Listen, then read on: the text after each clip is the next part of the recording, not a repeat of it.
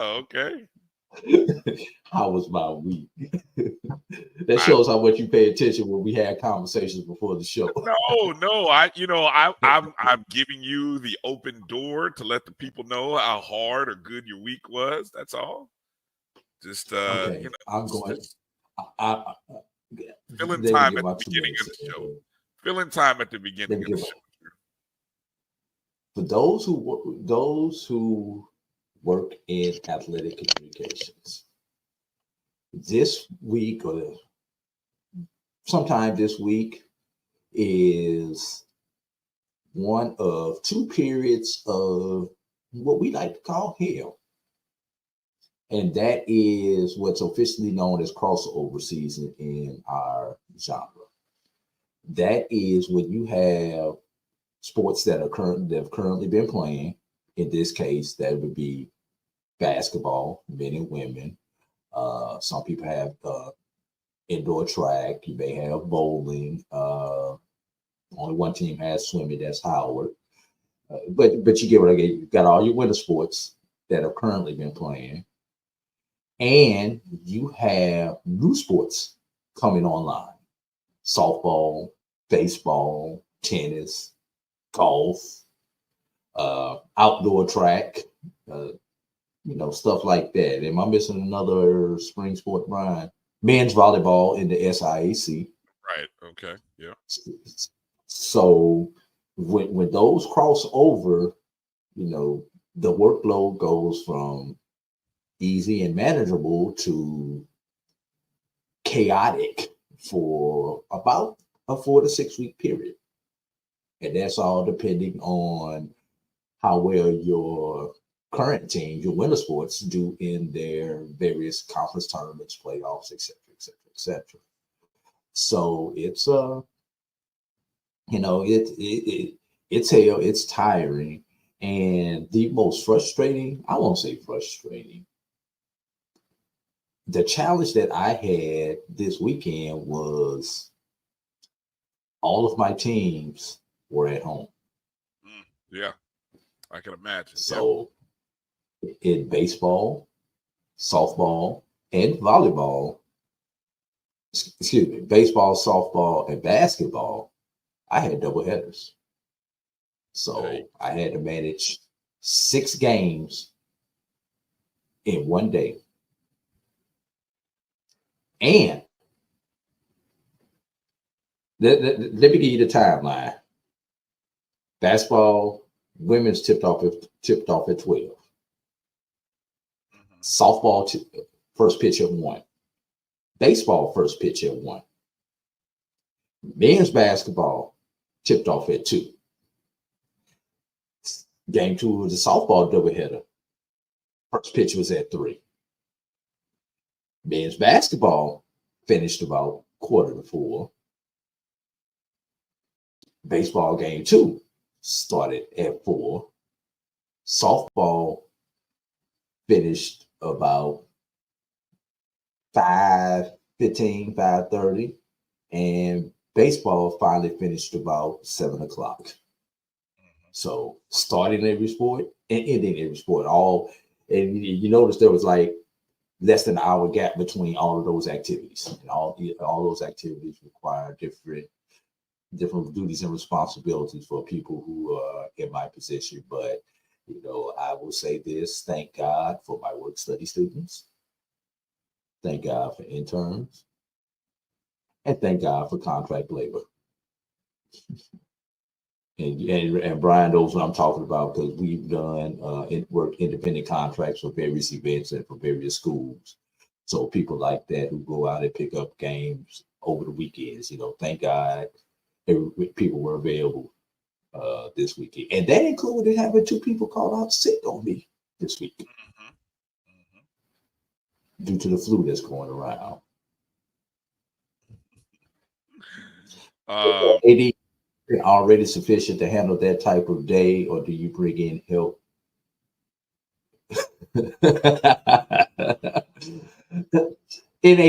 Edwin, in a normal situation where I just have one event going on, yes, I'm usually staff sometimes on certain days, people are begging me to let them work. And sometimes you split it to try to split the money up. On days like that, it seems like you never have enough people. And the thing is, Edwin, you don't want warm bodies doing this stuff, because when you go to look at your side on or your athletic site, you want to have confidence that the information that is presented is correct, be that from the stats that are accumulated for your favorite team, or the article that is being written, or and things like that. So you want to make sure that all of that stuff is correct. And if your institution is streaming, like most of us should be doing for our home games, like where I work at, we do for all of our home games. That's a whole nother layer of people and responsibilities that you have to make sure is the stream going out.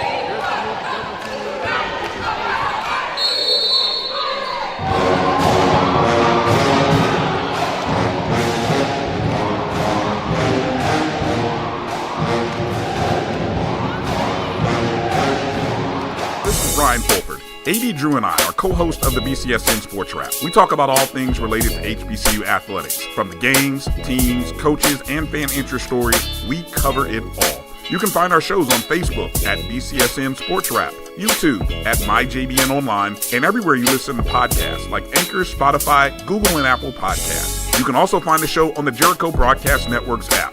Make sure to download. We look forward to you joining the conversation and being a part of the show. What up, y'all? It's Gary Gray. Check it out. I need you to do something for me. Join me April 26th through the 28th at the Cortland Grand Hotel in Atlanta, Georgia for Urban Nerd Con. It's going to be lit. Okay. Our heroes, our villains, everyone's con. See y'all there. Visit theurbannerdcon.net to get your buy one, get one free badges before the price increases. Remember, our heroes, our villains, our stories, everyone's con. See you there. Around town, trying to get down.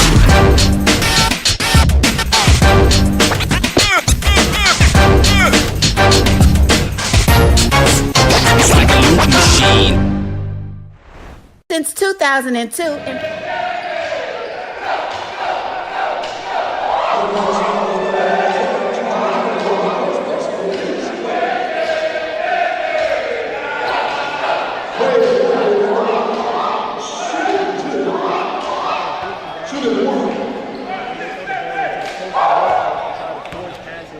Outside back into the perimeter and make them just pass around.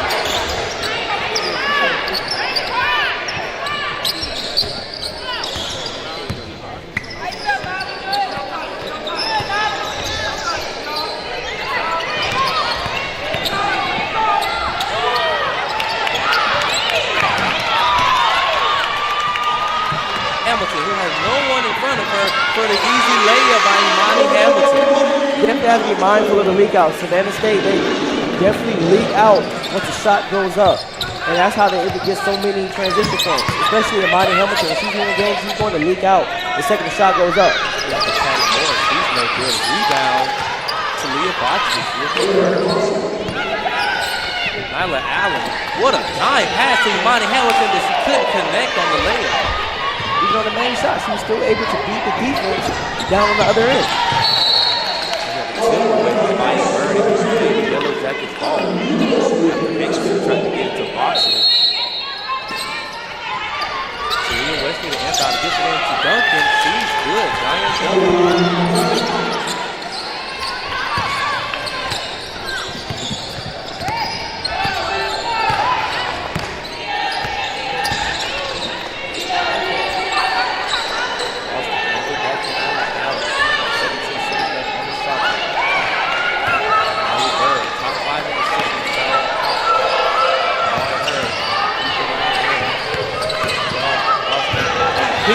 To Amari Hurd, the two-man game between Jaquise Austin and Amari Hurd was beautiful, and it resulted in an easy basket for Hurd. Yeah, that was a great give and go. Hurd gave it to Jaquise Austin. Austin drove, drew some help, and then Amari Hurd cut back door, and then Jaquise was able to deliver it to her. We'll have a substitution for Savannah State. Number 22, Josiah Holmes. But the drive by Austin is what created that. It drew Hurd's defender towards her, and she was able to throw it over the top. Imani Hamilton will take a seat. That ball was deflected by Amari Hurd out of bounds. It will remain the Yellowjackets ball with 15 seconds left on the shot clock. Talia Wesley lobs it into Duncan. Duncan tied up between Jaquise Austin and Zion Duncan. It will stick here on the side of the floor. Yellowjackets ball with 13 seconds left on the shot clock. They lob it into Duncan. Duncan hands it back off. Talia Wesley puts up a shot and rims in. Talia Wesley gets her first 2 points of the game. One thing I noticed about Allen is that they are a very scrappy team. They will fight and claw for every single point, loose ball they could get. Jaquise Austin penetrates the defense. No good. Rebound, Josiah Holmes. She hits the deck. And the referees call a travel. Jean Anderson. Yeah, that was a travel where she fell down with the basketball with good, complete possession of it. These two teams have some history between each other. Savannah State has won the last 12 out of 13 games dating back to 2009.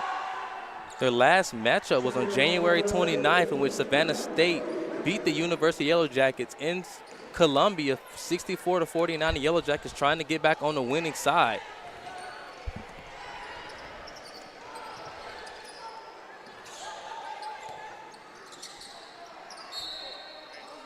We have a foul on Maya Bird.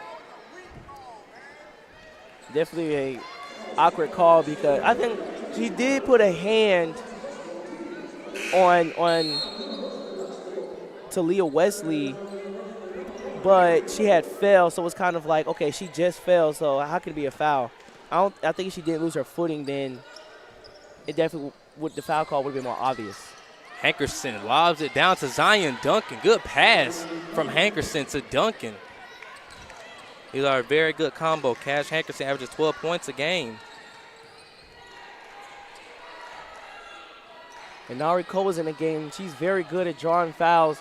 At Savannah State, they have to guard her without fouling. She's very crafty. Her left open with a mid-range jump shot. No good. A rebound, Cole. Cole with a nice crossover move. Gets inside. Puts up the left hand. No good. She's out of control. Rebound to Mari Hurst. She loses the dribble. Zion Duncan will pick it up. Taquasia Lampkin steals it. But Zion Duncan steals it back. Duncan goes up and it's good. The scrappiness. They are very scrappy. That 10 seconds of play was crazy, and it results in a basket for Zion Duncan. Nyla Allen calling out the shots, being guarded by Hankerson. Almost a steal attempt by Nari Cole. 12 seconds left on the shot clock. Austin will take the screen from her. Gets it inside, passes it to the corner. Nyla Allen for three. She's good from the left corner, Nyla Allen. And that's only Savannah State's second three-point attempt. I think for Savannah State to really extend their lead, they got to take and make some more threes. Wesley being guarded by Bird. Takes the screen from Boxley, correction. Duncan calling for it. Stolen by Lampkin right into the hands of Amara Hurst. Savannah State, no shot clock. And Zion Duncan actually had really good positioning. The guards just took too long to get it to her.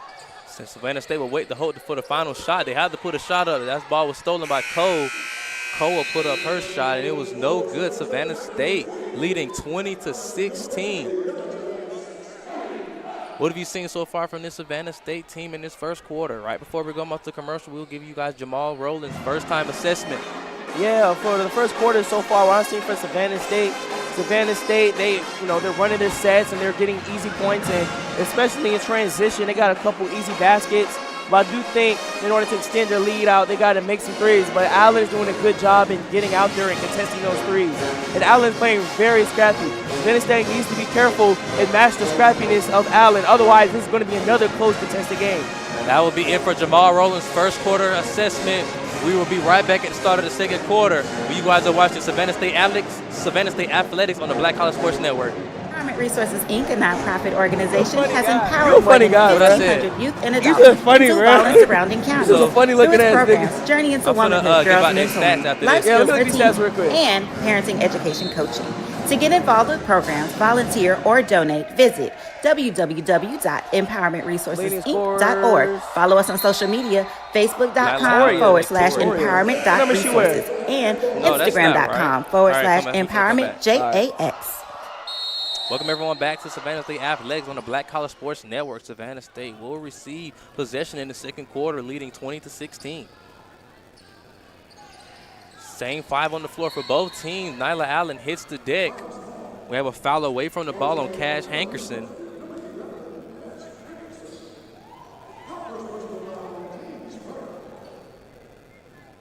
Right now, both teams have 12 points in the paint, really trying to get the ball inside. Especially Allen, the way they run their ball screens and drive down and they feed the post, especially to Zion Duncan, who's been doing a great job sealing, and Savannah State attacking those gaps created, especially because they have so many shooters out there and everybody on the island is trying to run out and contest. And so they pump fake and drive and attack those gaps, and then they pass around. Jaquise Austin for 3 after the pass from Maya Burr on the inbound. No good. Rebound to Leah Boxley, who hands it back off to Cash Hankerson. And that's not a bad shot. That's a great shot. That was actually a really good shot. He's got to knock it down. Nari Cole, no good. Rebound to Leah, no good. Rebound Maya Burr. Allen loses her dribble, regains it. Passes back to Bird. Bird passes back to Allen. Allen for 3 from the right corner. She's good from the left and the right corner. Nyla Allen good from the 3-pointer.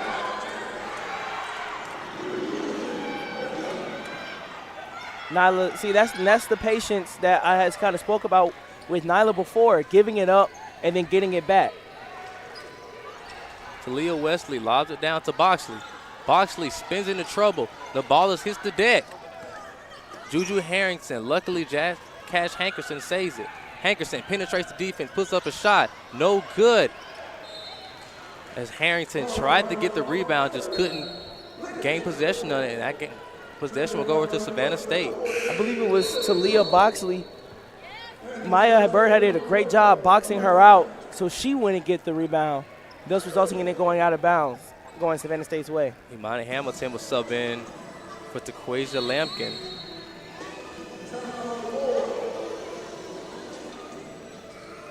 We have a timeout right here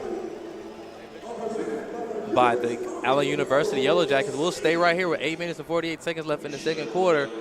Jamal Rowland, if you're head coach Cedric Baker, what are you telling your girls in the second quarter? What is the energy that they have to come out with? Hey, I would just say keep playing our game. Don't let Allen slow us up. Let's keep trying to get fast break points, especially when they shoot jump shots. Jump shots will result in long rebounds, especially threes. But we got to force them to shoot more jump shots to result in those long rebounds, because right now Allen has a lot of points in the paint, a lot of layup attempts. Let's try to force them to shoot some more jump shots, get long rebounds, force some more turnovers, and just get the ball out. Even on makes, let's just get the ball out and try to beat them down, because Allen has a pretty solid half-court defense. But if we could beat them down the floor before they can settle their defense, then we can extend our lead. Just to pick back up on that point, the Allen University Yellowjackets are 7-17 from the field goal. That's 41% as a team. Mm-hmm. Especially if Imani Hamilton is beating the defense down the court, even on a made basket. And that happened once in the first quarter. Bird being guarded by Boxley takes the screen from Amari Hurd. Austin lobs it out to Bird. Bird jab step, takes the screen from Hamilton. 4 seconds left on the shot clock. Allen has it to Hamilton. Hamilton will have to put up a shot before the shot clock. No good. Rebounds the door. The door passes it to Johnson. Johnson passes it down to Boxley. She misses the layup. She just rushed herself on that one right there. Definitely. Savannah State swing it around. Ooh. Austin, good. Hurd tried to backdoor cut it to Imani Hamilton. It was stolen by Victoria Zador. Talia Wesley, spin move, jump shot, no good. Rebound Boxley. Boxley passes it back out to Wesley, and that basket is good. I see Nyla. Talia Wesley. I see Nyla looking a little confused on someone should have grabbed that, because, hey, that's another offensive rebound. And that's just the scrappiness of Allen. And that's why I say that Savannah State needs to force Allen to shoot more jump shots, because a team's not going to get as many offensive rebounds on jump shot attempts versus layup attempts. After the missed three-point attempt by Nyla Allen, Savannah State trapping in the backcourt, something they love to do. When it comes to layup attempts, right, it's closer to the basket, so the ball's not going to bounce as far out. It's much easier to get an offensive rebound that way. That ball was stolen by Amari Hurd from the backside, right into the hands of Jaquise Austin. Austin was taken to the painted area. Passes it to Maya Bird. Bird from the left-hand corner for three. No good off the top of the backcourt. And even though Maya missed that, that's why I said push the pace, because you could get open transition threes. Savannah State over 2 in that possession after the missed 3 from Bird and Nyla Allen. Talia Wesley being guarded by Jaquise Austin. 3-point attempt off the backboard from Wesley. Talia Wesley, the guard, 5'9", out of Blakely, Georgia, the junior. The Yellowjackets like they're in a 2-3 zone. Bird goes baseline, bounce pass it to her. Her couldn't catch it. They swing it around the perimeter. 7 seconds left on the shot clock. Austin lost her footing. Good pass to Amari Hurd. Great pass to Amari Hurd. The Yellowjackets get caught slipping on the defensive end in the 2-3. Someone has to be in that zone area. Yeah, definitely. But the things are they're attacking the gaps, though. And that's why Savannah State is having success against that zone. Maya Jones turns it over, looking to get it to the corner to Talia Wesley. However, though, I would like Savannah State to whip the ball around just a little bit faster because Jaquise Austin would have had a wide open 3 if she had got the ball just a little bit sooner. But it's okay, though, because she drove, attacked the gap, drew the help to come over, and then a nice pass to Amari Hurd. There was substitution for the Savannah State Tigers. Number 25 and 22. 25 to Quasia Lampkin, 22. Jaquisa Holmes. I'm sorry, correction, Josiah Holmes. Yellow Jackets will have a substitution as well. Number 10, Taddy Morris is now subbed into the game. Talia Hamilton subbed in for Savannah State as well. Savannah State trying to get it inside on this 2-3 zone. Like the Yellow Jackets have switched out of the zone to a man. Bird picks up her dribble, passes it to Lampkin. Lampkin not a 3-point shooter. 4 seconds left on the shot clock. Lampkin puts up a jump shot, no good, and she was fouled. I don't like that possession by Savannah State because the guards, they were looking to force feed the bigs instead of just whipping the ball around and forcing the zone to rotate and move and then trying to get some inside. What Maya did, she looked, passed it to Nyla. Nyla looked, passed it back to Maya. And then once Maya got it, she should have went immediately to the other side. Second that she seen, she didn't have anything. Lampkin shooting her second free throw of the game. Misses on the first attempt. Equasia Lampkin, 4 points in this game, 2 for 2 from the field goal, but 0 for 2 from the free throw line. Once you make the ball stick, that's how you make a zone successful because you're making the ball stick. Because the zone could just sit there instead of making them move. That's when the zone is weak, when you're making them move because you can find the gap because they're moving. 0 for 2 is Lampkin. Jump shot, good test by Lampkin, no good. Rebound, Josiah Holmes. Great minutes from Josiah Holmes once again, just wreaking havoc down low, grabbing rebounds. Bird, no good. A rebound was saved. Good cutoff by Lampkin. Savannah State trapping in the backcourt. Bounce pass. Taddy Morris. And we have a turnover for the Yellow Jackets after Taddy Morris tried to hit number 21, Maya Johnson, who resulted in a turnover. And you can see head coach LaToya Johnson and Maya Johnson having a conversation on the sideline.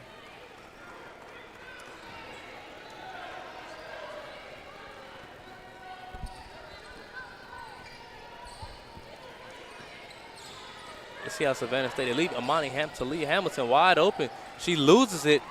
Yellow Jackets have transition. Taquasia Lampkin gets back. Good move by Maya Johnson. She misses on the layup, regains the ball, kicks it out. That ball rims in by Tati Morris. I mean, you don't really see Allen pushing the pace all that often. It's really, just thinking back on it, it looks like the first time that I've seen them really push the pace. Savannah State with a 2-point lead, 25-23. It's like a foul off the ball. What was that on?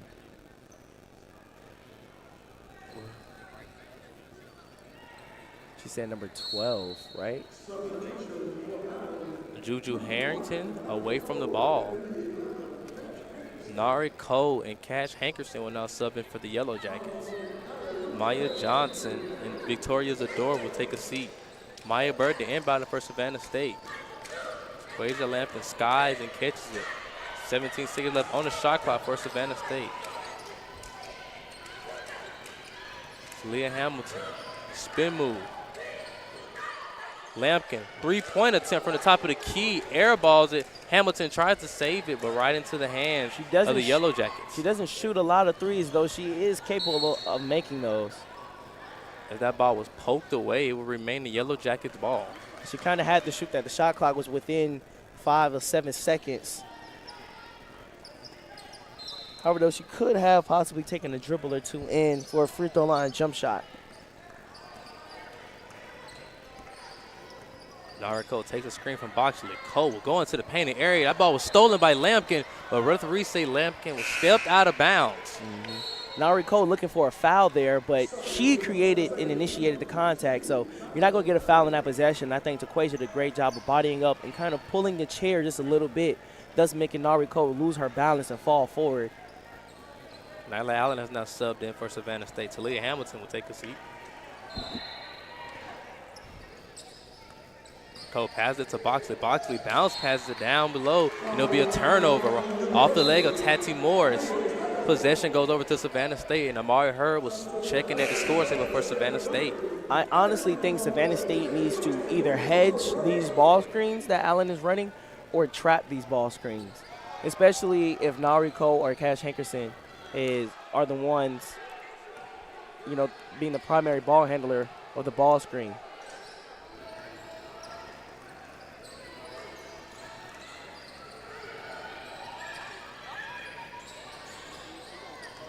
Lampkin, mid-range jump shot, no good. Good contest by Zion Duncan. And the ball will go over to the Yellowjackets. Savannah State having hard trouble getting to their set offense. But these screens should definitely be hedged in order to force a jump shot or so. Or to force them to go to round out instead of attack the basket. We have a travel call on Zion Duncan. Her second travel call in the game.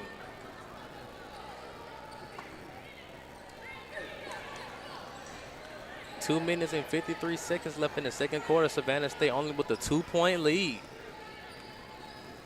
Savannah State is a team that averages 70 points a game, and right now they have less than 30 with about 2:40 to go in the second quarter. This is very uncharacteristic of them. It was great defense by Cash Hankerson. Lampkin tried to give it to Amari Hurd down below, but Hankerson read it and tipped it away. 11 seconds left on the shot clock. It will remain Savannah State's ball. Allen, the inbounder, lobs it up to Hurd. Hurd, fall-away jump shot, no good. Rebound, Zion Duncan. Juju Harrington lost possession of it, regains it, and hands it back off to Cash Hankerson.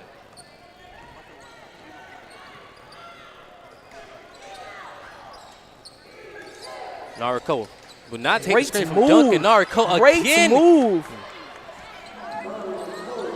Jaquise Alston was playing the screen, thinking Nariko was going to take the screen, and she jab stepped and then rejected the screen. That's exactly what you do when you take the screen so many times. Your defender subconsciously get used to that pattern as Amari Hurd travels. They get used to that pattern and just subconsciously pays the screen because that's what they're used to you doing. And Nariko rejected it. Jerome had a nice layup. That was a great move by her. Talia Wesley was subbing to the game for the Yellowjackets. With the game now tied, 25-25. Hankerson gives it to Duncan. Duncan passes it down to Harrington. Harrington, good ball movement, three-point attempt coming up. No good, rebound Maya Bird. Let's see if Nyla can push the pace. Nyla is. With a chest pass to Amari Hurd in transition, and she's good with the left-handed layup. Savannah State needs to do more of that. Nyla Allen is the number 3 assist leader in the SIAC Conference with 3.8 a game.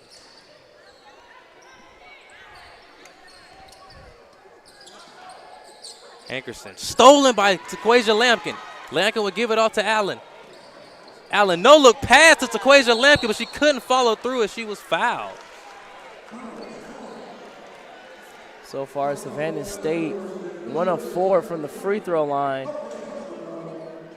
It's their 5th and 6th free throws of the game. Let's see if they can knock these down and convert. They made 3 free throws. The 3 free throws they missed, they'll be up 5 points right now instead of 2. Taquasia Lampkin shooting 2 free throws again. 0 for 3 from the line she is with 4 points.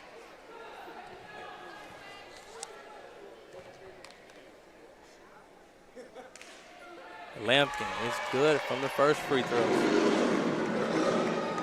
Leading scorer for Savannah State, Nyla Allen with 11 points. The Yellowjackets leading scorer, Zion Duncan with 8. Quasia Lampkin shooting her second free throw. She's a 46% free throw shooter. Definitely not one of the best. She goes 2 for 2 on that possession. 2 for 2 is Lampkin. Right now, Nyla Allen is leading all scorers with 11 points.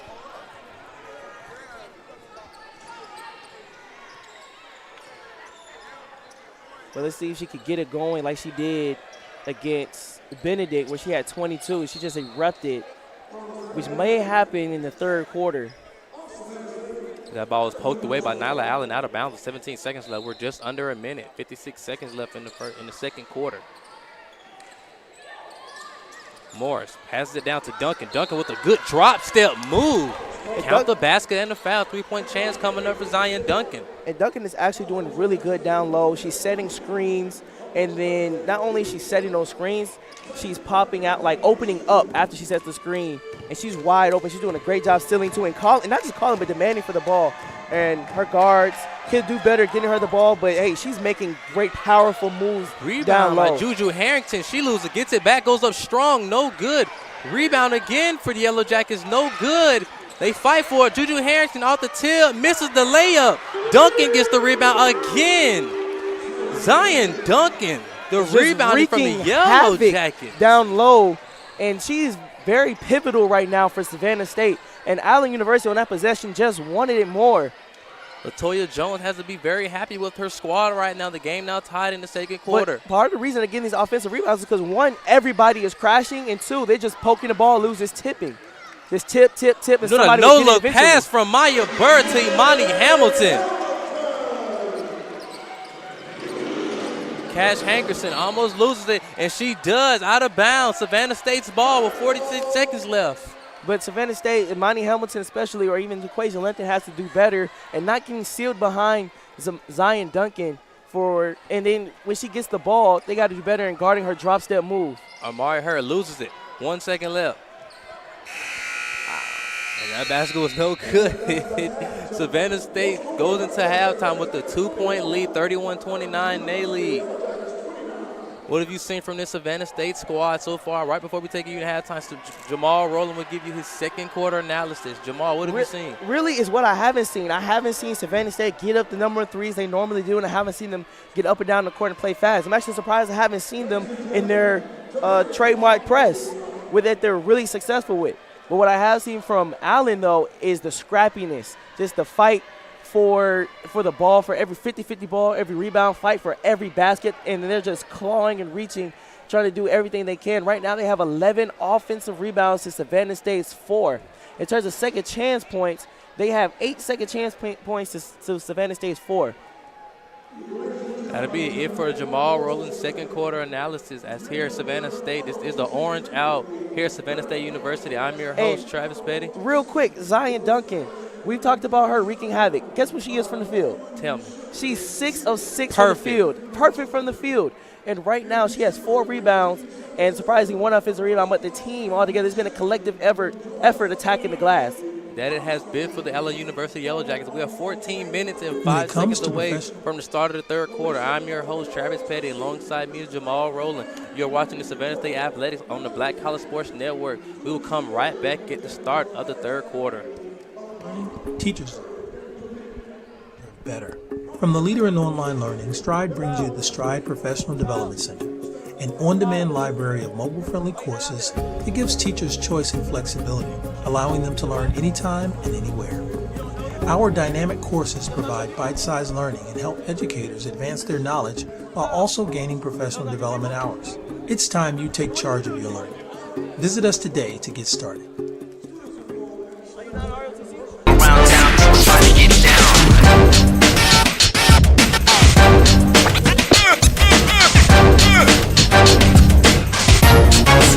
It's like a loop machine. It's never too early to plant the seed, to share the tradition, and instill a sense of pride in your HBCU with your little ones. HBCU Pride and Joy Children's Boutique helps you share your school spirit with a wide selection of adorable kids apparel and accessories officially licensed from your favorite HBCU. Visit hbcupridejoy.com and follow us on all social media at HBCU Pride Joy on Facebook and Twitter. Thank you guys for what you do for HBCU athletics. This is a fantastic avenue for all of us. This is our ESPN, so we love what you guys do. Brian, AD, Roy, all you guys at BCSN. We really appreciate what it is that you guys do for us.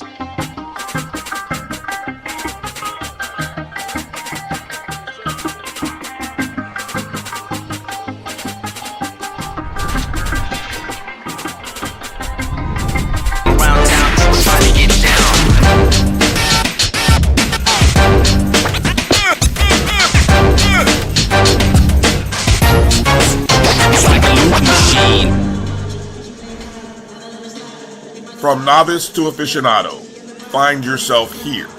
High quality cigars plus personal customer service. Slow Burn is Waco's only mobile cigar lounge, featuring a meticulous, curated collection of premium cigars.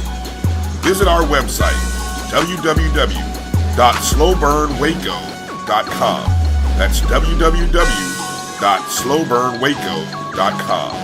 You see, Head & Shoulders has Scalp Shield technology, protects against flakes, even between washes. It's never not working. Kind of like us. Number 15? Never not working. I don't like this one. Me neither. Let's get out of here. Head & Shoulders Scalp Shield, never not working. You're looking for the latest information on Southern University sports, the Southwestern Athletic Conference, and HBCU athletics. There's only one place to go. Tune in to the Carlos Brown Show, exclusively on the Black College Sports Network. Around town, trying to get down.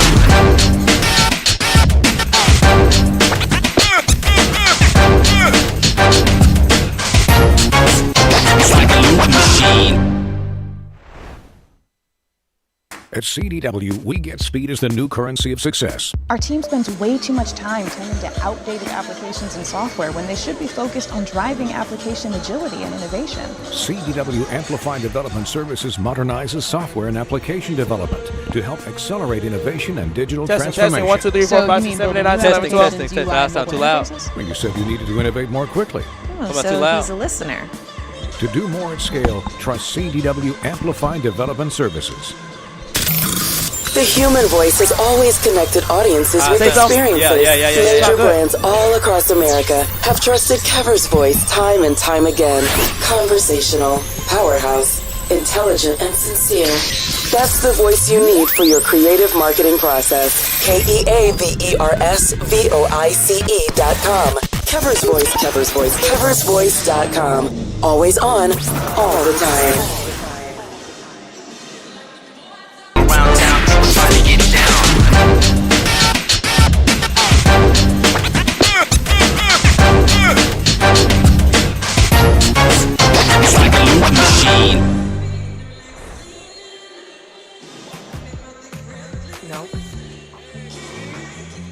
Nope. Come on, him. Ooh, I like him.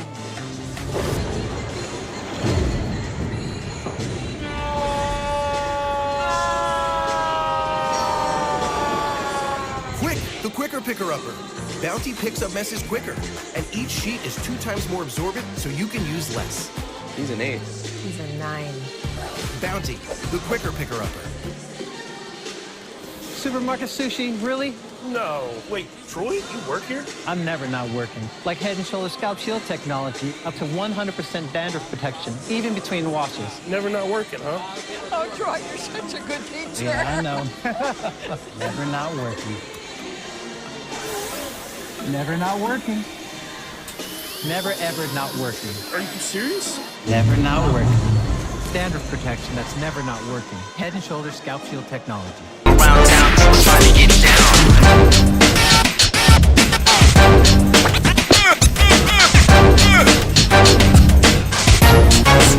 It's like a loop machine. If you think all pads are exactly the same, think again. This is Always Ultra Thins reinvented with the Always Triple Protection System. This pad wicks gushes 90% faster, absorbs even more so you can feel dry, and locks odors in. Rethink your pad for up to 100% leak-free and odor-free comfort with the totally reinvented Always Ultra Pants. This is always like never before. Thank you guys for what you do for HBCU athletics. This is a fantastic avenue for all of us. This is our ESPN, so we love what you guys do. Brian, AD, Roy, all you guys at BCSN. We really appreciate what it is that you guys do for us.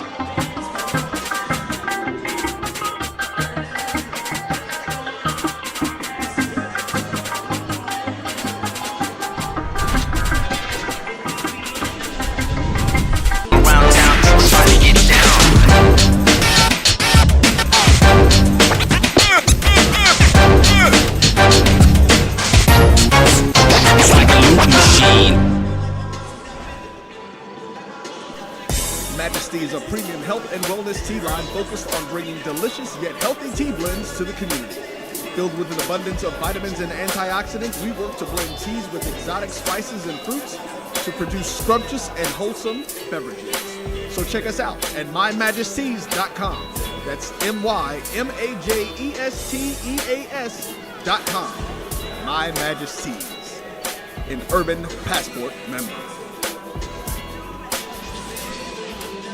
Let's face it, shopping for insurance can be time-consuming. That's why when it comes to your auto, home, and life insurance needs, make things simple and trust the experts at Allstate. They will help you get the coverage that fits your needs while helping you bundle your life, home, and auto policies. Bundling saves you money, sure, but it also saves you time, so you can enjoy the things that matter most even more. Contact me, Tammy Haynes, your local agent, for a free personalized insurance quote. Allstate, are you in good hands? Around town, try to get down.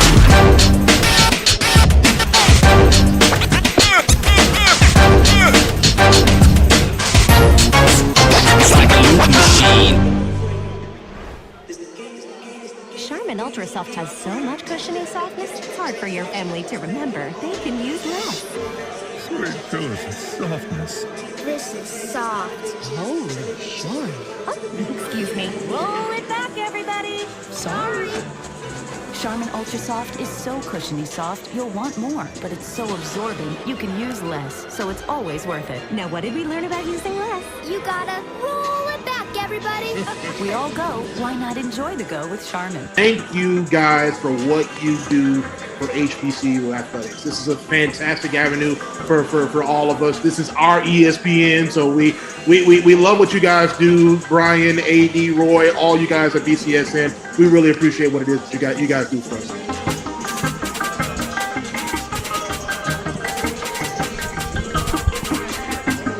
Hold on, Pat. Hold on.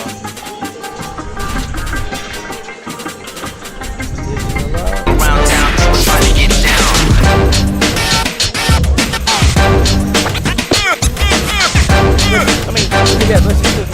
Alright, you ready?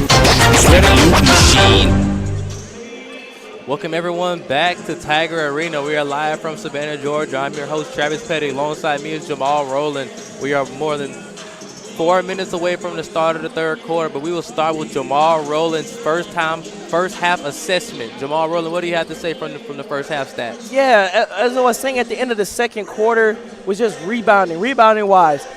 Allen is out-rebounding Savannah State 25-14. 25-14, and they have 11 offensive rebounds. And the Savannah State wanted to get out of this game unscathed. They need to get better control of the offensive glass. They gave up, like I said, 11 offensive rebounds. That's just absurd. And then when you look at the second chance points, there's another disparity there, 8-4. Savannah State right now has taken 7 threes. They need to get the ball up more, and then they need to not only just take more threes, because, 7 3-point attempts is not that bad, but they need to knock these down because some of these attempts are open, especially Maya Bird. Of the past few games, she has been in a shooting slump.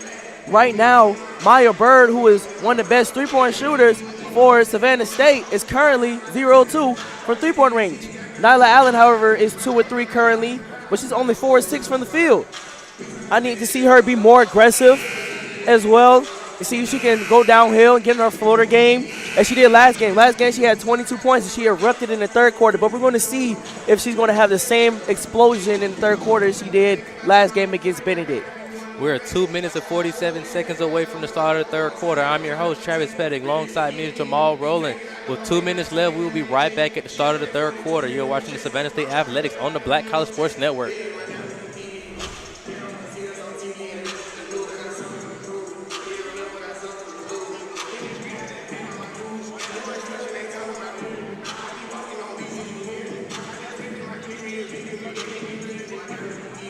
Dang.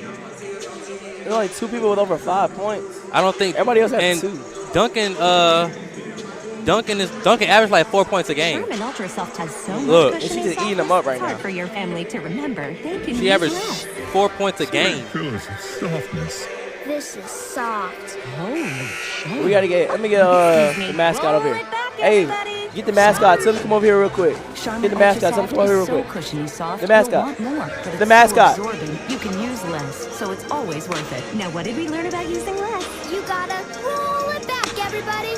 We all go. Why not enjoy the go with Charmin? Thank you guys for what you do for HBCU athletics. This is Come a here, fantastic twin. avenue for all of us. This is our ESPN, so we love what you guys do. Brian, AD, Roy, all you guys at BCSN. We really appreciate what it is that you guys do for us. Hey, so we got 1 minute and 24 seconds left. Can you come on, like, can you get in front of the camera, like, as soon as the thing buzz?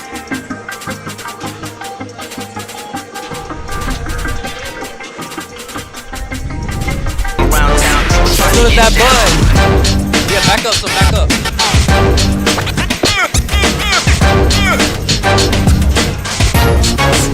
It's like a loop machine.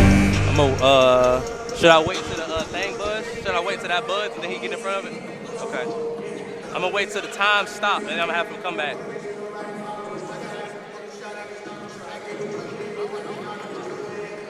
Just stay.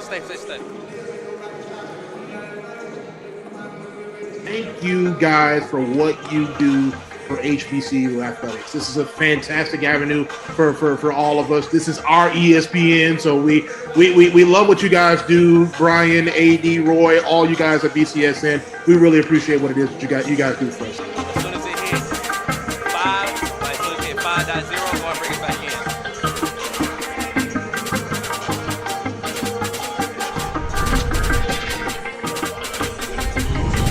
Around town, we're trying to get down.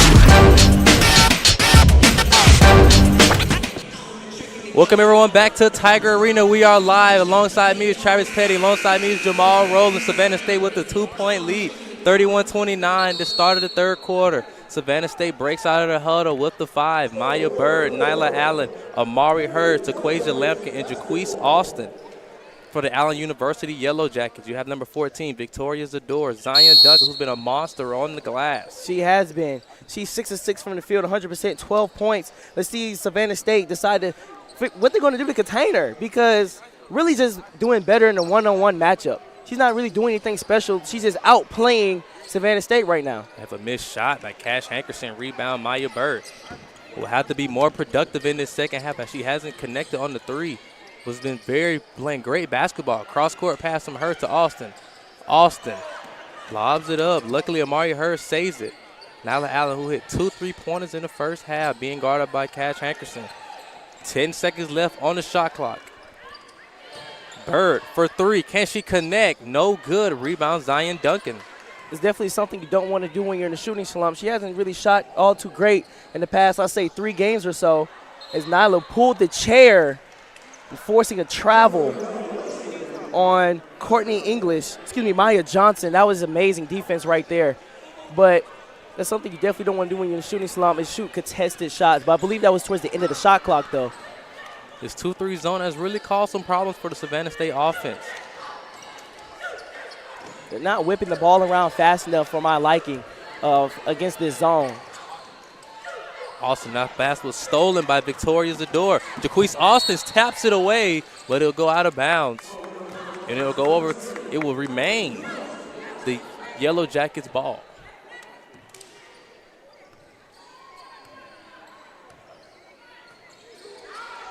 Maya Johnson gets it in. to Juju. Juju keeps it to the corner. Cash Hankerson for three from the right corner. No good. And that ball will go over out of bounds. Possession will go over to Savannah State University with a 2-point lead. And also, too, Savannah State's done a great job without fouling. I seen a game where Nari Cole, who once had 15 free throw attempts against Benedict, and they done a great job against Nari, not fouling. Really just the whole team in general, especially Kaz Hankerson. Kaz Hankerson, that game, had about 7 to 10 free throws that game against Benedict as well.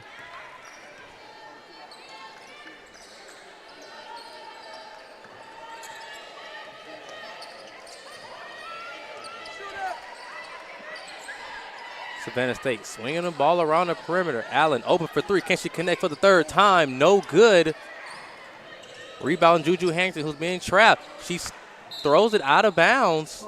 Let's see what the referees call it. Let's see if Savannah State runs their press. Oh, wait. What? Is it Savannah State's ball? It's going to go over to Yellowjackets. Oh, okay. I saw Alston standing out of bounds. I saw too. And it looks like Savannah State will be pressing. See if they can force some turnovers and get into, their fast break offense. Something that Jamal Rowland made set in the first quarter. The Yellowjackets half-court offense is something that's been very successful in this game. Almost was a carry by Cash Hankerson. The play of Zion Duncan has really been good for the Yellowjackets. Zador with the mid-range jump shot. No good. Rebound Zion Duncan, and she'll be fouled by Quasia Lampkin. That is her personally second offensive rebound, and Allen University's 12th offensive rebound. Savannah State, they have to put a body and box out as Zion Duncan makes the first free throw. But when you boxing out, you can't just put a body on someone. You have to back them out of the paint in established position, so when they jump over you, it's an actual over-the-back foul. Duncan goes 2 for 2 from the free throw line to give herself 14 points with the game now tied. Allen sprints up the court. Being guarded by Cash Hankerson in the 2-3 zone. Still are the Yellowjackets. Will Savannah State have a response to the zone? Allen goes baseline. She was rejected. Rebound Amari Hurd. Hankerson and Allen fight for. Ends up in the hands of Nyla Allen. And that's the scrappiness I was talking about Savannah State needs to do. You have a no good. That floater was no good by Nyla Allen as she penetrated into inside of the defense. Cash Hankerson gets the ball, sprints up the court, loses the dribble, regains it, being guarded by Jaquise Austin. Lobs it up to Duncan. Duncan, fall away jump, hook off the backboard. Zion She's just having a good game today. She is feeling it right now. And the Yellowjackets take their second lead of the game. They haven't had a lead since the start of the game.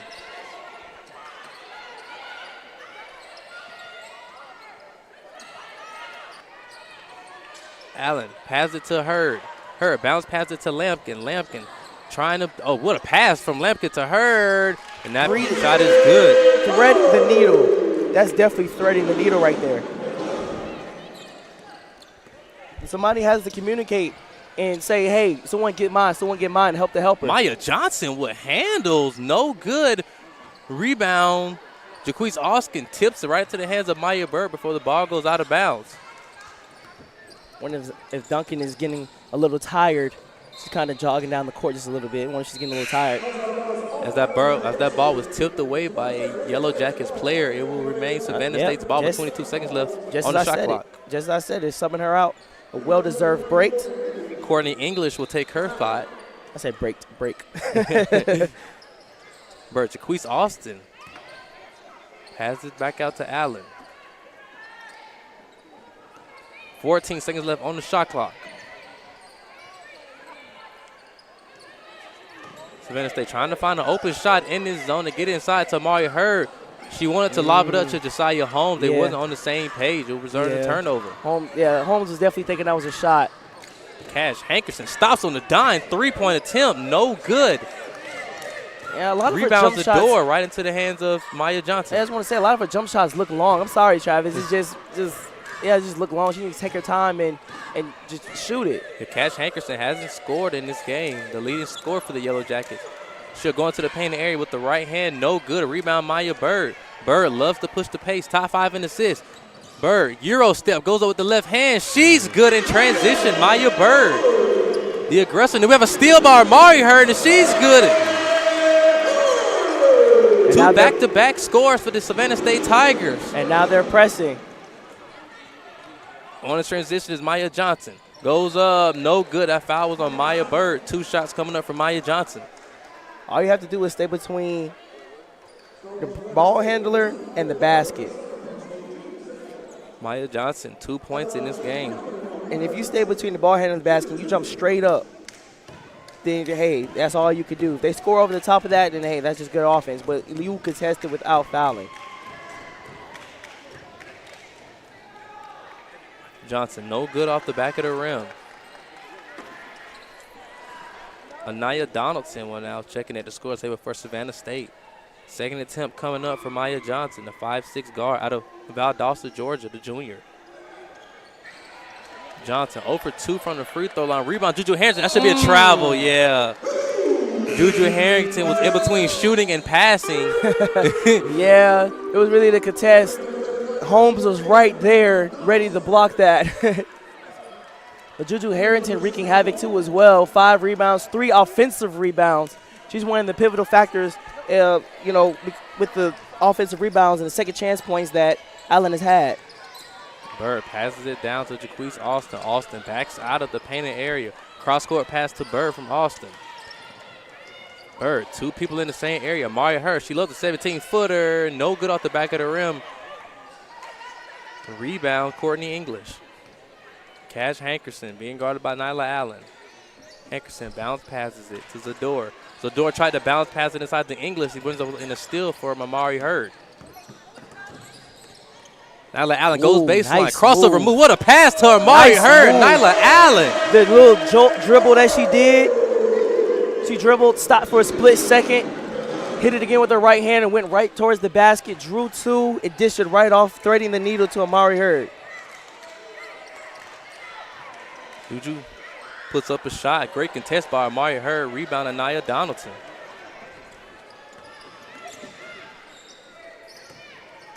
Bird. We have a foul on Cash Hankerson, a blocking foul. 3 minutes and 59 seconds left in this third quarter. Both teams will take a timeout. What a hesitation move by Nyla. Changing the pace, losing her defender for a split second. That was just a great move. Great move. This is the first game of this doubleheader at the Savannah State men's will take on the Allen University Yellowjackets at 7:30. Savannah State coming off of a big victory against the Benedict College Tigers, and they'll be looking to get some revenge on the Yellowjackets after the Allen University Yellowjackets defeated Savannah State 49-47 on January 29th. Taunton Jones was the leading scorer for the Yellowjackets with 14 points. Savannah State was looking to get some get back. Both teams are in timeout. We'll take a timeout break as well. Savannah State with a 6-point lead. We're watching the Savannah State Athletics on the Black College Sports Network. Charmin Ultra Soft has so much cushiony softness, it's hard for your family to remember. They can use less. Sweet pillows of softness. This is soft. Holy Charmin. Oh, excuse me. Roll it back, everybody. Sorry. Charmin Ultra Soft is so cushiony soft, you'll want more, but it's so absorbent, you can use less, so it's always worth it. Now, what did we learn about using less? You gotta roll it back, everybody. We all go. Why not enjoy the go with Charmin? Thank you guys for what you do for HBCU athletics. This is a fantastic avenue for all of us. This is our ESPN, so we love what you guys do. Brian, AD, Roy, all you guys at BCSN. Welcome everyone back to Tiger Arena from Savannah, Georgia. I'm your host, Travis Petty. Alongside me is Jamal Rowland. Savannah State breaks out of the huddle with possession. 3 minutes and 59 seconds left with 22 seconds left on the shot clock. Maya Bird bounce passes it to Nyla Allen. Anaya Donaldson. Maya Bird left open. She puts up a 3. No good. Bird has yet to connect from the 3-point range. We have a steal. Taquasia Lampkin goes up and one. Oh, recover offensive foul on Taquasia Lampkin. Yeah, it was. She definitely dropped her shoulder.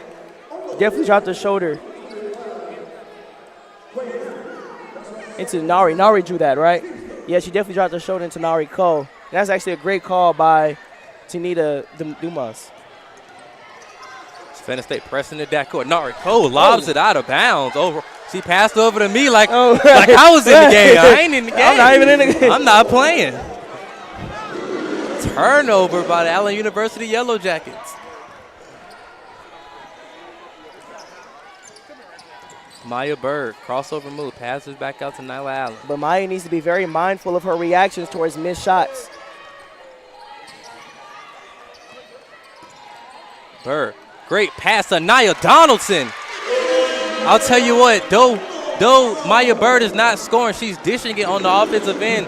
She's playing great basketball, being a great team player and a playmaker. Right, she draws so much attention to herself because of how good she is scoring the basketball. It frees up her teammates. Rebound to Quasia Lampkin off the missed shot by Courtney English. Allen hands it off. Bird again. Can she connect? That's her first three. Maya Bird, good from the three-point arc. And that definitely has to feel good for her. Definitely has to feel good. She's currently 2 of 7 from the field and now 1 of 5 from the three-point line. That has to feel great for Maya Bird. Savannah State with the 11-point lead. We have a timeout by head coach Latoya Jones of the Allen University Yellowjackets. We will take a timeout as well. Savannah State with the 11-point lead. You're watching the Savannah State Athletics on the Black College Sports Network. Passing to me like I was playing.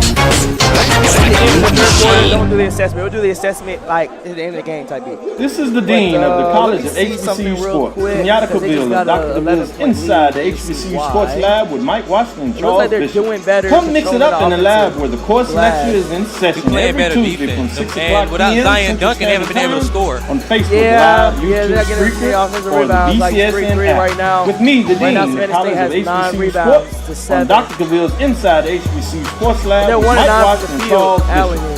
Course lecture dismissed. Around town, trying to get down.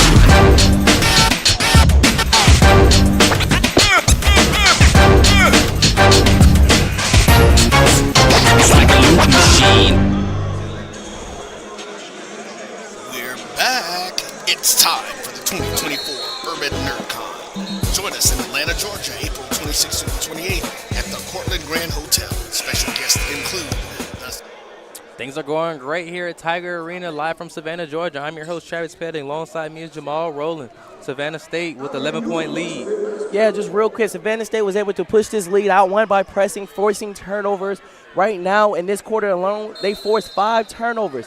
And off of those turnovers, they scored 15 points off of those turnovers. And lastly, real quick, before we get right back to the game, Savannah State is limited to offensive rebounds by Allen. Allen only has 3 offensive rebounds in there, and Savannah State is out rebounding Allen 9-7. They have a turnover by Talia Wesley. She tried to give it to Talia Boxley down on the block, but she threw it out of bounds. Turnover by the Yellowjackets. Savannah State doing much better, playing their game, forcing turnovers, and what was killing them the most was the glass, and they're starting to get a little bit, more control of that. Jaquise Austin was bumped out of bounds by Talia Boxley. Referees don't call it. Jaquise Austin, they'll say Austin stepped out of bounds. Possession goes over to the Yellowjackets. Nariko, who's a very fast guard, hands it off to Boxley. Very crafty. She's very crafty. Very crafty she is. She has the ability to attack the basket no matter who's guarding her. And draw fouls.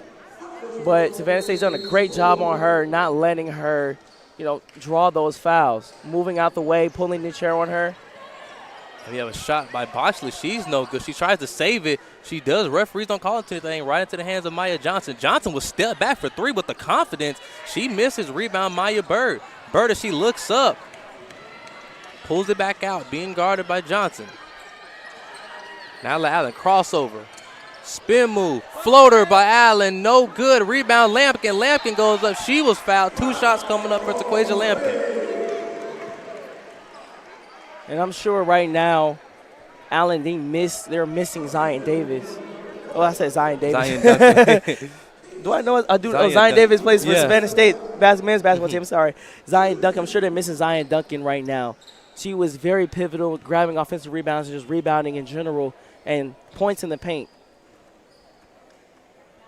Taquasia Lampkin, no good on the first free throw. Zion Duncan has 16 points overall with 6 rebounds. She will be missed. She's 7 of 7 from the field. Yeah, hasn't missed. Really, since her departure from the game, it went downhill for Allen. Second attempt coming up for Lampkin. Lampkin 1 or 2 from the free throw line. She goes. She now has 7 points in the game. Savannah State in the press defense. Nari Cole, she couldn't handle the handoff from Talia Wesley to Nari Cole. As we have a discussion between the referees, we'll have a jump ball at Savannah, and it will go over to Savannah State. Coach Jones is shaking her head. I don't think he can figure out who went out on. Nyla Allen left open at three-point line. Nari Cole steps up in the nick of time. Lampkin, step back, bounce pass it to Nia Donaldson. Donaldson splits the double team, and she was fouled. On the floor, foul will be on number 21, Maya Johnson. 20 seconds left on the shot clock in the third quarter with 1 minute and 35 seconds left. Allen passes it to Bird. Bird back to Allen. Allen doesn't take the three. Step back move, hands it off to Lampkin. Lampkin passes it out to Bird. Bird doesn't take it. She'll come inside for a two-point jump shot. No good. A rebound to Quasia Lampkin, the top 2 rebound in the SIAC Conference. Lampkin passes out to Allen. Allen will stay cool. 14 seconds left on the shot clock.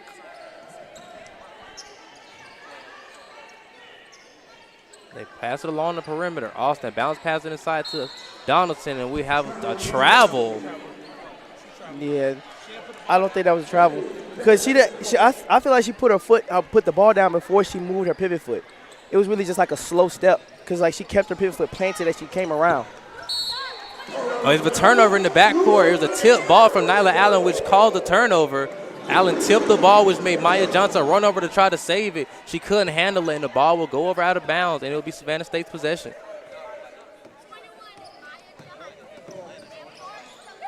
Allen passes it to Donaldson. Donaldson looking, goes up. No good. She wants a foul. Late call by the referees, but Anaya Donaldson will be shooting up 2 free throws. Anaya Donaldson has really good footwork. She has really good footwork. When she catches it, she's pivoting, pump faking, moving. And all of this is without dribbling.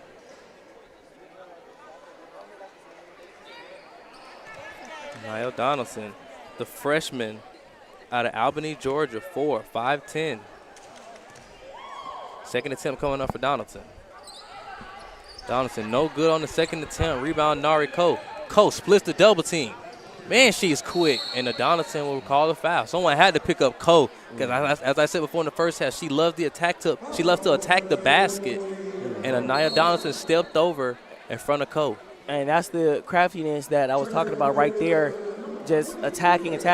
Someone stepped over and created that contact, thus the blocking foul, because the blocking foul is when you impede the offensive player's progress, and that's what Quasia did. Nari Cole at the free throw line, 69% free throw shooter on the season. Cole is good from the first. And this is our first and second attempts all the way in the third quarter. Raven Burt has now subbed into the game for Savannah State, a 5'6" freshman out of Louisville, Georgia. Cole no good on the second attempt. Referees blow the whistle. Oh, it was a lane violation. A lane violation. I believe it was on Raven Burt. Cole will get her third attempt at the line.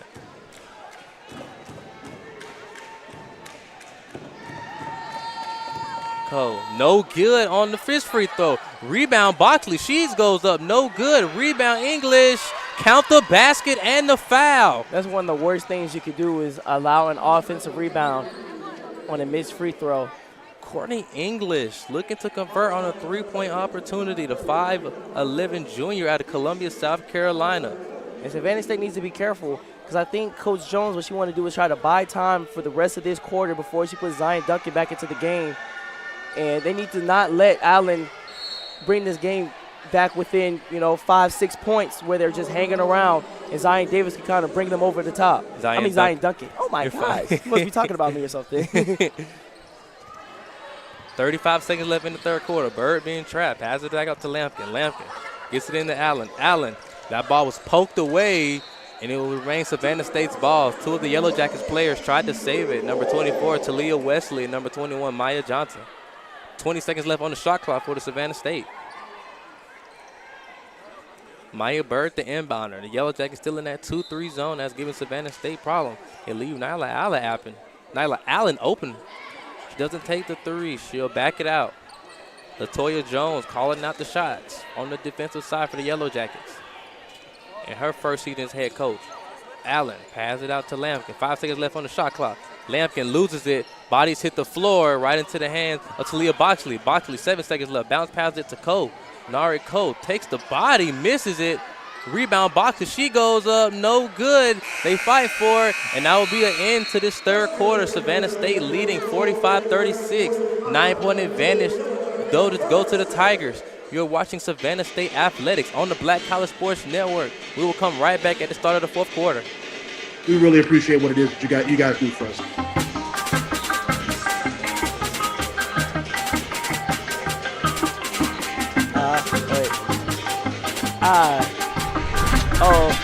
I-O-T-A-I-O.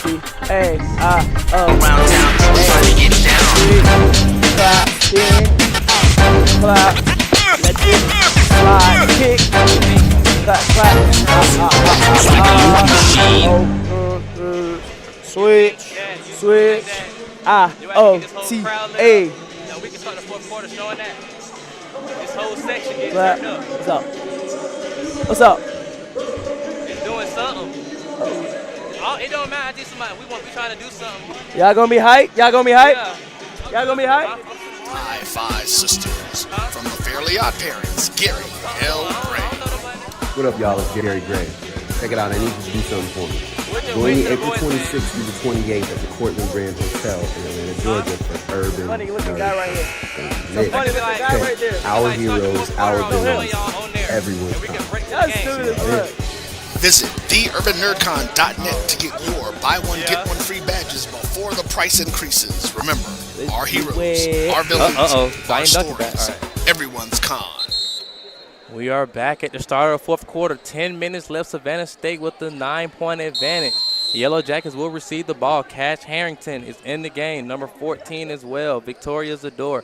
Zion Duncan back in the game for the Yellowjackets. Savannah State will have to hold her down. Cash Hankerson will receive the screen from Duncan. That ball was tipped away by Taquasia Lampkin right into the hands of Jaquise Austin.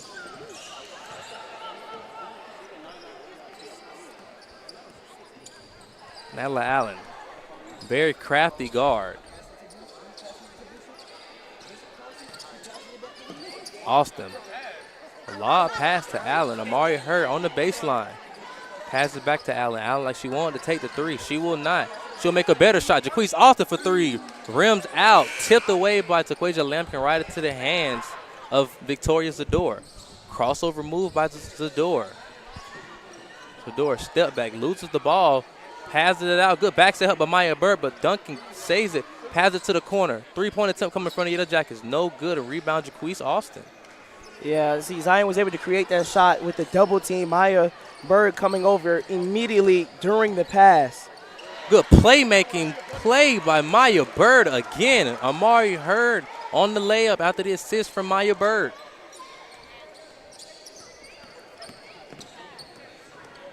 Cash Hankerson takes it all the way up the court. No good. Rebound Tati Morris. No good. Rebound to Quasia Lampkin. She loses it. Bodies hit the floor. We'll see what the referees call. It will remain the Yellowjackets ball with 12 seconds left on the shot clock. Just fighting and fighting and even more fighting.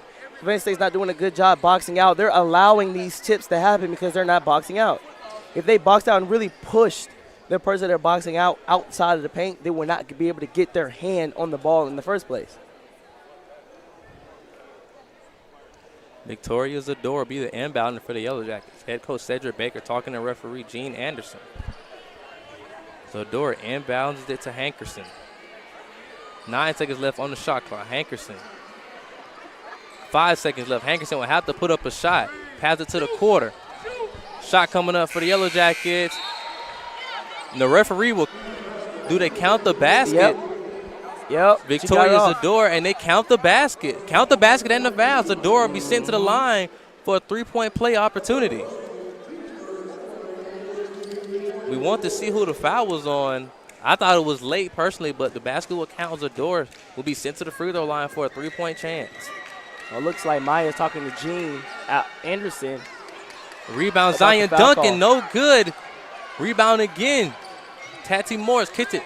Cash Hankerson for three. Can she score? No good. She hasn't scored yet in this game. Rebound Maya Bird.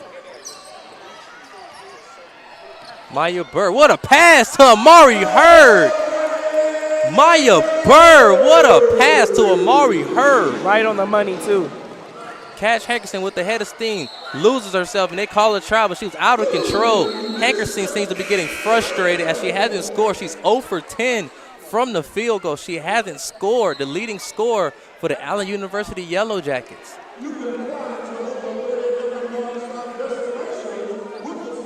And the foul was on Cash Hankerson as well. The thing is, though, with Cash, I don't really think Savannah State's doing anything special with Cash. Cash is, especially because Cash has had open shots. There's been open shots that she just plain flat out missed. It's just one of those nights. I believe they call a technical foul as well. Nyla Allen will be sent to the free throw line. Second attempt coming up for Nyla Allen. Allen goes 2 for 2 from the free throw line. We're looking for confirmation right now.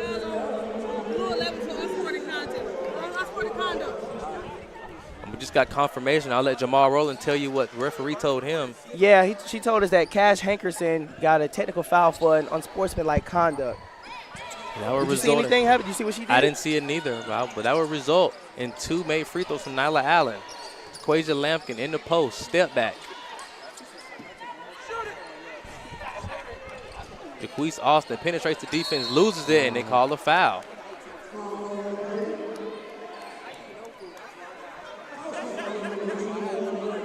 That foul will be called on the floor. I mean, it's the Allen University Yellowjackets second team foul. Maya Bird pass it out to Amari Hurd. Amari Hurd back to Maya Bird. That's something that you love to see from the Tigers. Maya Bird to Amari Hurd. I saw Allen pick up on this one. Nari Cole loses the possession, but luckily is regained by Victoria Sador. But Sador out of control. Euro step, and she's good. What you have to realize is the most dangerous person on the inbound play is the person inbounding the ball. Why? Because they throw it, you forget about them, and they just sneak in either for a jump shot or a layup like Maya Bird just did. Lampkin goes baseline, tries to hand off to Hurd. Hurd regains it. Now Allen goes baseline. She passes it back out to Amari Hurd. Hurd, pump fake. Jaquise Austin left open for 3. She'll put up a shot. Air ball. Jaquise Austin is having a rough night as well herself. 0 of 5 from the field, 0 of 3 from the three-point line. She's yet to score. 53-40, Savannah State leads. Austin normally averages about 5 points a game, 4.5. Taddy Moore lobs it up to Victoria Zador. And we'll have a foul call on number 11 of Savannah State, Jaquise Austin, for a push. It'll be Austin's second personal foul, the team's second. Raven Bird of Savannah State will sub into the game for Nyla Allen. I see Tanina Dumas conversing with Alston about the call, explaining to her. Leah Boxley on the running hook shot, no good. A rebound to Quasia Lampkin. Maya Bird with 6 assists, 9 points and 6 assists.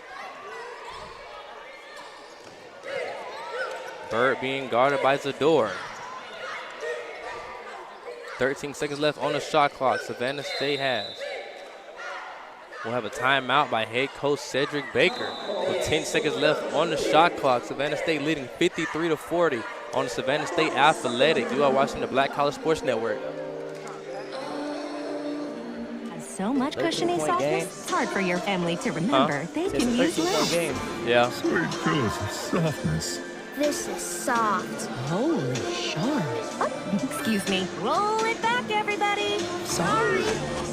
Charmin Ultra Soft is so cushiony. Yeah, man, these boys can't shoot. 3 of 12. Nobody can shoot. Use less, so it's always worth it. Now, what did we learn about using less? You gotta roll it back, Not making everybody. free throws, man. We all go. Why not enjoy the go with Charmin? Thank you guys for what you do for HBCU athletics. This is a fantastic avenue for all of us. This is our ESPN, so we love what you guys do. Brian, AD, Roy, all you guys at BCSN. We really appreciate what it is that you guys do for us. Oh, I ain't see it.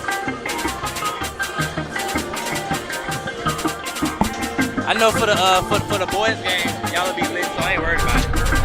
Especially if it's good. Around town, trying to get down.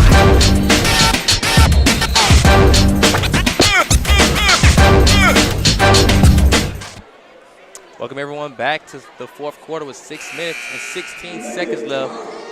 It will be Savannah State's ball with 10 seconds left after the timeout by head coach Cedric Baker. Same five still on the floor for both teams. Maya Bird, the inbounder. Almost was a steal by Victoria Zador after Amari Hurd tried to hit Maya Bird. 7 seconds left on the shot clock. Maya Bird, the inbounder. Bird has it to Raven Burt. Burt stepped out of bounds. Possession will go over to the Allen University Yellowjackets. One thing I see very common throughout, the game of basketball, when you're running plays, players, they often think that you have to come all the way out. Sometimes you can stop short a little bit and seal and catch her where you are. You don't have to run all the way out. Leah Wesley goes in. She's good on the runner. Cross-court pass from Bird to Austin.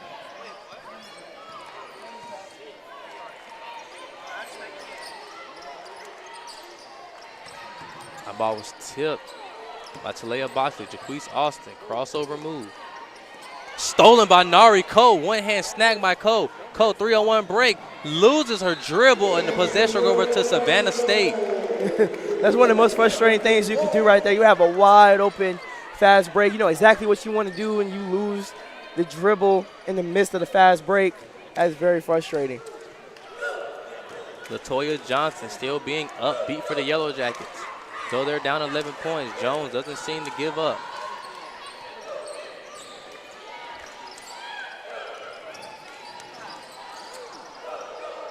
Good basketball by Savannah State Tigers. The ball movement was magnificent. Bird to Hurd, Hurd to Lampkin. And that basket counts for Taquasia Lampkin. Yeah, I just want to say that's much better. That's what I was talking about earlier, just whipping the ball. Knowing exactly where you want to go. Because like you said, Bird to Lampkin, and then Lampkin to, Bird to Hurd, right immediately way to Lampkin in the short corner, one dribble layup. That way it doesn't give the defense time to react. And when they do react, they're late, bam, foul. Savannah State trapping in the backcourt. The Yellowjackets have had problems. Taddy Morris for three. No good. Rebound, good. We have a tied up between Taquasia Lampkin and Victoria Zador. And it will go over to Savannah State possession.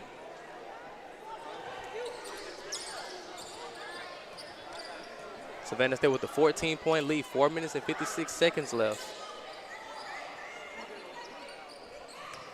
Raven Bird passes it to Lampkin on the short corner. Cross-court pass from Lincoln to Austin. Austin, cross-court pass to Raven Bird. Raven Bird for three. No good. Tip right into the hands of Talia Wesley, who's tied up with Taquasia Lampkin. Referees don't call anything. Wesley gets loose from the scramble. Hands it off to Nari Cole. Cole with the head of steam. Behind the back move. And we'll have a reaching foul by Jaquise Austin. Cole is very smooth with the basketball. And even throughout my time playing basketball, I never developed handles like that. To react instinctively, like the way she can. Someone reached immediate behind the back, splitting the two defenders. That's just pure instinct right there. Great, strong, hard move from Talia Wesley. She'll be shooting 2 free throws after the foul by Taquasia Lampkin. Imani Hamilton at the score table for Savannah State. She'll come in for Taquasia Lampkin. Shooting 2 will be Talia Wesley. Wesley shooting her first free throws of the game with 9 points. Wesley is good from the first free throw. She's now entered double figures.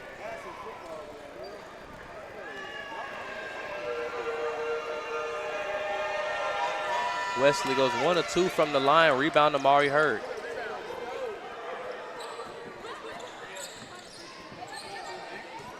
They leave Raven Bird in the corner open. Austin, great dribble move, handle. She tries to get stolen from the side. Austin with a fake move. Great pass fake. No good rebound to Amari Hurd, and the referees will call a jump ball. Hurd doesn't agree with it. Yeah, she got blocked on her and came back down with it when she got blocked. But I wonder when Coach Jones is going to put Zion Duncan back into the game. I said the right last name. Yeah. But I wonder when she's going to put Zion Duncan back into the game because she's the energizer and the enforcer right now for Allen.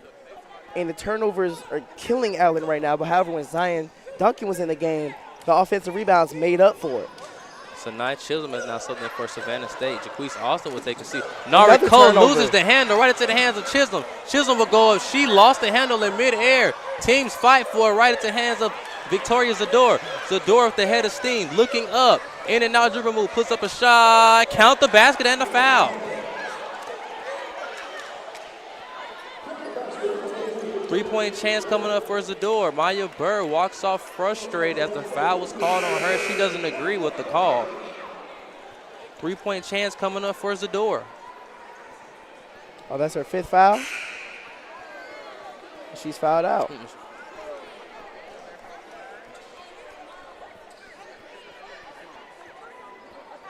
And Maya Bird will take a seat. Good looking out, Jamal Rowland. Jaquise Austin will come in for Bird. I guess that explains why she's so upset with the call, too. Zador at the free throw line, looking to convert on the three-point chance. She hits it off the backboard. Yeah, you don't see that too often. You don't see that too often. Cash Hankerson is now subbed in for Tati Morris. See Coach Baker trying to sub in some of his bench, too, to see where they're at and see what they need to work on, too. With the 10-point lead. Chisholm for three, the freshman. No good off the front of the rim. Rebound, Nyla Allen. That ball was poked away. Boxley gets the ball. Boxley goes up strong on, misses the layup. Rebound her. She lost it right into the hands of Boxley. Boxley will go up again, and she'll connect. Yeah, that initial miss, that was great defense by Nyla. Jumping on the other side where she will be going up on her right side, thus causing the miss. This game isn't over. Savannah State only with the 8-point lead. 3 minutes and 2 seconds left. Latoya Jones wanted a travel call on Amari Hurd. Yeah, she got away with one there. She definitely got away with one there. We'll have a 30-second timeout by head coach Cedric Baker. Savannah State with the 8-point lead, 3 minutes and 2 seconds left. Jamal Rowland, this game is now over with. What do you have to say if you're head coach Cedric Baker to your girls? Just remind them, because there was a point in time where they had a 13, 15-point lead. And so it's easy to think like, okay, this game is kind of put away, but there's 3 whole minutes left and now you're down 8. So the thing is that when you do have that lead, you kind of think, oh, we still got that lead, we still got room, and really you don't. 3 whole minutes left and you're only up 8 points. So it's like, hey, this game is not over and we're only 8 points. This is still a basketball game, a close basketball game at that. And we still have to protect the boards, because right now they're still out-rebounding us on the offensive glass, especially they put Zion Duncan back into the game. And lastly, what I would say, too, is, hey, let's protect the basketball. Sanai Chisholm, Imani Hamilton, Nyla Allen, Amari Hurd, and Jaquise Austin all on the court for the Savannah State. We have a turnover right into the hands of Victoria Zador. She'll go up for the layup, and it's good. Last thing I said was protect the basketball. Protect the basketball. That basket was good by number 14, Victoria Zador. Savannah State lead has been cut down to just 6 points. Nyla Allen gets inside, floated by Allen. She's good.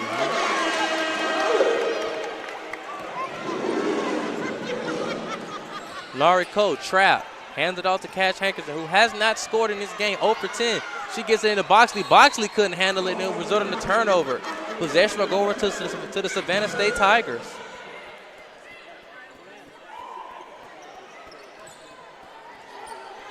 For Savannah State with the 8-point lead. Allen being trapped, pass it to Amari Hurd. Cedric Baker screaming at point guard Nyla Allen to come get the ball. 15 seconds left on the shot clock. Allen is the closer for the Tigers. Looking. 7 seconds left on the shot clock. They're swinging along the perimeter. 4 seconds left on the shot clock. Austin puts up a shot. She was rejected by Boxley. Nari Cole with the rebound, pushing the pace with the fake move, and she was fouled by Imani Hamilton. Cole will be sent to the free throw line, shooting 2 free throws. Nari Cole is so good in transition with the speed and the change of direction she has. Very quick. But the thing is about her ability to change directions, most of the time a lot of basketball players, as they change directions, they stop and then change. But she's able to keep going as she's changing directions. And that's why she's so good, and that's why she's so difficult to guard. Taquasia Lampkin has now subbed into the game for Imani Hamilton. Nari Cole will be sent to the line shooting 2 free throws. 1 or 2 on the night she is with 3 points. Cole, no good on the first attempt. I'm not going to lie to you, Travis. This is just a basketball game where apparently nobody can take the lid off the basket. This has just not been one of the best shooting games so far. I believe Nari Cole is injured. Maya Johnson will take her spot, and she will shoot the second free throw for Cole. Cole limps to the sideline. Hopefully she's okay. She hit the ground hard. Oh, she's on her back. Maya Johnson will be sent to the free throw line. Johnson will hit on the second free throw. Savannah State with a 7-point lead. Yeah, Savannah State 3 of 15 from 3. Allen 1 of 12 from 3. Allen also 7 of 16 from the free throw line, and Savannah State 7 of 13 from the free throw line. Tonight Chisholm will put up a shot. No good. Rebound to Leah Wesley. Wesley with the head of steam. Pass it back out to Maya Johnson. Johnson will hesitate. She'll lose the ball and hit the deck. She wants a foul. Possession will remain. Foul too. Possession will remain the Yellowjackets. Anaya Donaldson was now at the score table for Savannah State. She'll come into the game for Amari Hurd. 1 minute and 38 seconds left in this fourth quarter. Savannah State with a 7-point lead and their winning streak on the line. Johnson bounce passes to Boxley. Boxley will go in, and she's good. Just reaching. Taquasia was just reaching on that possession instead of staying in front. Sometimes it's better to play nice, solid defense instead of reaching for the steal. Nyla Allen, we have a blocking foul on Maya Johnson.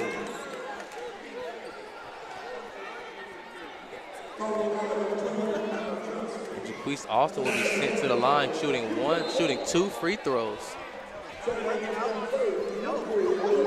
Correction, 1 of 1 free throws.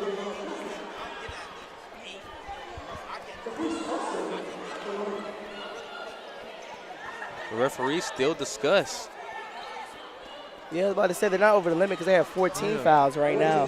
I was really confused. I didn't know if they just didn't change it. Aaliyah Carlock has now subbed into the game for Savannah State. The sophomore, 5'7". Carlock bounce pass to Austin. Austin back to Carlock. Carlock bounce pass it to Nyla Allen. 15 seconds left on the shot clock. Taquasia Lampkin at the top of the key. Gets inside the mid-range area. Pass back out to Allen. 5 seconds left on the shot clock. Allen. Floater. Bounces in. Nyla Allen. She's just in another world right now, on another plateau. Maya Johnson doesn't take the 3. Puts up a shot. Misses. It's tipped. Talia Boxley hanks it out. Victoria Zador for 3. No good. Rebound Jaquise Austin. We've just lit under a minute. 49 seconds left. I wonder if Allen's going to start playing the foul game, and if so, when? And that's what they're trying to do. They're definitely reaching on the guards. Donaldson, pump fake, puts up a shot. She's good. Anaya Donaldson. They definitely should have fouled on that possession right there. Savannah State with a 9-point lead. Cash Hankerson with the head of steam. In and out dribble. Goes inside. Floater. She's no good. Rebound Boxley. She's no good. Follows up her shot. Puts up it, and she's good on the second attempt. They should be fouling. They definitely should foul. No one. They should be fouled. It was a steal by Cash Hankerson. She loses it. She tried to save it. Possession will stay with the Savannah State Tigers. Hankerson hit the deck to save the ball. She couldn't do it. The Tigers lead 62-55 with 17 seconds left. No shot clock. Lampkin stolen by Victoria Zador. Zador stops. Puts up a shot, no good, and she'll be sent to the line. Yeah, right there, Nyla should have hit a nice banana cut or just ran out further into the backcourt. But it really started a little bit further more in the backcourt, and hit a banana cut towards the basketball. 2 shots coming up for Zador. 13 seconds left. This is the first night of the doubleheader. After this game, the Savannah State men's Tigers will take on the Allen University Tigers right here in Tiger Arena at 7:30. Savannah State Tigers looking to get their revenge on the Yellowjackets as Allen University defeated Savannah State University 49-47 on January 29th. Zador goes 1 of 2 from the line. Savannah State with a 6-point lead, no shot clock. The Yellowjackets don't foul. One hand snag by Lampkin. She loses it off her foot. Correction, the ball was off of Victoria Zador's foot. It will remain Savannah State possession.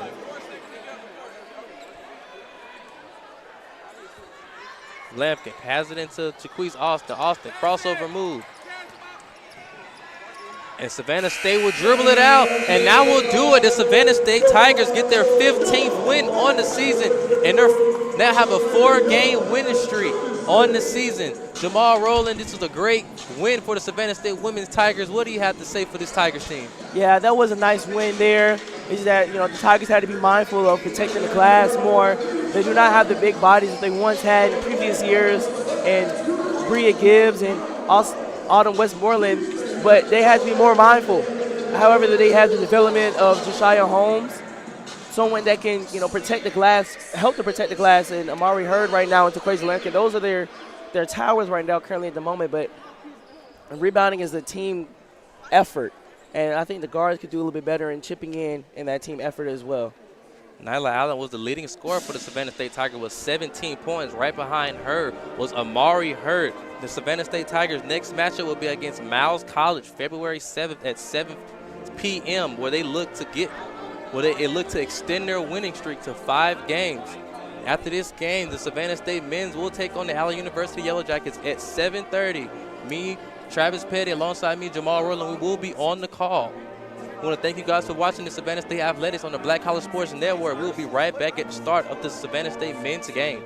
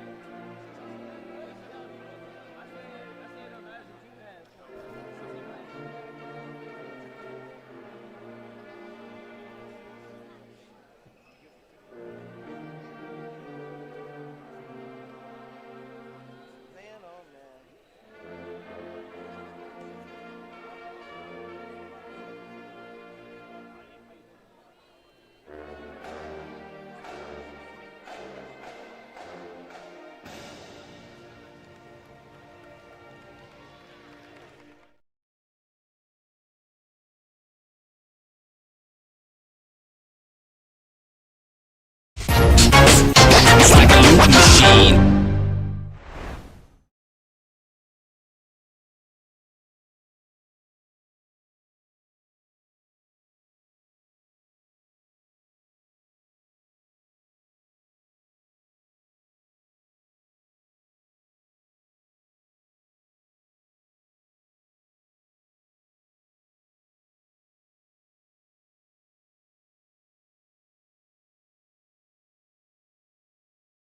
I know most of the SWAC schools are charging. Your first question: Will they? Will they? That's right. the question. We don't even know that they. Did you go there? I'm going there. Go there? I got things to say. I don't know if I got time to say them, but I got things to say. Hey, we did open forum up, but if a small NAIA school like the one I work at can figure this out, I'm pretty sure FAMU with a hell of a lot more resources and university should be able to. And despite what you say about that, they have at least 4 times the budget that we have, despite them being in a deficit. I'd say at least. Yeah. Except, yeah. But if we can do it, damn it, y'all can do it. And also for our other people out there, does your institution charge a pay-per-view for those who are doing pay-per-view for non-revenue sports, baseball, softball in particular? I know those are the 2 big ones that people. I'm just curious, but get back to your point, Brian. You about to go on a tangent before I cut you off. No.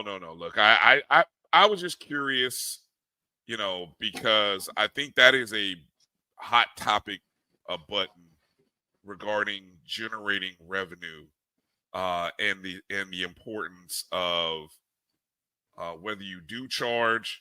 And here's the thing. I'm less concerned about you charging versus schools not capitalizing on the medium of communications. There is communication. There are multiple mediums that can be used and utilized. I mean, before there was streaming, I mean, gee, Drew, how did you keep up with anything that was happening at your university? You probably had a radio. Newspaper radio. Okay. Just because now you have the internet and just because you have streaming doesn't mean those other methods have to entirely go away. Here's the frustrating part for me, right? Is I worked an event on Saturday, right? An hour away from my home. And I wanted to notice I said listen to, stay informed with what was going on with FAMU women's game against Alabama A&M. Now, given the way that game turned out, it's probably good that I didn't hear it because I might have ran off the road being frustrated at the way that game ended, which we'll talk about later. But I'm stuck with having to do live stats, right?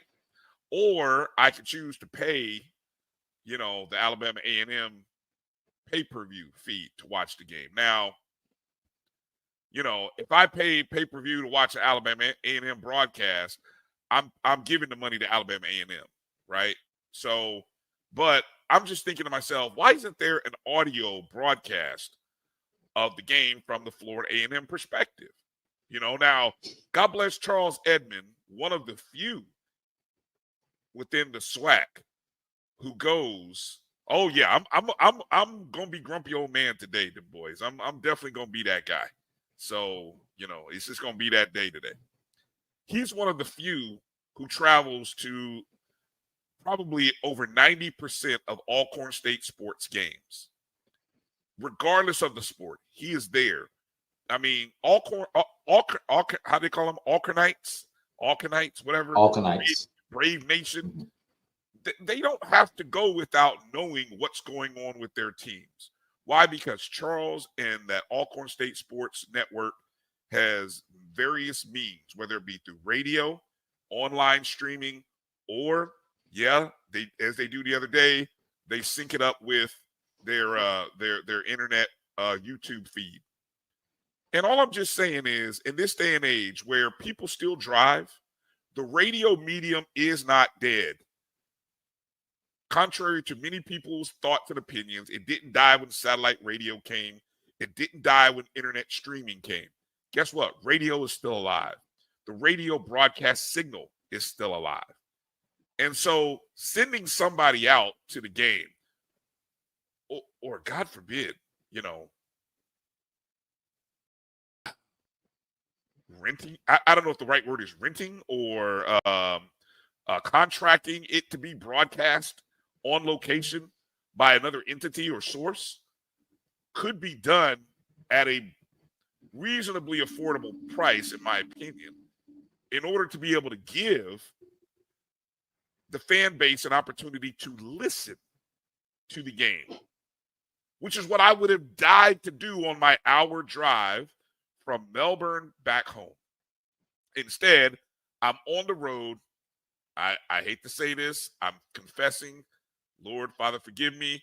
While I'm looking at YouTube, while I'm on my phone playing with the doggone app. I mean, thank God there's no major traffic on the road. I know I'm living dangerous. I know. And I don't recommend you guys do this at home or when you're driving. Drive safe, 2 hands on the wheel. Don't be distracted. Put it down, lose it or get a ticket, whatever. All those things apply when I could have been listening to the game. Instead, I'm fumbling around trying to find and get updates on the game. So I wanted to hear the meltdown, Drew. I wanted to hear how FAMU's women melted down in the fourth quarter. I wanted to hear how Alabama A&M rallied from a 17-point deficit. I wanted to hear it. I couldn't hear it. That pissed me off. And so, among all the other things that we don't do at Florida A&M, and I'm not the only school. I don't belong to a part of the only school. I'm sure there's other schools. And you guys are out there, and I'm sure maybe sometime you'd like to be able to listen to your game. Maybe while you're doing some cleaning at the house. Maybe while you're doing something. You could be watching another TV show. But wouldn't you like to be able to listen to your game from your school? We've got to get there. Athletic directors, SIDs, we got to get back to connecting with your audience. You can't ask me to be excited about my team when I can't listen to the team, when I can't follow the team, when I can't hear the team. So I applaud you, Drew, being at a school that's serving the community and giving the community at your school an opportunity to listen and watch and follow the team. And when the team has success, you feel you want to give. Hell, you could run infomercials during the game. You know, I'm sure if you wanted to find a way to let one broadcaster travel with it, if you can put an athletic administrator on a team bus and a plane or whatever with the team, I'm sure you could put one play-by-play guy and his audio equipment on the bus as well. Make him, I don't know, maybe he buys his own hotel airfare and or not his hotel, his own hotel room, and then maybe can find a way to get it reimbursed. Maybe you can find here's an idea, Drew. Maybe you can find a sponsor. Oh, holy cow. Oh, Jesus, help me. There's an idea. Find a sponsor to do what, Drew? Hey, this radio broadcast is sponsored by Piggly Wiggly, who made sure that you can hear Rattler Athletics all, man, or I don't mean to use Rattler Athletics, any school, any program. Insert your school here. Insert your school here. I'm sorry. I'm using my school because we don't do that. Right. Well, and since we done went down this rabbit hole, Brian, let's go ahead and continue down this rabbit hole until we go to the first break, because the whole first segment is gone right now. Is it? Look at the time. Look at the time. How it's going. Exactly. So we might as well carry this out for the rest of the first segment. All right. Let's get to some of the questions people have asked. Yeah, and sure. Let's see what's out there. I want to shout out Alcorn State. Charles is there religiously with those teams. Now, during this time of the year, baseball, softball time, he has to split. He goes, but the thing is, he alternates. He goes baseball one weekend, he goes softball the other weekend. He does. Back and forth. You know, so I think that is praying. Now, the only thing that if they could improve on it, where if baseball is at home and softball is on the road, if they could have a second person to fill in, they go opposite Charles. Oh, they would be in heaven over there at Alcorn. But other than that, I mean, how much does it really cost? Like you said, a hotel room, a laptop, headphones, and maybe some type of internet device in case you're not able to get on the. You don't want to do Wi-Fi at a school because it usually gets too busy. But if you're not able to get on Ethernet, something where you can have a dedicated hotspot or Wi-Fi to stream it out. And what? A meal per diem? We're talking what? Maybe $200 a broadcast, $250 a broadcast, maybe, Brian? Given those bare minimum dynamics that I just talked about. Exactly. It's not hard. It is not hard. I would send even a broadcast student. You know what? Send a student. Send a broadcast student or a broadcast intern on the road. Again, utilize what's there. You already got a team bus. Put them on the bus. I know there's probably this seat that you can stick him in or her, and send them to the game. Send them to the game. You know, I mean, is that what we call real world experience, Brian? That's valuable real world experience, man. I mean, there are schools who utilize student athletes. I know Alabama A&M has used students.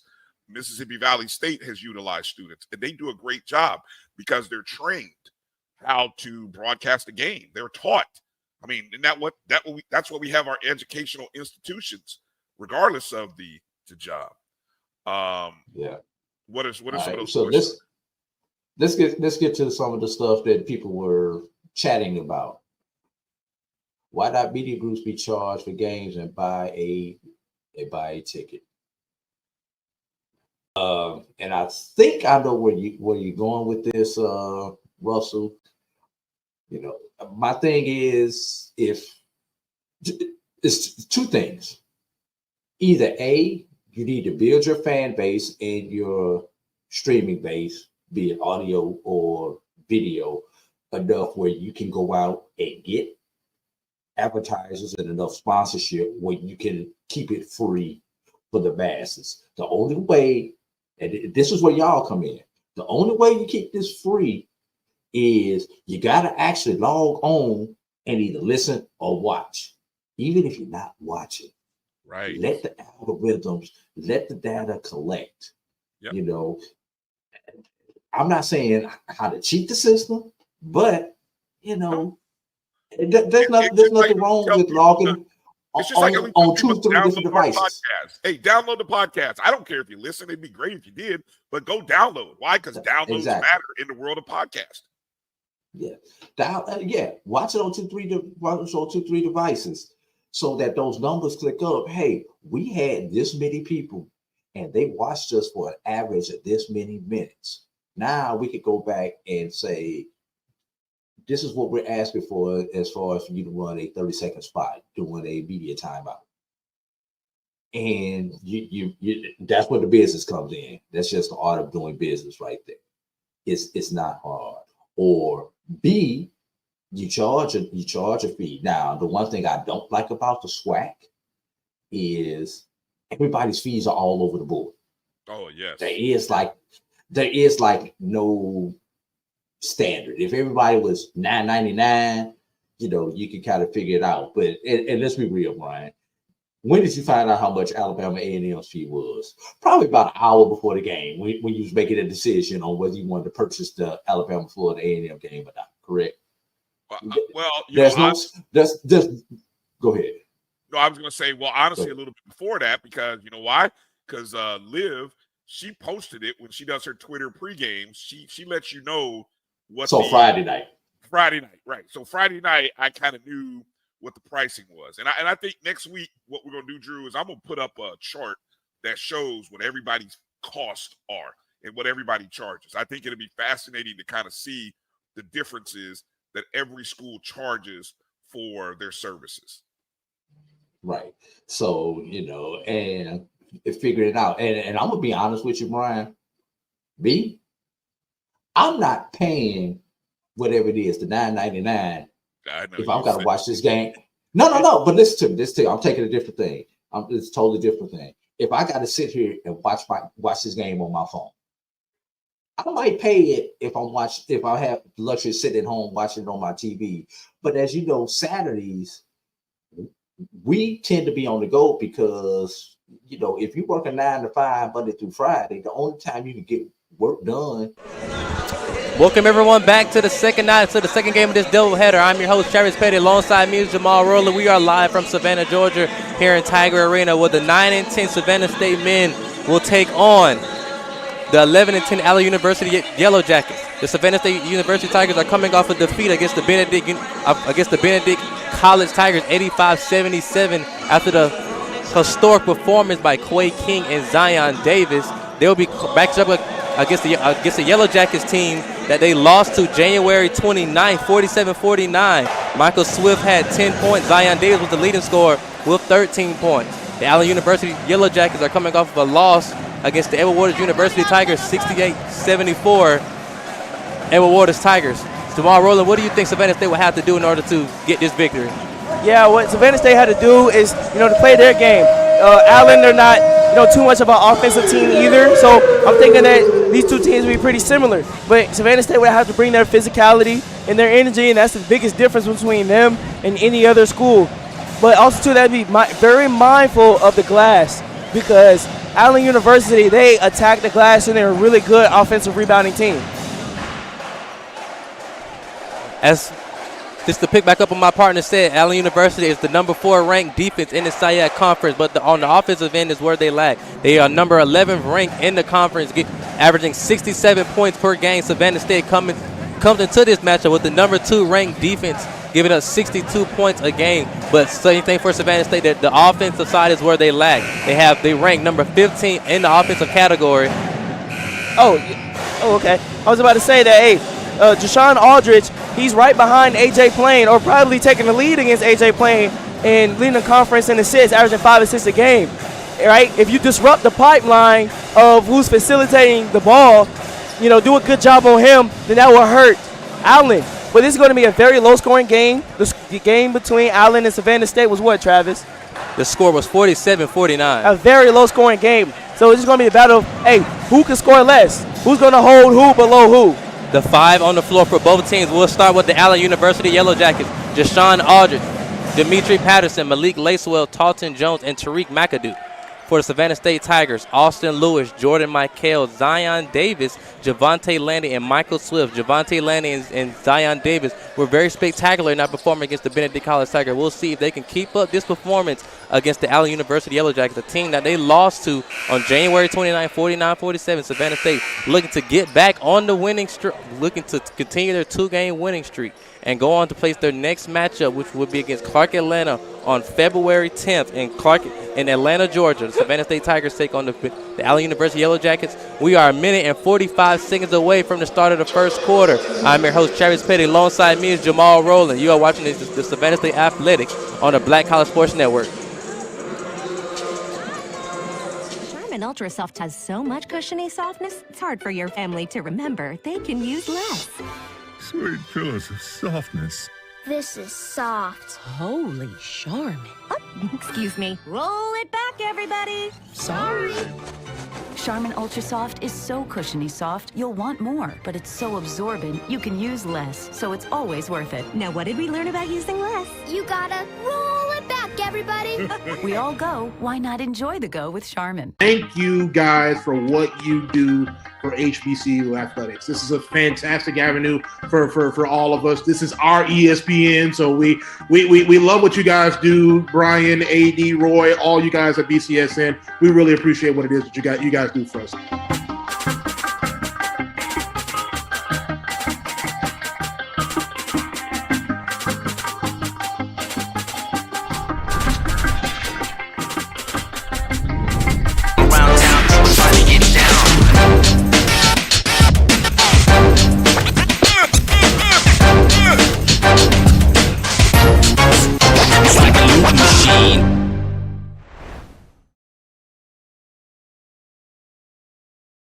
When it comes to professional learning, teachers deserve better.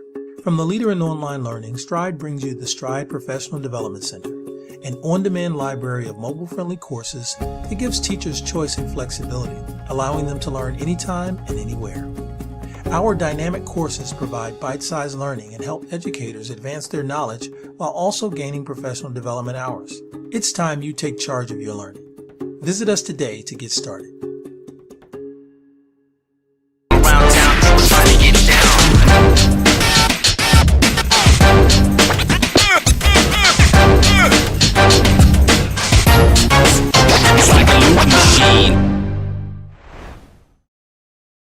Troy, you work here? I'm never not working. Like Head & Shoulders Scalp Shield technology, up to 100% dandruff protection, even between washes. Never not working. Never not working. Never ever not working. Head & Shoulders Scalp Shield, never not working. You're looking for the latest information on Southern University sports, the Southwestern Athletic Conference, and HBCU athletics. There's only one place to go. Tune in to the Carlos Brown Show, exclusively on the Black College Sports Network. Around town, trying to get down.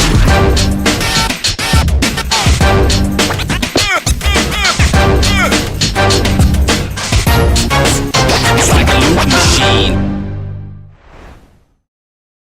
Hey, what's up, everybody? My name is Amber May, and I'm a voice actor out here in Los Angeles. I'm the voice of Dia in Genshin Impact, Yen Ching in Honkai Star Rail, the narrator in Comey Can't Communicate, and I also...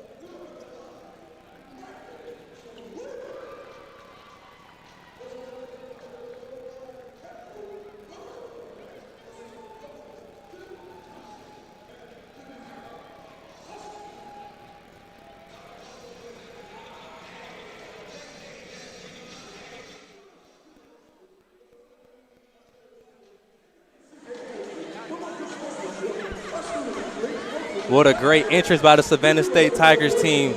We are moments away from tip-off. The 5 on the floor for Savannah State. We had a mismatch. Chancellor Wilson will come in for Zion Davis.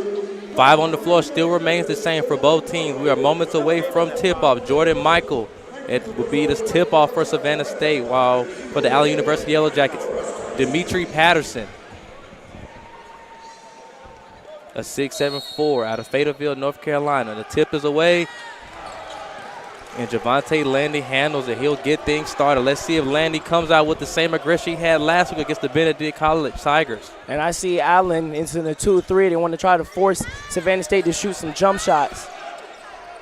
To get it inside to Chancellor Wilson, he looking. Landy back to Swift. Swift, Savannah State swinging the ball around. 6 seconds left on the shot clock. Swift passes it to Landy. 4 seconds left. Landy pulls up, jump shot, no good. Good rebound by Chancellor Wilson, but he couldn't control it. Ball will go over to the Allen University Yellowjackets. Hey, I'm really interested to see whose defense will be better this game, because neither team, are super talented offensively with star-studded players on the offensive end. But, hey, these are people that play energetic defensively and are aggressive defensively. And I'm interested to see who's going to win the defensive matchup this game. Both teams, both top 5 in the defensive category. As you have a Yellow Jackets player stepping out. Tyreek McAdoo, Savannah State's possession. Allen University Yellow Jackets defeated Savannah State University 47-49.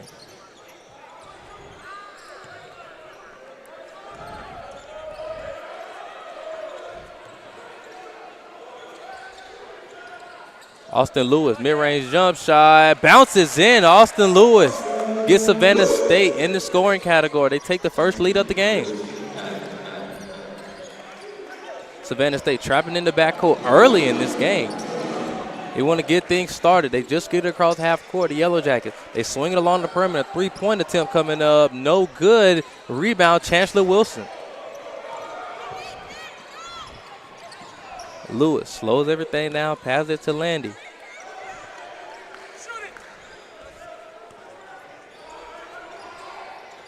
Swift gets it inside to Jordan Michael. He goes up, no good. It's tipped. It's tipped right into the hands of Javante Landy. Austin Lewis passes it back out to Michael Swift. Swift looking back, calling out the shots. They're trying to find a way to break this 2-3 press. Chancellor with the jump shot. No good. Rebound, Malik Lacewell. Deshaun Aldridge kicks it to Lacewell. They swing along the perimeter. Good contest by Michael Swift. No good by Taunton Jones. He probably thought he was going to get that foul call there, which is why he shot that. Landy, Austin Lewis for 3. He's good. Austin Lewis. 5 points in the game. He matches the same exact number on his jersey. 5 points for Austin Lewis. Savannah State with the 5-point advantage. Javante Lennon giving Deshaun Aldridge no room to breathe. Aldridge looking. Just passes it down low to McAdoo. And if Javante Lennon could disrupt the pipeline to the offense, then, hey, that would pay dividends for Savannah State. We're going to call an offensive foul on the Yellow Jackets. Dimitri Patterson.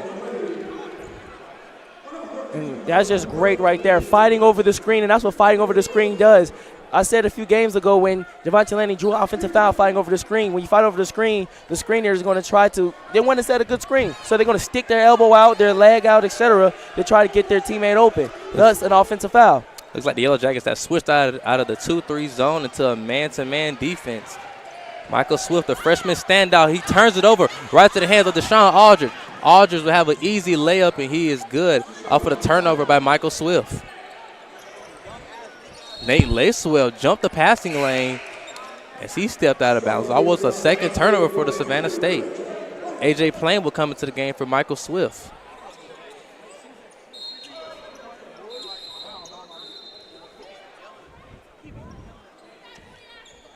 A.J. Plain is second in the SIAC in assists with 4 a game. Also first in steals in the SIAC with 2.8 a game. Definitely exactly what you want to see from your point guard.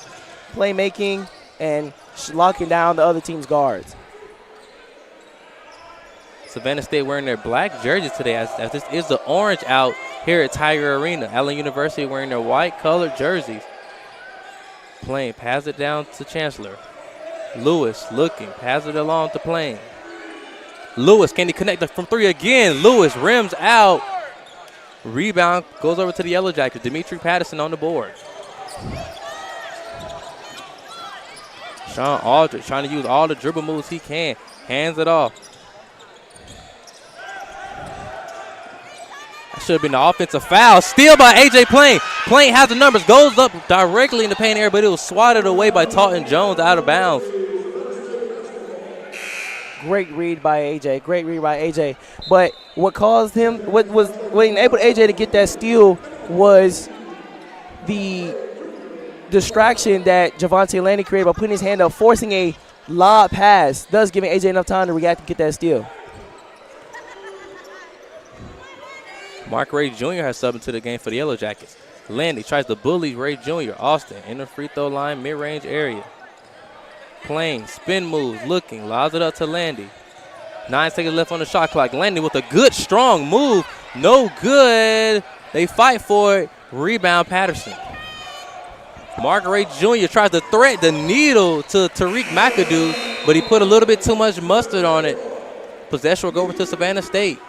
And we have a media timeout with the Savannah State Tigers leading in the first half. 15 minutes and 42 seconds left. 5-2, the Tigers lead. You're watching the Savannah State Athletics on the Black College Sports Network. Voice Brooklyn Barbie in the movie Barbie Big City Big Dreams.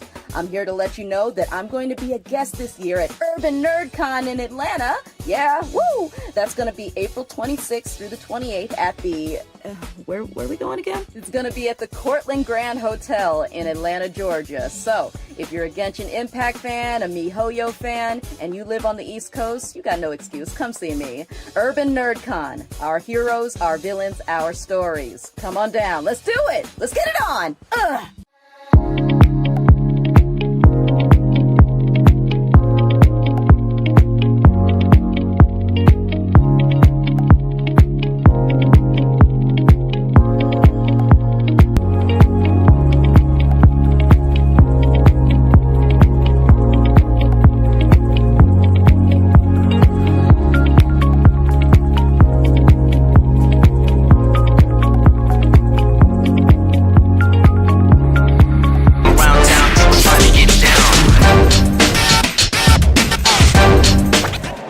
Want to give a special shout out to Kyla Austin, to her parents Sharita and Lee. Thank you for watching the Black College Sports Network. This is Jamal Rowland Jr.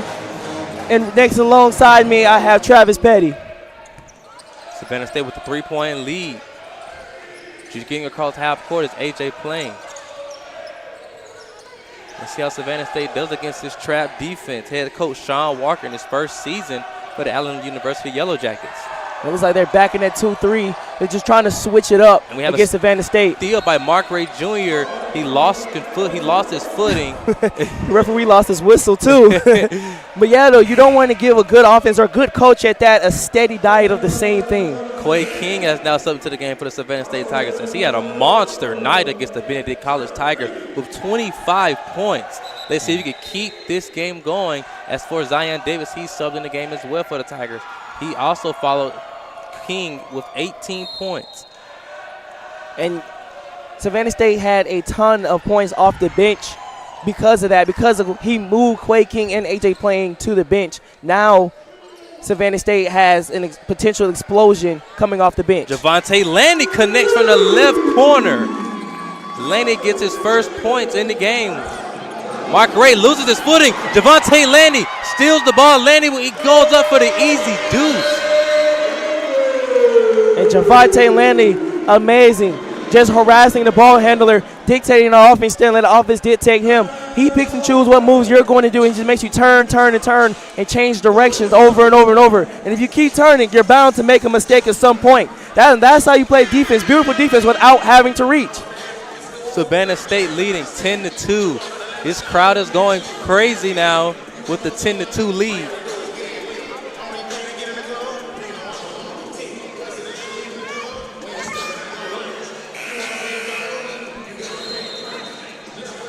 Both teams come out of the timeout with the 8-point lead. It goes to the Tigers. 5 on the floor remain the same for both teams. After the easy Steal from Javante Landy. He scores in transition. The Yellowjackets will receive possession. Deshaun Aldridge, the inbounder, bounce passes it. Austin James has now settled into the game for the Yellowjackets. Deshaun Aldridge dribbles into a trap. Threads the needle down to Tariq McAdoo. Talton Jones gets it down inside. Quay King goes up. Good basket by Tariq McAdoo off of the feed from Talton Jones. Chancellor Wilson at the score table for the Savannah State Tigers. Plain gets it inside. Quay King puts up a shot. No good. Rebound McAdoo. Aldridge just gets it over the hands of A.J. Plain. And Javante Landy's doing a great job on Deshaun Aldridge. Kind of taking him out the offense a little bit. He's just harassing him. Aldridge being harassed by Landy. As my partner said, they call a foul on Javante Landy, who doesn't agree with the call. I don't think I agree with the call either. I believe they're calling a blocking foul, and they might be trying to call a handshake here because I don't see the blocking call signal. But I definitely disagree with that call, too, as well, because I think Javante Landy is doing a great job of moving his feet. Michael Swift and Chancellor Wilson are sub to the game for the Savannah State Tigers. Sitting down will be Javante Landy and Jordan Michael. Nice move by Talton Jones. And Talton Jones gets his first points in the game. And that time he was able to change directions and still keep going without having to stop. Talton Jones was the leading scorer in Savannah State's game against Allen with 14 points. Let's see if he can keep that game going. Quay King skip past to Zion Davis, and it's a travel.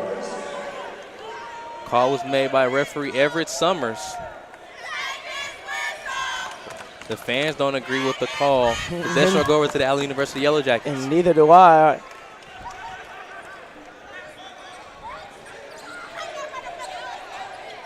Michael Swift takes the contact from Aldridge. Reed coming up the bounce. He tries the hot step, fullback shot, and that shot is good by Austin James. And so far, Deshaun Aldridge has 0 assists at this moment currently in the game. And we're talking about a guy who's leading the conference in assists with 5 a game.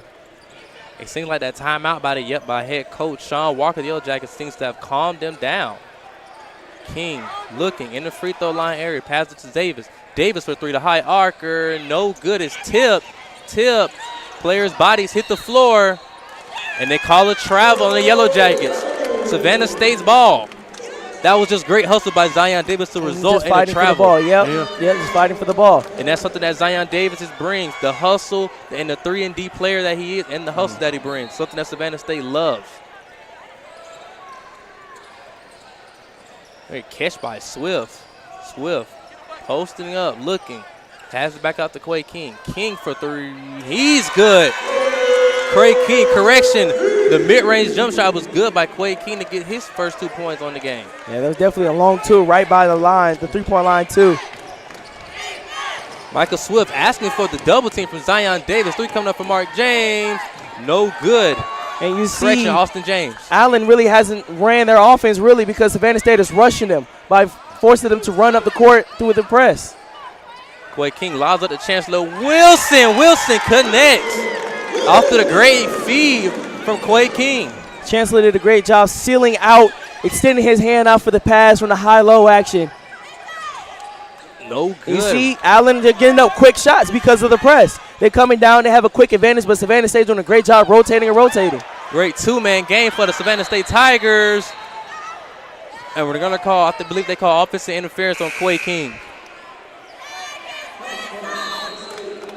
I think they called a foul.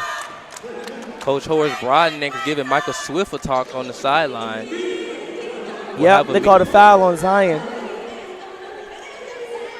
Excuse me, Quay King.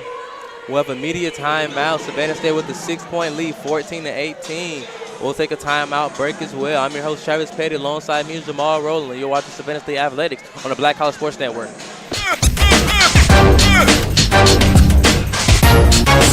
It's like a loop machine. We're back. It's time for the 2024 Urban NerdCon. Join us in Atlanta, Georgia, April 26th through the 28th at the Cortland Grand Hotel. Special guests include Underworld creator Kevin Grievous, the Sci-Fi Sisters, and from Spaceballs and Star Trek Voyager, Tim Russ. Hi, I'm Tim Russ. Join me April 26th through the 28th at the Cortland Grand Hotel in Atlanta, Georgia for the Urban Nerd Con. Our heroes, our villains, our stories, everyone con. I'll see you there. Live long and prosper. Visit theurbannerdcon.net to get your buy one, get one free badges before the price increases. This is Brian Fulford. AD Drew and I are co-hosts of the BCSN Sports Wrap. We talk about all things related to HBCU. Things are getting very tight in the first half. Savannah State with the 6-point lead. I'm your host, Travis Petty, alongside me, Jamal Rowland. You're watching Savannah State Athletics on the Black College Sports Network. Allen University will come out of the commercial break with possession. Deshaun Aldridge with a touchdown pass to Austin James. He tried to hammer it down on Zion Davis. And Coach Horace Brodnick is talking to Zion Davis. You can't give that up off of an inbound play. Yeah, that was a nice trick play, too, because you see there was a series of screens set down low, and it's just a quick sprint out by Austin James. James will be sent to the line. And he had a wide open dunk attempt, too. A 52% free throw shooter is James. He's good on the first free throw. I have to give credit to the pass by Deshaun Aldridge. He threw a touchdown pass. Oh, yeah. Deshaun Aldridge is amazing when it comes to delivering passes. The difference between a good point guard and a great point guard is a good point guard can see when somebody is open. But a great point guard can get the ball there, even if it doesn't seem like they can, like you can. James is 2 of 2. Julian Smith has now subbed in for the Austin University Yellowjackets, a senior out of Columbia, South Carolina. Plain splits the double team, passes it to Michael Swift. Swift being harassed by Smith. Great pass from Swift to Quay King, no good. Rebound Julian Smith, he loses it. Deshaun Aldridge saves it.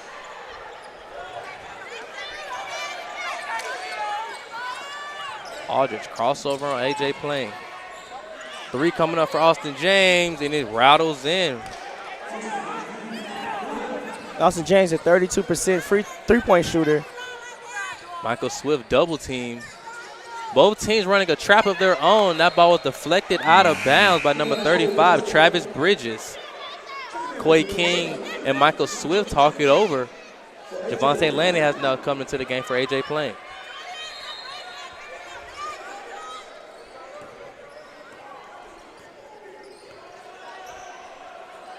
It's like the Yellowjackets are in a 3-2 zone. Swift, look, he doesn't know who to hit it to. Passing, fake pass, pass it to Landy. Landy for 3, no good. Tilt right into the hands of Austin James. James with the head of steam behind the back move. Passes it out. Jordan Edmond. Get it inside, Travis Bridges. Spin move, and it is good. That basket is good by Tavis Bridges, correction.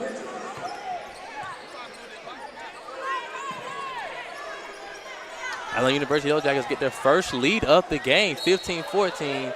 And Michael Swift was fouled by Deshaun Aldridge. And Deshaun Aldridge is upset by that, but Swift created that foul, though, with the sweep move there. That's why it's important to keep your hands up and not out. Jordan Michael is coming to the game for Quay King. 21 seconds left on the shot clock. Yellowjackets in a man-to-man defense. They're switching it up on the defensive end. Definitely, they definitely are. Quick pass from Michael Swift to Jordan Michael. He couldn't connect. 2 shots coming up for Jordan Michael. It was a great feed inside by Michael Swift. He didn't take the shot.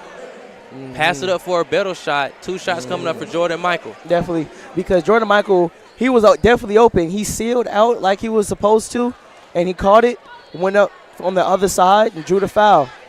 Jordan Michael, a 66% free throw shooter, averages 10 points a game. Only thing missing is the 2 points to come along with it. First attempt is good from Michael. Gets his first points in the game.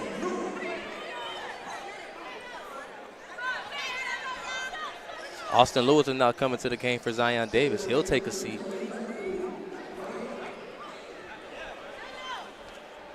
Second attempt coming up for Mike Hill. Malik Lacewell is coming to the game for the Yellowjackets. 2 for 2 from the line is Michael. Savannah State will retake the lead, 16-15, the Tigers lead. Sean Aldridge bounce passes it to Austin James. Sean Aldridge being harassed by Michael Swift. That forearm, no one guarded in the back end. No good. And the Definitely a foul. Jordan Michael. Definitely a foul. Tariq McAdoo was left all alone. Definitely a foul. Savannah State has got to do a better job communicating on the defensive end, and the Tigers will huddle up. The thing is, though, that wasn't terrible because, hey, he was the furthest person away from the ball. So, really, they didn't do a terrible job because they rotated properly. It's just that Deshaun Aldridge is just that good of a point guard to get that pass there. We have 2 shots coming up. Because Deshaun Aldridge made that pass all the way past half court. Yeah. It's just that essentially the mindset is, hey, if the person that's open is furthest away from the ball, that should be a long enough pass, especially if you have hands up to where they have to throw over your hands. Should be enough time for you to be able to get there and recover.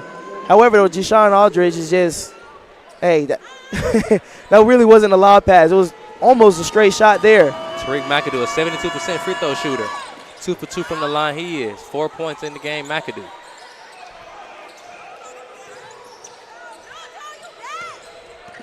This is a team, this is a unit that both love to trap in the backcourt. As I said before, both teams top 10 in defense in the SIAC Conference. 3-2 zone the Yellowjackets are in. And he'll get it inside to Chancellor.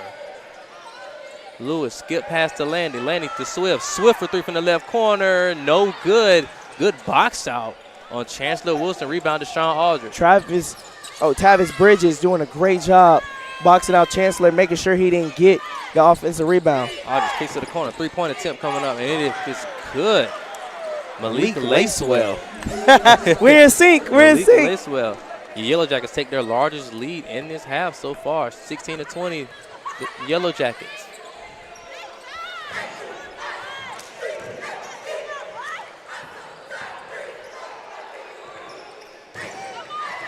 Landon passes it to Swift. Swift bounce passes it to Wilson. Wilson tries to power his way inside and call a travel on Wilson.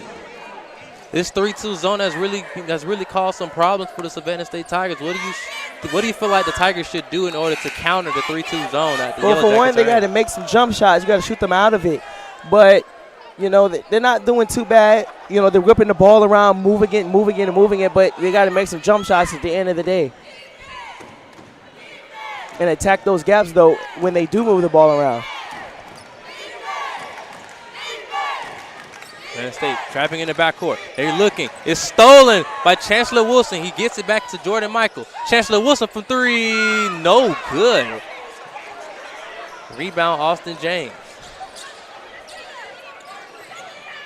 James crossover on Swift. Good handle by James. Threaded the needle inside to McAdoo, who couldn't hold it. Chancellor Wilson was going for the charge there, but didn't get it. But with him in the way, caused the turnover as James put too much mustard on the ball. But James, yeah, he was able to, you know, get out the way and avoid the charge call, though.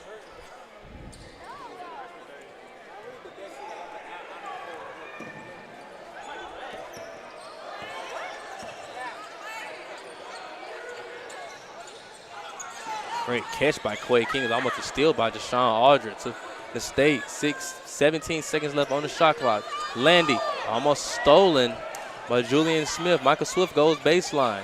Yeah, they're doing their best to try to deny King. They're fronting him even.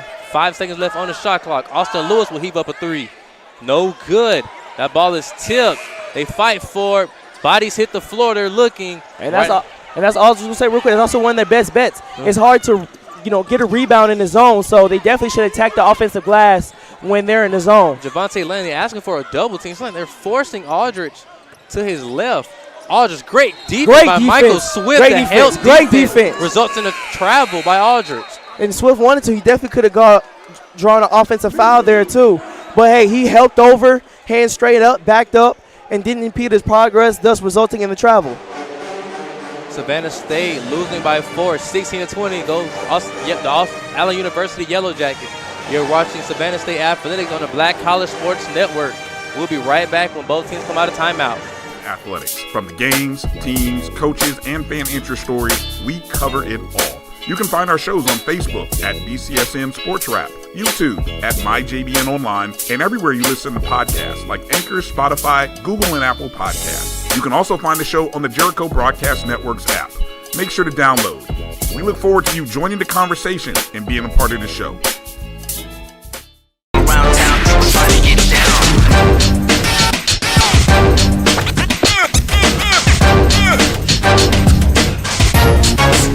It's like a loop machine.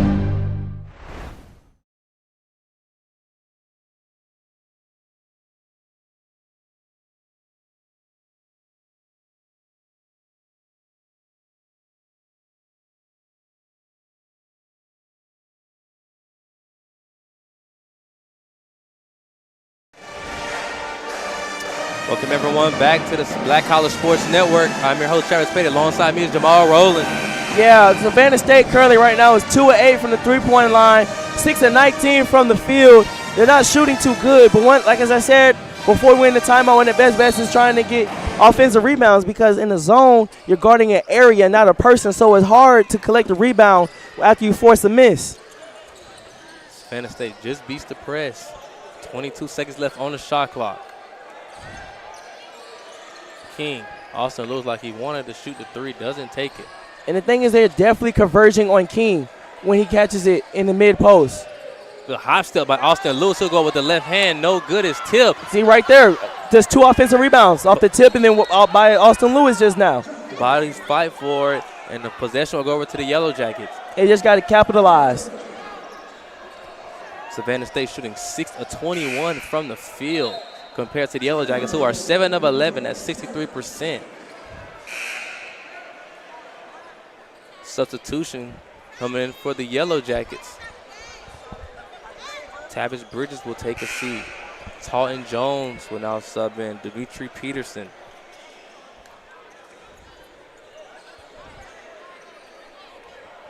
Austin Lewis will take a seat as well. Zion Davis will take his spot. Talton Jones being harassed. Skip pass to Austin James. James slows it down, being trapped. Gets it down to McAdoo. McAdoo almost with a steal. Talton Jones takes the body contact from Zion Davis. Count the basket and the foul.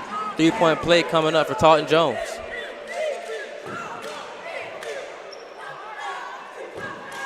Jones averages 6.8 points a game. He'll be at the free throw line to make this a 3-point play. Jones hitting his first free throws on the night. He's good. 7-point lead. Austin, correction. I keep saying Austin, Allen University Yellowjackets. I keep saying Austin. This zone has really caused some problems for the Savannah State Tigers. They're trying to feed it inside to King, but they're denying them. Right, and if you're trying to get inside, you got to just keep whipping it around, and then sooner or later you'll get something open. High archer for Zion Davis. He's good from the right corner. Zion Davis gets his first points of the night.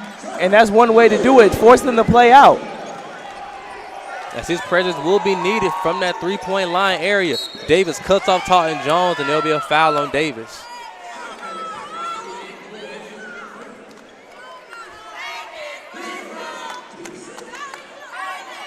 That'll be Davis's first foul, the team's second. Davis will take a seat. Warner Davis will come into the game. Warner Davis, a sophomore out of Miami, Florida, guard, 6'1". Sean Aldridge calling for it. AJ playing first in the conference in steals. Javante Landy. Talton Jones runs into traffic, and there'll be an offensive foul on Talton Jones. The charge was set by Jordan Michael. And even though Savannah State is getting out-rebounded, Savannah State are forcing turnovers, and they're scoring off of those turnovers. So you have a wet spot on the floor. Julius Smith has now come into the game for the Yellow Jackets.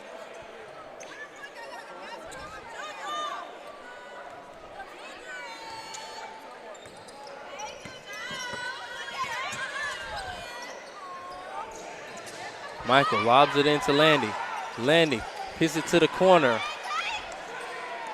Two-man game. A.J. Plain for three. He's good. A.J. Plain nailed a three-pointer. Allen was a little bit out of sorts there on that possession after the press was broken. It really didn't seem like they were sure what they were in. They were just reacting to where the ball went. Sean Aldridge takes it down to Taunton Jones. He loses the handle of it, and they call a foul. You know, Deshaun Aldridge is really good at keeping his dribble alive. Very good. He will drive, very good, retreat out, orchestrate, tell you, no, cut through. You fill in.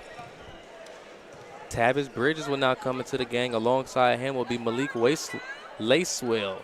Julian Smith and Dimitri Patterson will take a seat. Taunton Jones will be sent to the line. One of the things that I remember learning playing basketball is, hey, if you think you will turn it over, don't throw the pass. And if you're not entirely sure that you can pass it, then don't pick up your dribble. And he keeps his dribble alive. Like, he will retreat out, wait, and look. And he's really good with the seize dribble, where he pounds it hard and he's able to float the ball in his hand. Taunton Jones, 2-2 from the line, he goes. Leading scorer for the Allen University Yellowjackets with 6 points.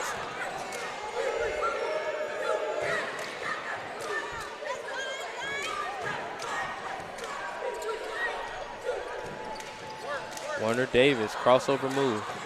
Pass it out to Javante Landy. Steal by Deshaun Aldridge. He's in the passing lane. What a move on Javante Landy he put on. Great move. And Aldridge is good in transition. That first step, he slowed down to let Javante Landy fly by him, and they took the second step and finished with the left hand. And Aldridge seems to be gimpy. He's grabbing at his calf, hit his lower leg. And Deshaun was very familiar with that play there, that Savannah State run. They can't telegraph, to be a little bit more unpredictable with it. Jordan Michael takes the body contact, and he'll be fouled by Tavis Bridges.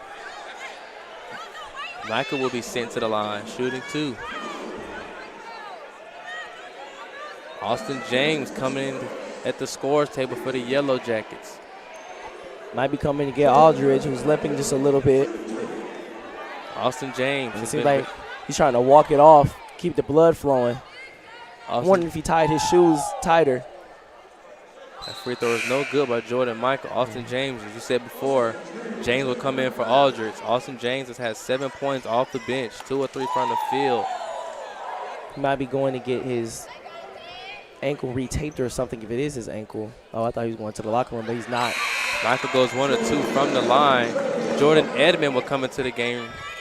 Yep, and that's what the trainer will be doing, retaping his ankle. Michael Swift will not come into the game. Javante Landy will take a seat. Behind him will be Chancellor Wilson. Quay King will take a break as well.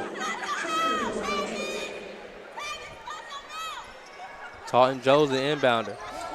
Passes it to Jordan Edmond. Edmond losing the dribble right into the hands of Austin James. Almost a 10-second violation. Steal by Jordan Michael. He gets it. Pass it to Chancellor Wilson. Wilson will back it out. Pass it to Michael Swift. Swift. And you see how Savannah State backed it out to go ahead and run their sets. That wasn't what Allen was doing earlier. They tried to take the advantage and beat the defense down and score in a rush without running their sets. A.J. playing with great moves. Mid-range jump shot, no good. Rebound, Edmond.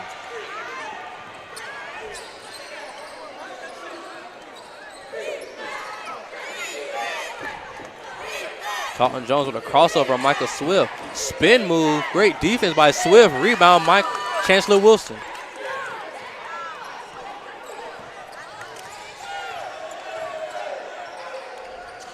Michael Swift takes the screen from Jordan Michael. Wilson, the ball was tipped right into the hands of A.J. Plain. 14 seconds left on the shot clock. Swift being trapped. Passed it to A.J. Plain. Plain passed it to Chancellor Wilson. He misses the layup. Didn't want to use his left hand. Taunton Jones trapped. Passed it to Jordan Edmond. Edmond will pull up for 3. He's no good. A rebound, Lacewell, and we'll call a push on A.J. Plain.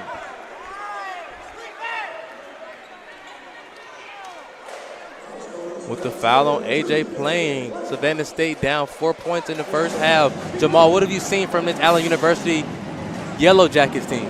Yeah, what I've seen for them is really rebounding. Rebounding-wise, they're out-rebounding Savannah State 15-8 right now. 15-8. So what that means is that, hey, Savannah State, they take a shot, and that's it. It's just one. They're limited to one shot within that possession. Savannah State 8 of 25 from the field, while Allen is 9 of 15 from the field. Now, even though Savannah State's shooting percentage isn't that well, but what I will tell you is good is that they're getting a ton of shots. If I get more shots than you, even if I shoot bad, I will still score roughly around the same amount of points as you. Why? And why am I getting more shots than you? Not offensive rebounding, because Savannah State's not one of the best offensive rebound teams. Here's why. Turnovers. Allen University has 11 turnovers right now. And off of those turnovers, Savannah State has scored 12 points off of those turnovers. Savannah State, especially led by Javante Lanning defensively, they're trapping and getting into the passing lane, shooting the gap, and making it really difficult for Deshaun Aldridge. Deshaun Aldridge, who leads the conference in assists right now, he currently has 1 assist and 2 turnovers. That is very uncharacteristic of him, even though Allen is up 4 points right now. So if I'm Allen, hey, I'm in kind of good shape right now, being away on the road, and Deshaun only has 1 assist. But what Savannah State needs to do is continue to force those turnovers. Malik Lacewell at the free throw line. Lacewell, an 89% free throw shooter. First one is good. Quay King at the scores table for Savannah State. And Savannah State only has 4 free throws right now, 3 or 4. Allen is about to be, well, right now they're 8 of 8. Make that 9 of 9.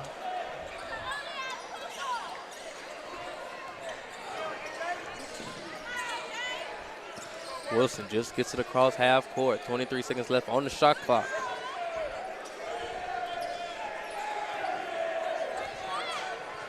Swift loses his dribble but regains it.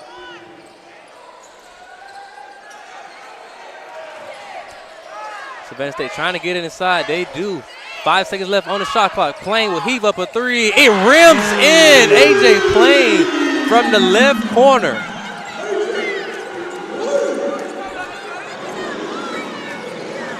A.J. Plain kind of built him out on that 3-point possession. I almost have a steal by Michael Swift.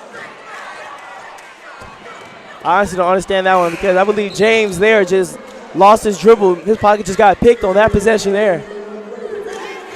Head coach Howard Brodnick does not agree with the call. Austin James will be sent to the line. Deshaun Aldridge at the scorers table. Behind him will be number 25, Muhammad Al-Qadi.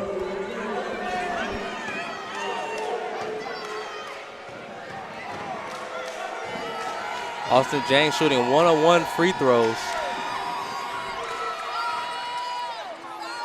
First free throw is good. Shoots 52% from the free throw line. James now has 9 points in the game.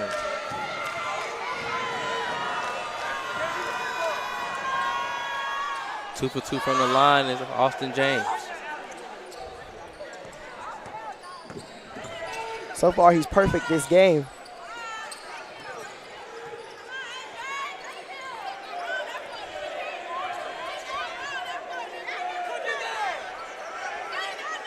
Plain takes the screen from Wilson.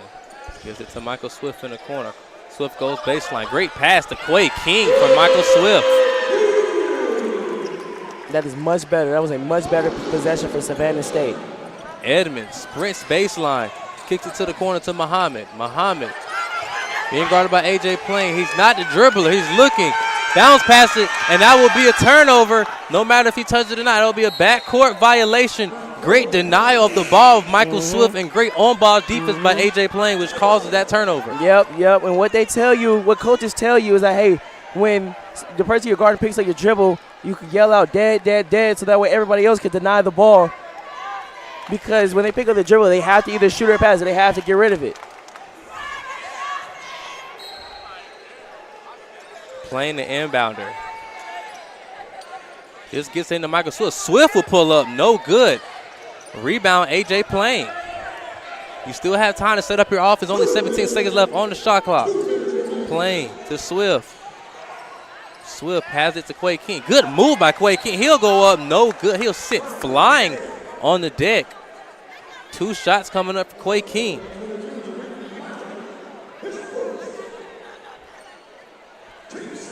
If Savannah State wants to come back in this game, they will need a better performance from Quay King. He only has 4 points on the night, 2 of 4 from the field. He'll be shooting his first 2 free throws on the night. But the thing is, though, is that Allen is doing a great job of denying the ball from him, which is why he only has 4 shot attempts. Though when he does get it, he is converting pretty well. So far, 50% from the field. Drew a foul here as he makes the first free throw. But lately, the past few possessions, Savannah State has been able to find him in their high-low action that they like to run. King hits on the first free throw. Javante Lanning will come into the game for Warner Davis. Savannah State's leading scorer is A.J. Plain with 6 points.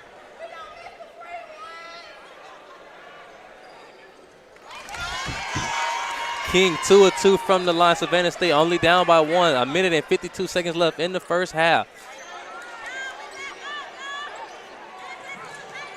Sean Aldridge just gets it in. He receives the ball back.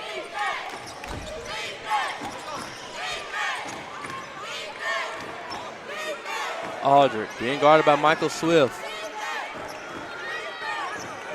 Look at him orchestrate the offense.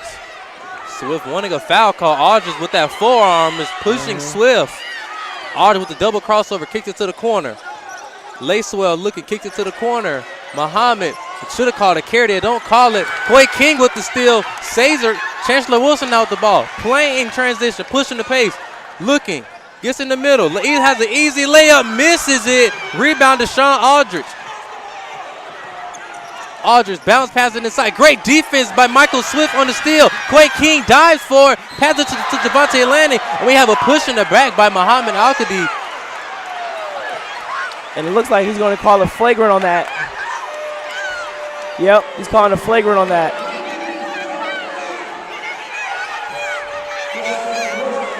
Definitely a flagrant foul.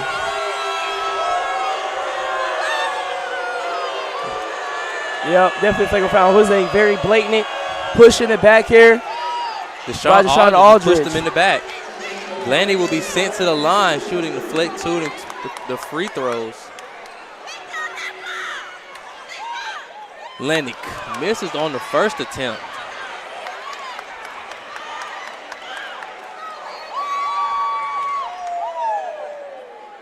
Landy misses both free throws. Those free throws would have gave Savannah State the lead. But, hey, at least they retain possession. But it will remain Savannah State's ball.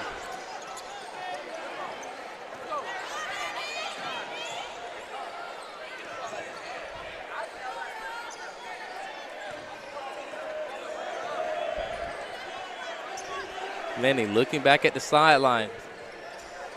14 seconds left on the shot clock. Landy cut off, kicks it to Michael Swift. 5 seconds left. Landy passes it to King. King jump shot. He's good. Savannah State retakes the lead. And that's why they've been able seconds left in the first half. And that's why they've been able to find Quay King by attacking and drawing his defender, giving it to him in around the mid-range area either for a jump shot or floater. Savannah State's crowd making some noise. Back into the game they are. Chancellor Wilson guarding Tariq McAdoo. McAdoo looking. 10 seconds. Lacewell for 3. He's no good. Rebound McAdoo. Great steal by Quay King. He loses it. He's trying to pass it to Landy. Muhammad will hit the ground. And we'll have a jump brawl. Deshaun Aldridge wanted a timeout. He went to referee Marvin Harris Jr. looking to call timeout. Yep, let's see Muhammad. He wanted a timeout too. I saw he wasn't able to make the most with his hand, but he was saying it though. And the ball will go over to Savannah State as the referees call a jump ball. 10.6 seconds left in the first half. Savannah State with the 1-point lead.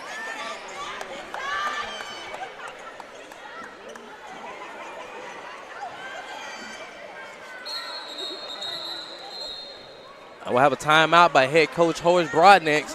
After the basket from Quay King, Savannah State retakes the lead. What have you seen from the Savannah State team? The way they've been able to play defense and offense, and the way that they've been able to score in transition and harass the Allen University guards. What do you have to say from this Savannah State University team? Yeah, what I have to say is that what I mentioned earlier about how they was able to get Quay King open by attacking and drawing his defender so that way they could get into that high-low action. Because initially, at first, just trying to feed it to him at top, it wasn't working. And then Quay King was being denied. So what they had to do was drive either from the slot area, try to draw his defender, and then spin around and give it to him. So that way it creates a closeout situation for him. Or drive baseline, draw that defender, and then kick it back to him around the elbow area. And that's been proven successful. Allen University Yellowjackets break the huddle with Julian Smith, Malik Lacewell, Austin James, Muhammad Al-Qadi, and Tyreek McAdoo. But just the individual defense of Jashawn Aldridge has been amazing between Javonte Landy and Michael Swift. AJ Plain sprints up the court. 5 seconds left. 4 seconds left. Plain kicks it to the corner. Swift will put up a three. He was rejected by Muhammad. And they say Muhammad Al-Qadi stepped out of bounds. There should still be some time remaining on the clock. The referees will discuss it, but there should be more time on the clock. Savannah State should be able to hold for the final shot. Dimitri Patterson has now subbed into the game. 0.5 seconds left on the clock for the Savannah State Tigers. Michael Swift, the inbounder. Landy will get up a shot. Can he hit it? No good. As that shot is no good, Savannah State has a 1-point lead going into halftime, 32-31 in the first half. I'm your host, Travis Petty. Alongside me is Jamal Rowland. You are watching the Savannah State Athletics on the Black College Sports Network. This is Ryan Fulford. AD Drew and I are co-hosts of the BCSN Sports Wrap. We talk about all things related to HBCU athletics. From the games, teams, coaches, and fan interest stories, we cover it all. You can find our shows on Facebook at BCSN Sports Wrap, YouTube at MyJBN Online, and everywhere you listen to podcasts like Anchor, Spotify, Google, and Apple Podcasts. You can also find the show on the Jericho Broadcast Network's app. Make sure to download. We look forward to you joining the conversation and being a part of the show.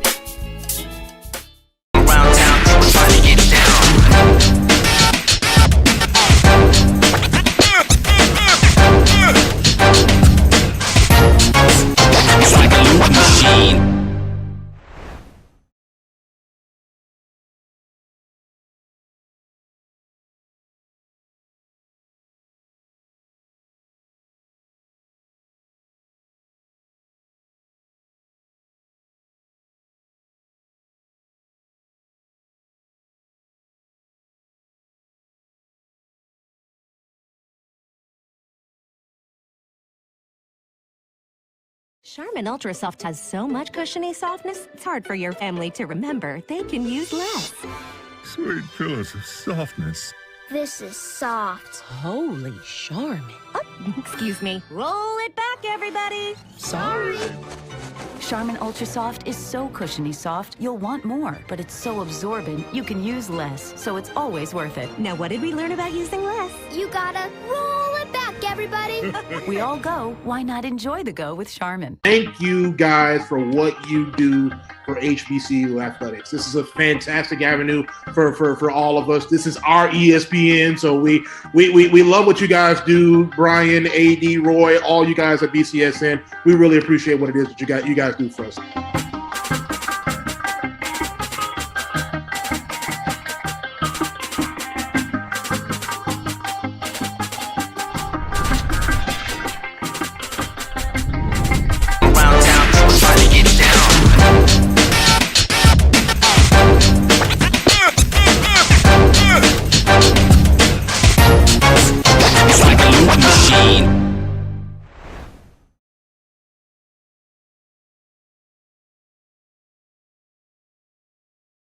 This is Ryan Fulford. AD Drew and I are co-hosts of the BCSN Sports Wrap. We talk about all things related to HBCU athletics. From the games, teams, coaches, and fan interest stories, we cover it all. You can find our shows on Facebook at BCSN Sports Wrap, YouTube at MyJBN Online, and everywhere you listen to podcasts like Anchor, Spotify, Google, and Apple Podcasts. You can also find the show on the Jericho Broadcast Network's app.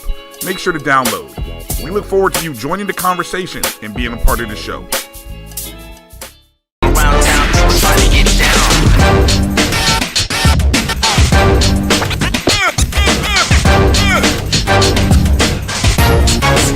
It's like a loop machine.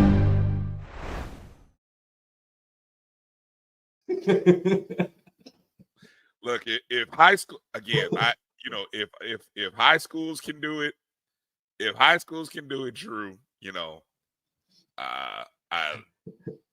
I mean, at some point you got to look at it and say, damn, if the local high school can do it, how come we can't do it? How come we aren't doing it?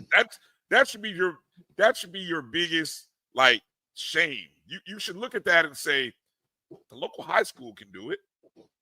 We're not doing it. How come we can't do it? Okay. Make that make sense. Thank you for clarifying that, boys. I don't want to see the schools have to pay people to travel to have a school-specific broadcast so you can see it on the other school's feed. It does not make money sense. That's assuming that the other school actually has a feed. And I understand your point, assuming that the other school has a feed. That's a valid point. I would argue and say again. I'd love to hear my own people though, but I understand where he's coming from. A lot of schools will put the broadcast team on the travel bus, or if it's a bigger school, the plane with the team. And they will travel with the team right up there in the front with the coaches, because their job is to broadcast the game. Yeah. They will try. So it's like you're not paying. And I mean, look, I know you got to. I mean, that person's going to have some other type of job on campus. It's not like that's their only job most of the time. Yeah. It would be nice. Or that person is a retired so and so and so and so who wants to hang around the athletic department, and you're giving them some type of stipend or whatever to broadcast. That's perfectly fine. Now, then, boys, I do want to say this though. You say when the other team has a broadcast, that's assuming that the other school is actually producing a broadcast. And when you get past the Division I level, the SWACs, the BACs, when you get into the Division IIs and the NAIAs, a lot of times it's C and P, as I call it, Brian. Camera and pray. There's a camera streaming, you get ambient sound, and you pray that you can figure out what's going on. That's a nice little acronym. And once you get past Division I, if you're a Division II or NAIA fan, you know what I'm talking about. You know exactly what I'm talking about. Division I's, they pretty much have everything together when it comes to those. So, and let me give one more. And hey, I'll add this to that. If I'm paying the Alabama A&M broadcast, guess who I'm listening to? I'm listening to it from the Alabama A&M perspective, right? Of course. I'm not listening to a bipartisan, feed. It's skewed mostly towards the home team, which again, I just feel like there's value in hearing praise, hearing the positive comments, the criticism of your own team. Yeah, of your own team, and knowing it's coming from a place of knowledge from somebody who's watched this team, maybe even gone to practices, talked to the coaches, talked to the players. There's value. It's called bringing insight. Okay, so I think I love the thought. And again, next week I got to work.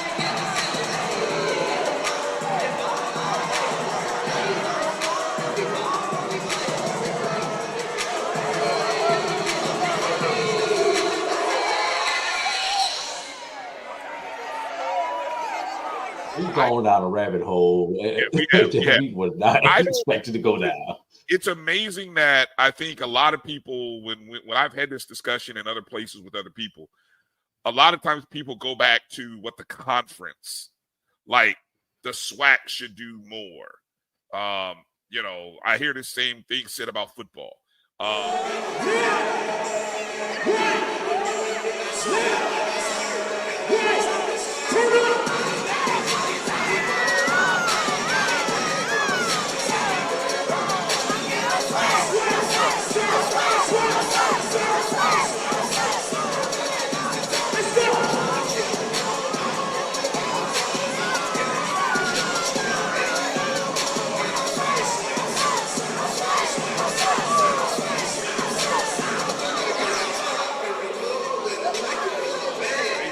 How are they different than the SWAC or the MEAC? You know, yeah. So, but those, I will say this: they bid out those radio rights, but they bid out those radio rights to entities like, who's the major company? Cumulus. Is it Cumulus? Talk about radio. You got Cumulus Clear Channel. Yeah, but it's another entity. It's another broadcast entity that not Westwood One, but Radio One. It starts with an I. I can't think of it. But anyway, they handle a lot of the radio. But guess what? They hire a guy who's local to the team. They hire somebody who's local to the team. They hire somebody who's local to the fan base and community. I don't know if it's iHeart. It's oh man, it was just talked about recently by AD Sykes. She was talking about having conversation. Learfield, thank you, Learfield. It just hit me. Learfield is a major company in the broadcast. Learfield Communications. Learfield Communications is utilized by a lot of schools at the higher FBS level. But I know because University of Central Florida uses Learfield. But guess what? They utilize a guy who has been calling games every time, whether it be at Learfield or the previous companies before. He has been calling play-by-play for UCF sports since I first got to Orlando in '98. And people know him as the voice of UCF Golden Knights or the UCF Knights, the same way that Charles Edmond is the voice of Alcorn State sports. Centuria what's Centuria's last name? Black. Centuria Black, the voice of Grambling. Keith Miles used to be the voice of Florida A&M. Yes. You know, I mean, just names that are synonymous because they've done it for years. And so, yeah. So, I don't know. Yeah. The only thing that I would wish, Brian, from our conference perspective, is if there was a way to aggregate all that information somewhere on the conference website where it's easy to go. You can go and find it on the conference website, but you have. They put a link. They put I guess.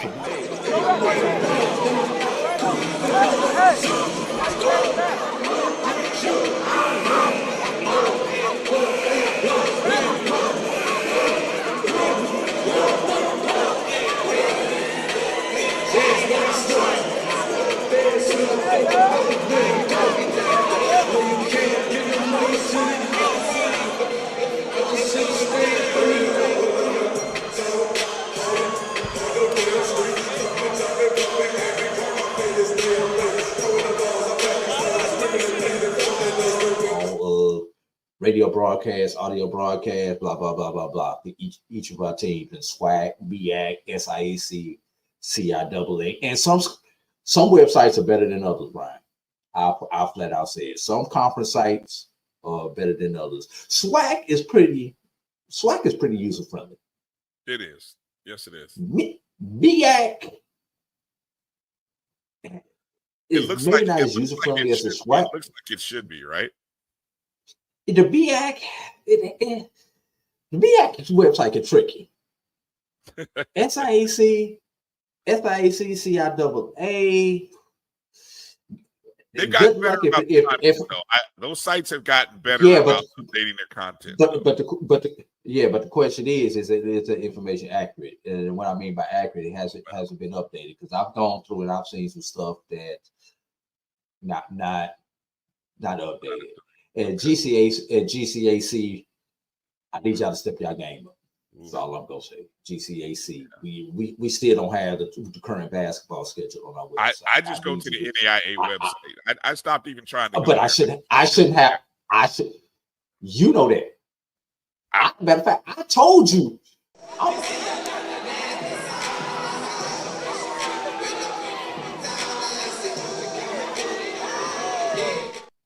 Know that.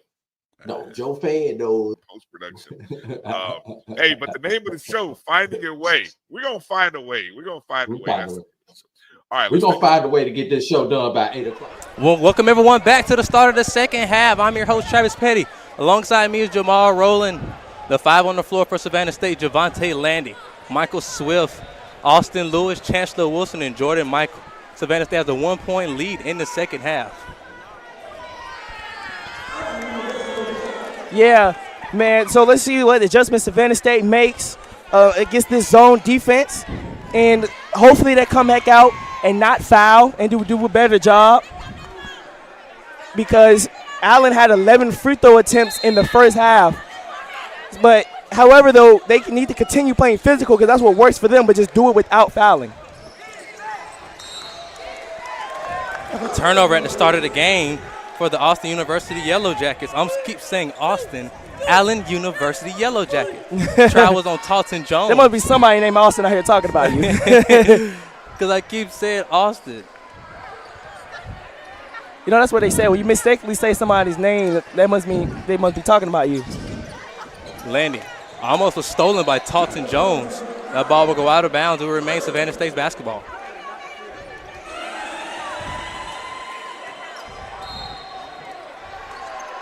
Michael Swift, the inbounder, gets it into Javante Landy.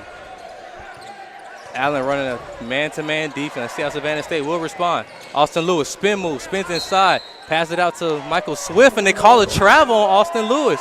There's been quite a few travel calls.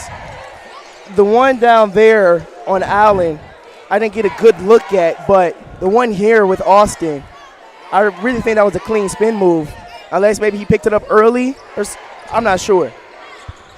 Talton Jones being trapped, beats it into Deshaun Aldridge. Talton Jones, what a pass to Tariq McAdoo. McAdoo hits the deck, and there'll be a foul call. Definitely a foul. Austin had tripped him up. That foul was on number 5, Austin Lewis. It'll be his first personal foul, the team's third. A.J. Plain will now come into the game. Austin Lewis will take a seat.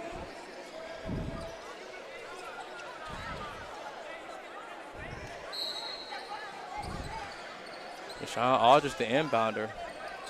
He's looking, just gets in. That ball was poked away by A.J. Plain. Head coach Sean Walker does not believe the call. He is very not pleased with it, but it will go over to Savannah State University. It definitely hit his face. Malik Lacewell definitely hit the face of Malik. Plain, spin move on Aldridge. Pass it out to Chancellor Wilson. Allen still in that press defense. Good pass from Landy to Jordan Michael. Michael went in the middle of the lane. Javante Landy went to the baseline. He was cut off by number 13, Demetri Patterson, but fought through the contact. And what a pass to Jordan Michael. Lacewell gets it inside to Patterson. Patterson double team, looking, bounce passes it. That pass was almost stolen by Javante Landy. And that was a great read. Once you rotate over to the person closest to the ball, that's typically who the person that's getting trapped is going to pass it to, and that's an easy steal for you. Javante Landy almost had that. 14 seconds left on the shot clock for Allen. Deshaun gets it into Lacewell. Lacewell, the 17-footer. No good. A rebound, A.J. Plain. One-handed rebound by Plain, might I add. Plain receives a screen from Jordan. Passes it to Landy. Landy passes it into Wilson, who's inside the three-point line area. Spin move. Goes up strong. Count the basket and a foul. Good, strong move by Chancellor Wilson. Wilson will be set to the free throw line to convert on the three-point play opportunity. And that's just the physicality of Savannah State, driving, putting their head down, spin move, and going up strong. That's what happens when you reach 2 as well. Wilson now with 4 points in the game, shooting his first free throws. And it's no good. A rebound, McAdoo. Deshaun Aldridge, but a very successful first half. Talton Jones stops on the dime. Pass it along to Deshaun Aldridge. Jones bounce pass it to McAdoo. Looking, kicks out to Lacewell. 7 seconds left on the shot clock. Good ball movement. 3 can result. No good. Rebound, Jordan Michael. He couldn't hold it. Bodies hit the deck. Swift hands it off to A.J. Plain. Plain kicks it out to Michael Swift. Swift passes to Javante Landy, and Landy will reset and set the offense up with 20 seconds left. Takes a screen from Chancellor Wilson. Plain will take the feed. Goes up strong. No good. Tip. Rebound, Deshaun Aldridge. Double crossover move by Deshaun Aldridge. Aldridge will hesitate, going strong. Good defense by Jordan Michael. He went straight up, and head coach Horace Brodnick jumps out of his seat in disbelief. Yeah, that was definitely, contact was definitely created by Deshaun Aldridge there. He jumped straight into Jordan Michael. Yeah. Deshaun Aldridge will be sent to the free throw line, shooting 2. As a basketball player, what I've learned in those situations, when you run into a player that like to try to jump into you, is really to try to pull the chair, especially when they're focused more on the contact than they are the actual shot attempt. Aldridge's first free throw is good. That'll be his first points in the game. Austin James will now come into the game for Talton Jones. James was a very good productive scorer off the bench. Might I add, he is the leading scorer for Allen University with 9 points. Aldridge will connect from the free throw line on both free throws.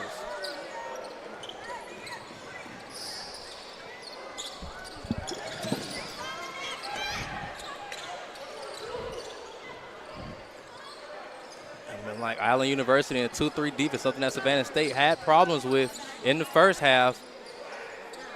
The problem is that the ball is sticking a little too long, but AJ was able to get it in. Wilson hits it to the corner. Javante landed for 3. No good on top of the backboard. Rebound, Austin James. He'll sprint up the court, but decided to slow it down once he realized that he does not have the number. They swing it. 3-point attempt for Lacewell, and it's good. Allen University has now tied this game up.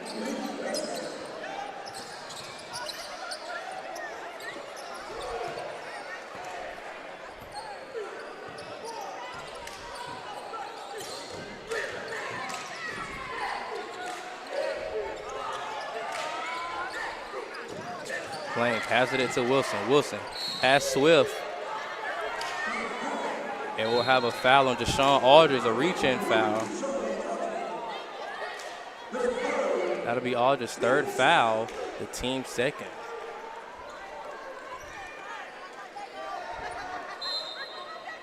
AJ Plain, the inbounder. It looks like that Allen switching back into a man coming out of the inbound. Michael Swift, good pump fake move. Jump shot by Michael Swift, no good. Jordan couldn't handle the rebound. Deshaun Aldridge, full court pass to Austin James. He'll pull up a 3, and he's good.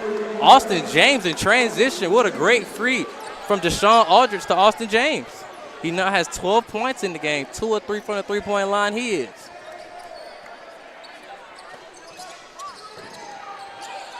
Chancellor Wilson tried to get it inside to Jordan Michael. Michael couldn't handle it. Turnover, Savannah State. And that's definitely the high-low action that Savannah State is looking for.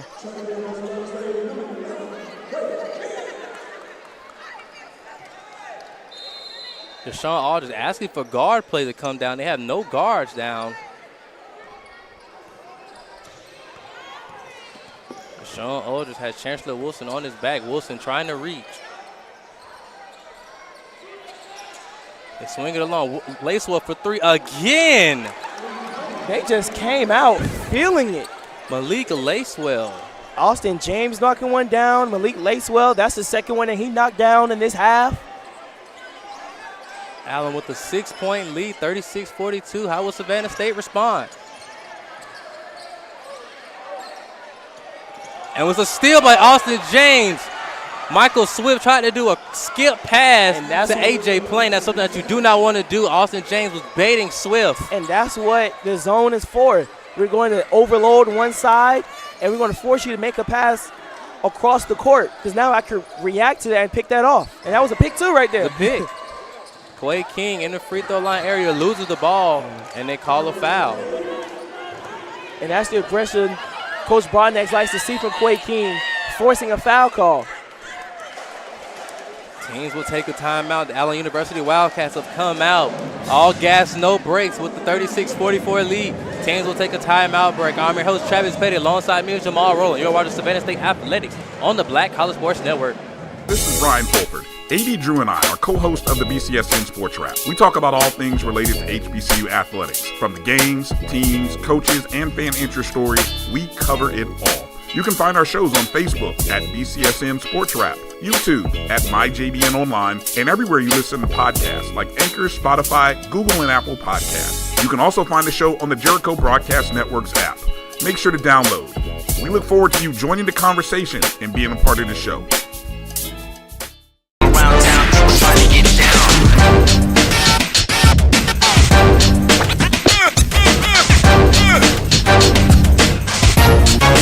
It's like a loop machine.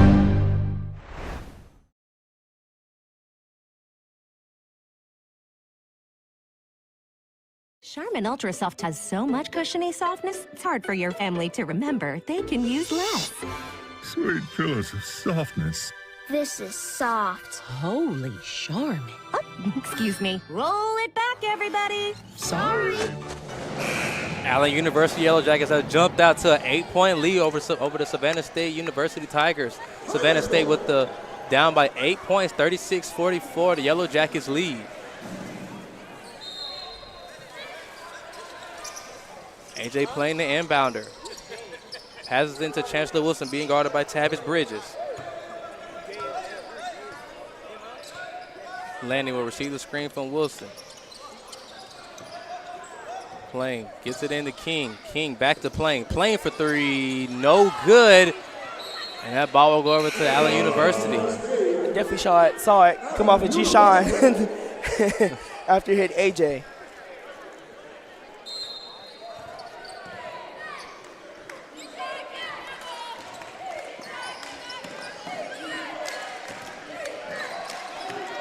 I tell you what, the way Deshaun Aldridge is not fazed by the pressure of Javonte Landy, the way he's able to stick that forearm out, that's something that Landy but he's not extending it. He's not extending it. Should have been an offensive foul. And Deshaun Bridges stops on the dime, gets it into McAdoo. McAdoo back to Aldridge. 5 seconds left on the shot clock. Aldridge stops on the dime. Aldridge, what an acrobatic move, is tipped out of his hands, right in his hands to Landy. Landy with a head of steam, goes in strong with his right, no good. Chancellor Wilson will follow up, no he doesn't. Rebound, Austin James who pushed the pace, losing his dribble. Quay King guarding him, no look pass to James to McAdoo. McAdoo will go with the left hand, no good. Rebound, Zion Davis. Outlet pass from Plain to Landy. Landy loses his dribble but regains it.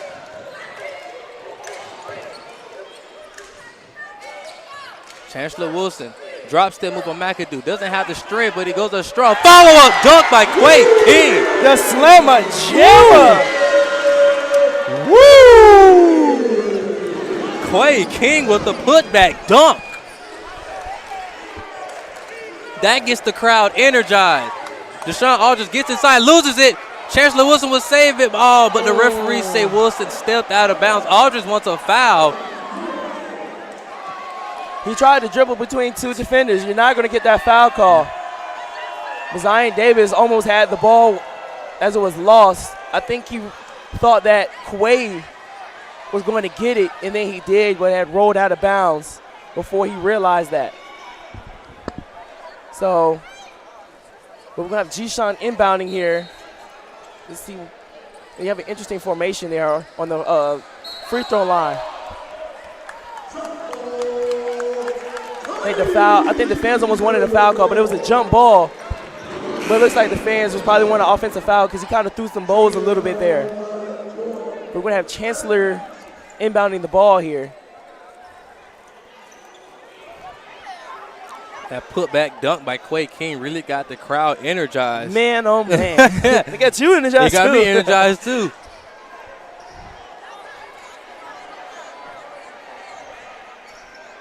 It's really been a quiet night from the Savannah State team offensively. Their leading scorer is Quay King. Second leading scorer behind him is A.J. Plain with 6. Savannah State will need more from the offensive end if they want to win this game. Chancellor Wilson gets it into Quay King. Good strip on the backside by Tavis Bridges.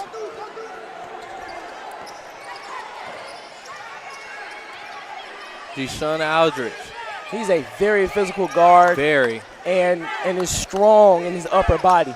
And he's able to stay upright. And stay on balance, too. His balance is amazing. Able to stay on balance through all the bumping and it'll be an offensive foul on Tavis Bridges. I said on the possession before, Bridges should have got called for the offensive fouls. This time, the referees called it. That'll be referee Daryl Smith.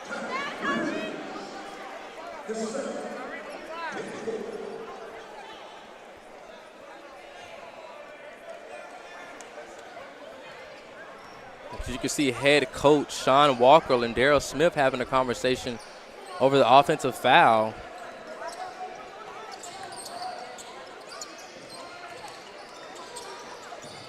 They swing it along the perimeter, trying to find an open shot. Javante Landy passes to Quay King. He lost it. Travis James ends up with the ball. But the way they were whipping the ball around, that's what I'm talking about. And that's how Javante Landy was able to get inside. It's just that Quay King couldn't handle the pass. Austin James for 3. No good. A rebound, Tavis Bridges. Being guarded by Quay King. An elbow by Tavis Bridges. And King will hit the deck. Oh, yeah. He took a hard elbow into the stomach. The sternum area, yeah. King is down. Hopefully he is okay. Yeah, that definitely looked like it hurt. I was just waiting on the call. The elbow, yeah. I think if Quay didn't fall down, then he probably wouldn't have gotten that call. Jordan Michael will come into the game for Quay King. King will head to the sideline after the mean elbow from Tavis Bridges.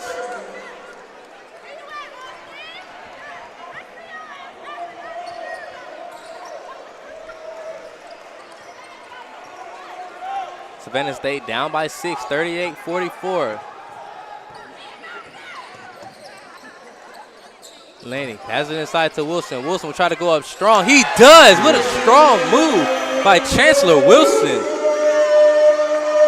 They got it inside on the zone. Deshaun Aldridge. Very physical guard. Being guarded by Javante Landy. Jordan Edmond at the top of the key. Trying to find someone. He gets it inside. Nate Lacewell with the mid-range jump shot. No good. A rebound, A.J. Plain. This is going to be a low-scoring game. And you see here that these two teams are trying to hold one below another. As the last time these two teams played was on January 29th. Allen University won 47-49. The score right now, 44-40. 8 seconds left. Jordan gets it inside to Wilson. Wilson could not handle it. Is the basketball slippery? The ball must need to be wiped because I've seen quite a few passes be dropped through the fingers of players. We'll have a timeout right here by head coach Horace Brodnick. Savannah State down by just 4 points. I'm your host, Travis Payne. Alongside me is Jamal Rowland. You're watching Savannah State Athletics on the Black College Sports Network. Ultra Soft is so cushiony soft, you'll want more, but it's so absorbent, you can use less, so it's always worth it. Now, what did we learn about using less? You gotta roll it back, everybody. We all go. Why not enjoy the go with Charmin? Thank you guys for what you do for HBCU athletics. This is a fantastic avenue for all of us. This is our ESPN, so we love what you guys do. Brian, AD, Roy, all you guys at BCSN. We really appreciate what it is that you guys do for us.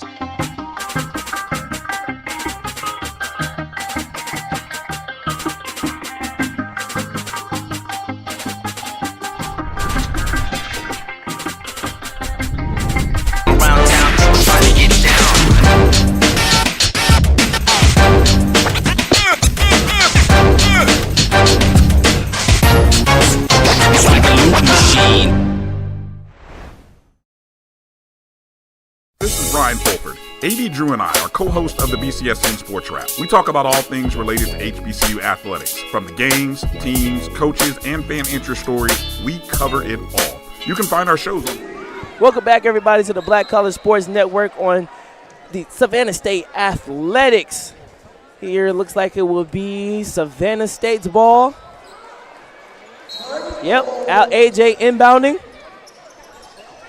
Sorry, everybody, for the technical difficulties. Jamal Rowland held it down. Chancellor Wilson skies in the air, passes to Davis. Davis was rejected by Jordan Edmond out of bounds. There should be 1 second left on the shot clock. Referees don't rule it that way. The question is, when did they blow the whistle? Like, when was it deemed out of bounds? He may have blocked it in 1 second, but did it go out of bounds in 1 second?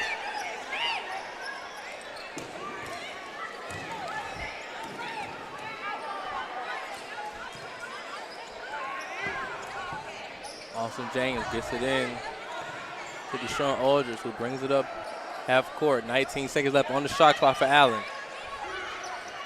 Almost Javonte Laney jumped into the passing lane. Austin James spins, trap, looking, gets it to Jordan Edmond. Great feed from James to Edmond.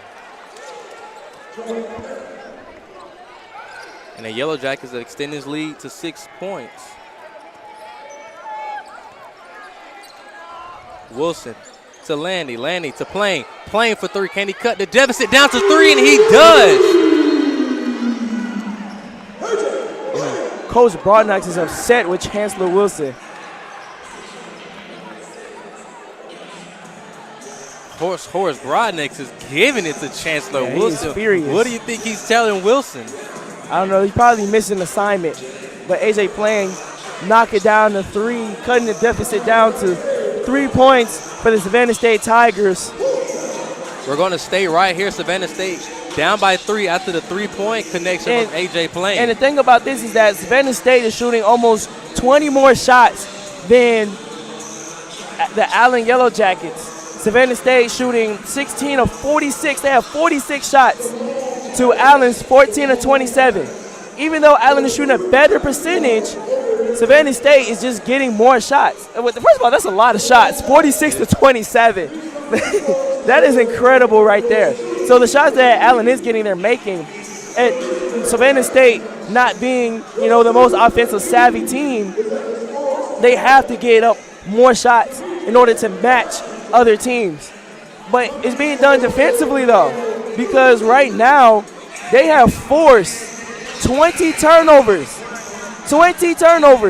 and scored 20 points off of those turnovers. And the thing is, too, about Savannah State is that they move the ball very well just following this team. They always have double-digit assists. Right now they have 13. Run their sets. As I said before in the past, covering this team, they're a team that's going to play half court, slow the game down. They're going to run their sets, which they have. They have 13 assists, and they force turnovers. Both teams will come out of the timeout break with the 5 on the floor. Quay King will replace Chancellor Wilson. Savannah State down by only 3 points. They had the lead going into halftime. Let's see if they can fight their way back and take the lead. Austin James will go inside. Follow a jump shot. He's no good. Tilt, rebound, Javonte Landy. Outlet pass to A.J. Plain. Plain will stop on the dime. Takes the screen from King. Pass it to Davis. Davis baseline. Pass it out to Plain. To Landy. Landy won't take the 3. Hop step move. What a move by Javonte Landy. He's no good. Tipped out by Quay King. You still have another possession. This is what you were saying. They're getting up more shots. Yeah, even though Allen is shooting a better shooting percentage. That 2-3 zone, Allen is in.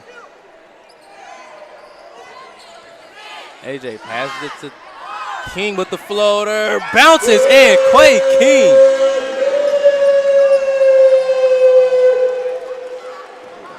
Savannah State has cut the deficit to just 1 point, 45-46. And this stop is critical. And another reason why Savannah State is able to stay within the game, too, is because they stopped fouling. First half, Allen had 11 free throw attempts, and they have 13. So they have only 2 free throw attempts as Malik Lacewell knocks down the 3. And coach is going to talk to Zion Davis. Savannah State down by 1 point, but after the 3 from Malik Lacewell, You had them right there, but the Allen University Yellowjackets have extended this lead to 4 points, 45-49, the Yellowjackets. You are watching Savannah State Athletics on the Black College Sports Network. Charmin Ultra Soft has so much cushiony softness, it's hard for your family to remember they can use less. Sweet pillows of softness. This is soft. Holy Charmin. Oh, excuse me. Roll it back, everybody. Sorry.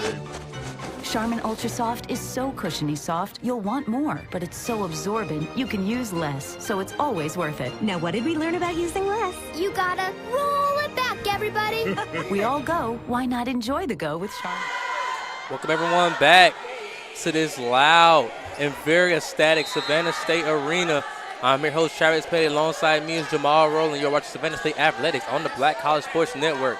Savannah State just breaks the press defense. Julian Smith is now subject to the game for the Yellowjackets. Playing, gets it in. Zion Davis wide open. Great feed from King to Davis. What happened there is that Quay King looked off to help defense by faking to the corner, thus leaving Zion open. Aldridge being guarded by Davis, calling the shots. Seems like they're going to force Aldridge to go to his right hand. They're shading him. Aldridge loses his handle. Turnover by the Yellowjackets. You see how Savannah State is now guarding Aldridge. They're forcing everything to his right. They definitely, no, right there, they definitely did not want him to use that screen there. They wanted him to reject that.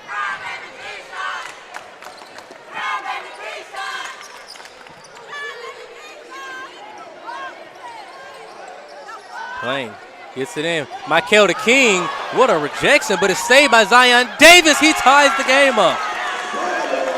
The ref was on the way. I couldn't see the block. I couldn't see the block. Only thing he did know Savannah State now tied the game up. Right. Davis, correction, Aldridge spin move on Davis. Malik Lacewell, you're going to have to get a hand on him. Great defense by Javante Lanning to cause Lacewell to lose the ball. The way G-Sean can get the step on you and he veers into you, thus putting you behind you, making it very difficult for you to recover and get back into play. We have immediate timeout here in Savannah State. Savannah State has now tied the ball game up after the bucket from Zion Davis. We'll stay right here.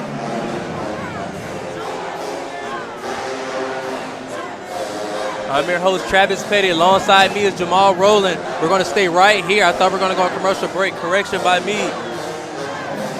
The crowd getting into it. Teams going to timeout break. What have you seen from the Savannah State comeback? Well, I see one, they stopped fouling. They're able to play physical without fouling. They've only allowed 2 free throw attempts in this second half. You know, they've done really good. And also, too, but it was very difficult for them at first. Keep in mind, basketball is a game of runs. Allen went on the run. They made a few threes. They're 4-6 this half in threes.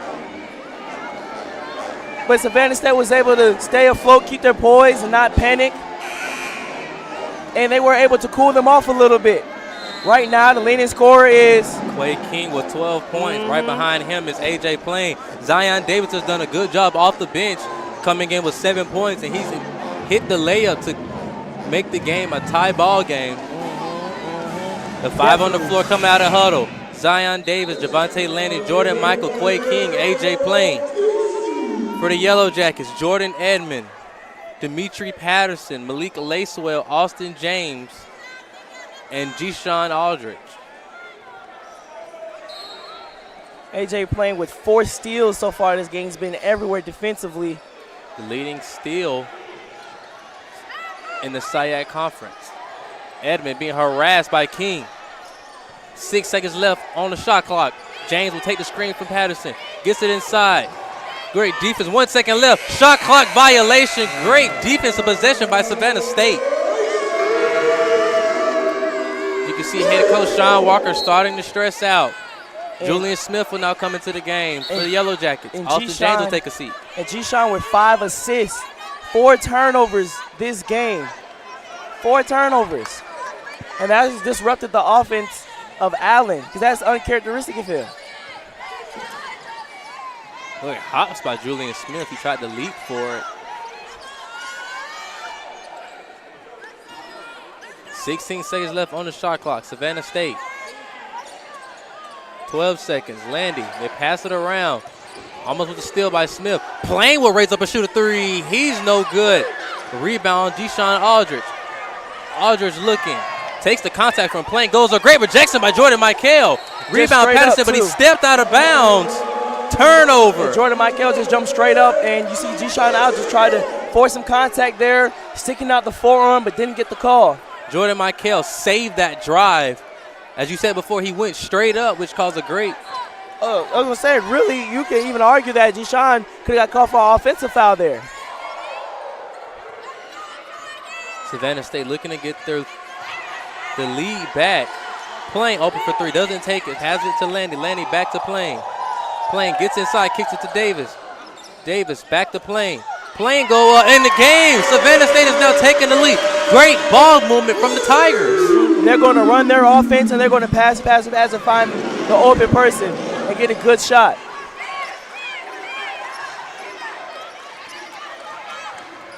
Tigers now switch. Javante Landy. Landy steals the ball from Aldridge. Landy saves the outlet pass to AJ Plain. Plain will go with the right hand. No good. He went up with his right hand because he kind of went off the wrong foot there and jumped a little too early. And we have a travel by Jordan Edmond.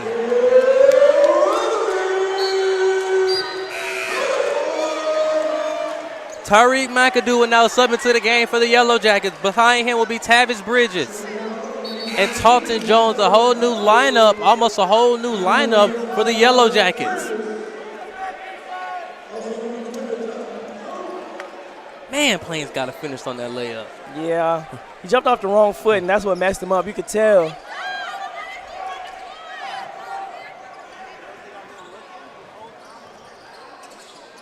Quay King inside the free throw line area with the left-handed hook shot is good. Quay King. Tavis Bridges actually helped Quay make that shot because he partially blocked it. He partially blocked it, actually. If he didn't partially block that shot, it would have been too strong when it hit the back of the rim and would have bounced out. McAdoo at the top of the key. We're going to have a foul down low by Jordan Michael away from the ball, guarding Tavis Bridges. But Quay King is being very aggressive here, and I see Coach Broadnax in his ear telling him to be aggressive. Because Quay King is great when he's aggressive going towards the basket, but good when he's shooting jump shots. That he is. He now has 14 points in this game. Talton Jones kicks it to Malik Lacewell for three. No good. Talton Jones tried to get the rebound, but the referee will say the ball was off of Javante Landy. The fans definitely don't agree with the call.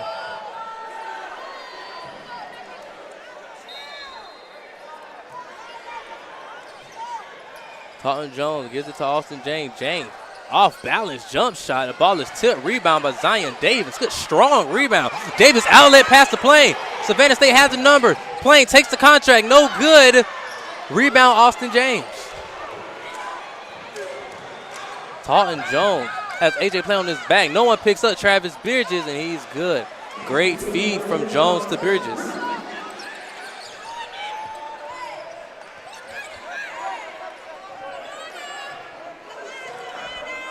(53-51) Savannah State lead. 4 minutes and 56 seconds left in the second half. Savannah State with a 2-point lead. 15 seconds left on the shot clock.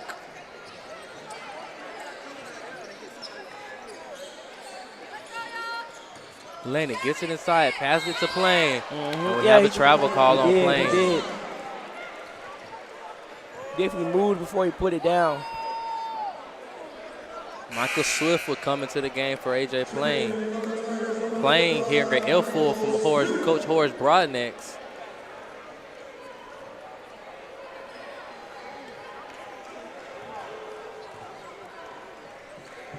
Michael Swift guarding Austin James, full court. Hands it off to Talton James. 20, 19, 18 seconds left on the shot clock. Michael Swift.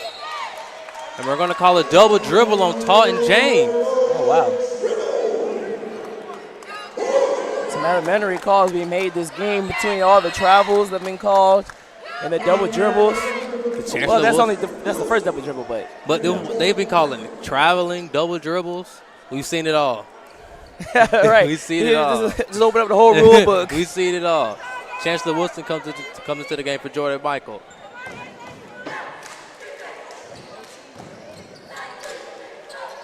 They're trying to get it inside to Chancellor Wilson in his 3-2 zone that the Yellowjackets are running. Davis gets it into Quay King. 8 seconds left on the shot clock.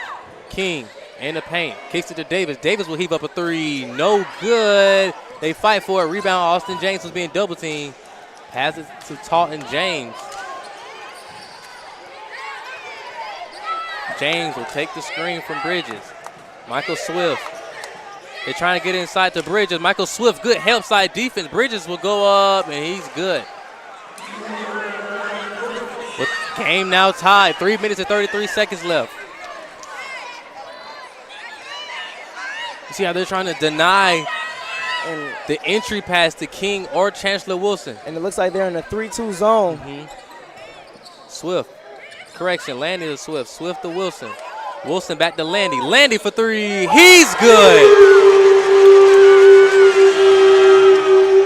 Javante Landy hits from the left elbow from three to give Savannah State the lead back. 56-53 the Tigers.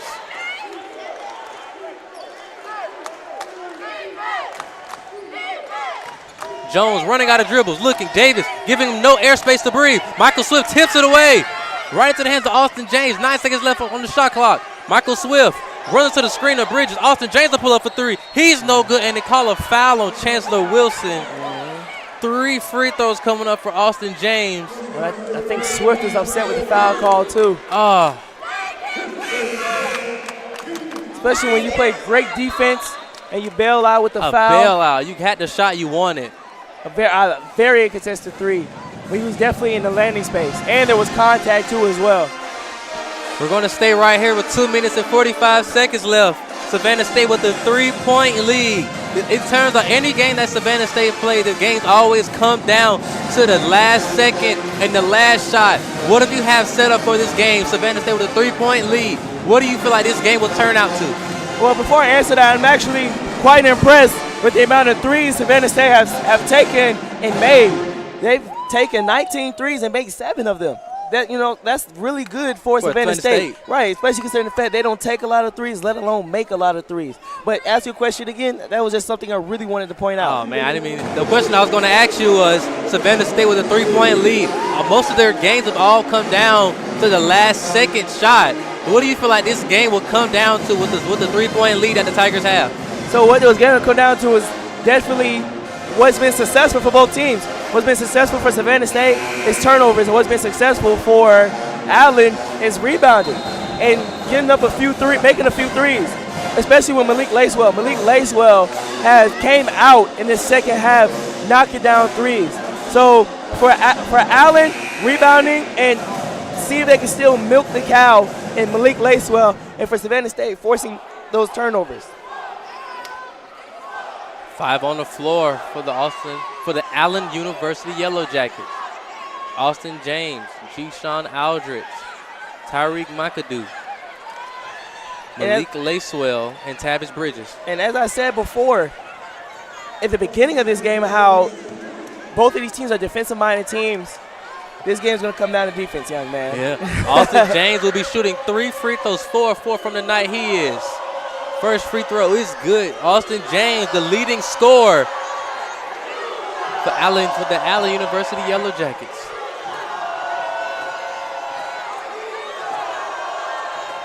James, 2 for 2, he goes. Third attempt coming up. AJ Plainwood now coming to the game for Michael Swift. Julian Smith now checking in at the scorers table for Allen.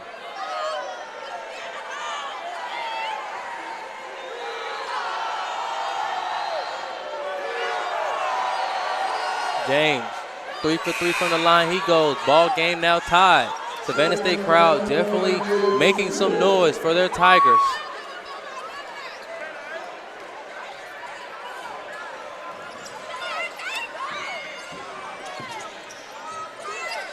Luckily, Chancellor Wilson was looking at the ball. Savannah State breaks the press. 19 seconds left on the shot clock. Plain being guarded by Julian Smith. Allen back out of that 3-2 zone and now in man-to-man defense. Plain takes a screen from Wilson, passes it to Davis. Davis goes baseline, was cut off by Lacewell. Gets it into King. 5 seconds left on the shot clock. Quay King off balance. Tried to pass to Chancellor Wilson. He was off balance. Yeah, it looked like he was indecisive because he was trying to be aggressive and get inside. And I see that he wanted to take that fadeaway jumper, but didn't. Because it was there, it was available. And I think he wasn't really sure what foot came down first or which one was his pivot. And really both came down. He could have pivoted off of either foot. 20 seconds left. We're now coming down to the 2-minute mark. McAdoo, Austin James for 3. He's good. The Yellowjackets have now taken the lead. We've hit under 2 minutes. This is definitely going to come down to who can get the most stops. Who can stop who? Game wiring down. Plain takes the contract from Aldridge. 15 seconds left on the shot clock. King to Landy. 10 seconds. Landy takes a screen from King. Landy, crossover, gets it inside. Runner, no good. Davis saves it. Zion Davis with the putback layup.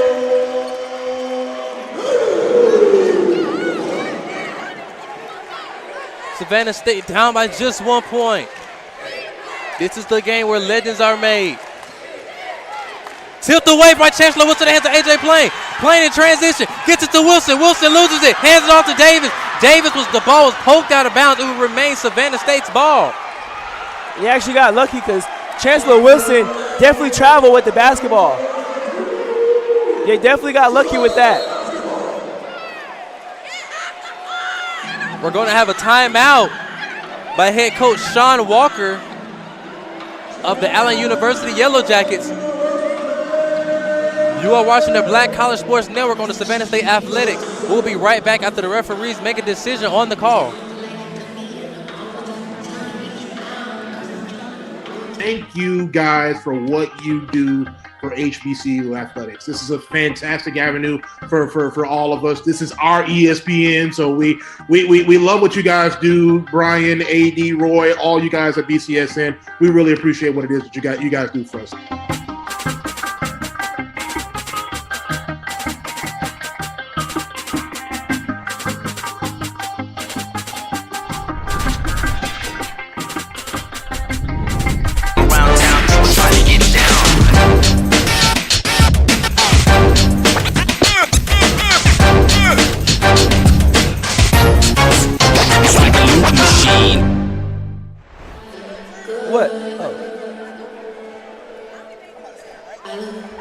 Welcome back, everyone. With a minute and 5 seconds left, the referees ruled that the ball was out of bounds on the Allen University player. Savannah State will regain possession.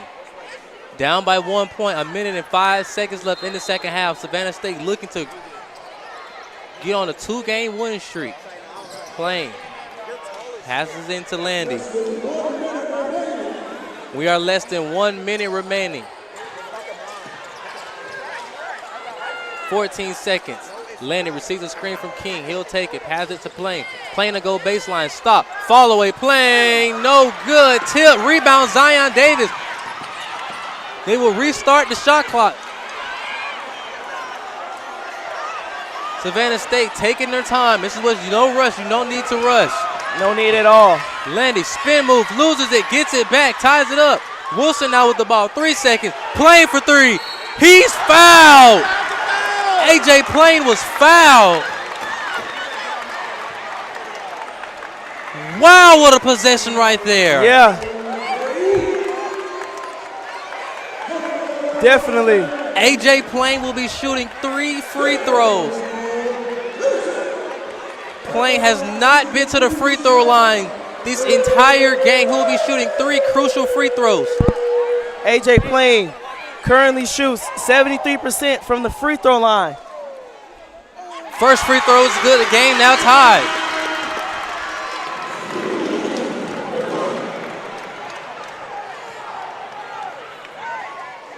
Plain, 2 for 2. Savannah State now has the lead, 60-59. No shot clock remaining. Plain now with 12 points in the game. Third free throw coming up. 3 for 3 from the line is A.J. Plain. Savannah State takes the lead, 61-59. Definitely clutch free throws. Definitely clutch free throws. Keep in mind, though, in college, the ball does not advance after the timeout. So they'll have to bring the ball down the length of the court. The 26.8 seconds remaining. For Savannah State, you do not want to foul at all. A 2 will hurt you, but a 3 will kill you. You have to run them off the line by any means necessary. Now, if you're Allen, you have to take what you can get. You don't have to get a 3, but you definitely have to at least get a 2. Yes. So take what you can get. Get it how you can. Get it how it comes. For Savannah State, you definitely, like I said, you want to play without fouling, and they've done a great job in the second half of playing without fouling. In this second half, they've only allowed 5 free throws. And in the second half, for team fouls, they have a total of 4 compared to the first half. In the first half, they allowed 11 free throws. 11 free throws and 9 personal fouls. Both teams break the huddle. The 5 on the floor for Savannah State. Javante Landy, Chancellor Wilson, Quay King, AJ Plain, and Zion Davis for the Yellowjackets. G-Sean Aldridge, Taunton McAdoo. G-Sean Aldridge being guarded by Landy. All they have to do is force him to eat up clock. Gets it into McAdoo. No shot clock. James, pump fake. Step back for 3. Rims out. Rebound, Tavis Bridges. He loses it. Gets it back. And the referees is out of bounds. Balls went out of bounds after the strip. But all Savannah State have to do is to force him to keep passing and passing and passing to force the clock. Force him to eat up clock. That's what you want. You want them to eat up clock. Allen, though, you definitely want to try to get a shot off as quick as possible. Well, not as quick as possible. You want to eat up some clock, too, because you don't want Savannah State to counter you. But you definitely don't want to just end up passing and passing and passing. Next thing you know, you look up, you have to heave something. Both teams in the huddle. Savannah State looking to continue their winning streak. After the defeat against the Benedict College Tigers, Savannah State 9-10 on the year, 6-2 at home. Both teams in the huddle. This will be a very critical possession for the Tigers. They will have to stop the Allen University Yellowjackets from scoring, from game tying, or taking the victory. And Zion Davis did a great job of contesting without fouling. Just jumping high as he can, skying and reaching as high as he can, hitting the ground and pushing off to contest for the next three-point attempt. Because you want to discourage the 3 at all. You don't want them to take the 3. Because if they take it, there's a chance of them making it. So let's see what the coach of Allen, Coach Walker, draws up for Allen University. Allen University's leading scorer is Austin James with 20 points, 3 of 6 from the three-point field, 3 of 6 from the three-point range, and 5 of 10 from the field goal. Their second leading scorer is Malik Lacewell with 14 points, 4 of 9 from the field. Might I add, all of his points has came from the three-point area. 4 of 7 from the three-point line. He is with 2 free throws behind it. I would definitely try to get Austin James and Malik Lacewell a shot.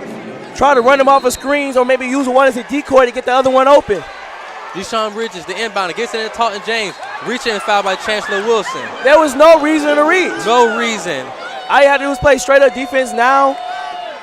They were in the bonus, but luckily, though, they were not in the bonus, so that they will not be one-on-one free throws. Deshaun passes to Taunton. Taunton spin on Chancellor, pulls up a shot. No good. Rebound. Deshaun Aldridge takes it away from Javante Landy. Inbounded. Landy gets the ball. Sprints up the court. 3 seconds. 2 seconds. Landy will pull up for 3. No good. And this game will be sitting into overtime. We are going to overtime. We are going to overtime, ladies and gentlemen. So please stick around. We have more basketball for you. 5 more minutes. Woo! Woo! This game will be headed into overtime. I thought I saw Javante Landy with the rebound. Deshaun Aldridge took the ball from Landy, and we'll be going into overtime. I'm your host, Travis Payton. Alongside me is Jamal Rowland. You are watching Savannah State Athletics on the Black College Sports Network. We will come back at the start of overtime. At BCSN Sports Wrap, YouTube at MyJBN Online, and everywhere you listen to podcasts like Anchor, Spotify, Google, and Apple Podcasts. You can also find the show on the Jericho Broadcast Network's app.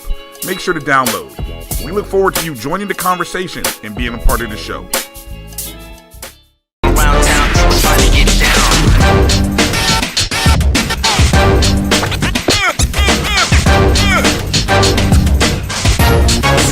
It's like a loop machine.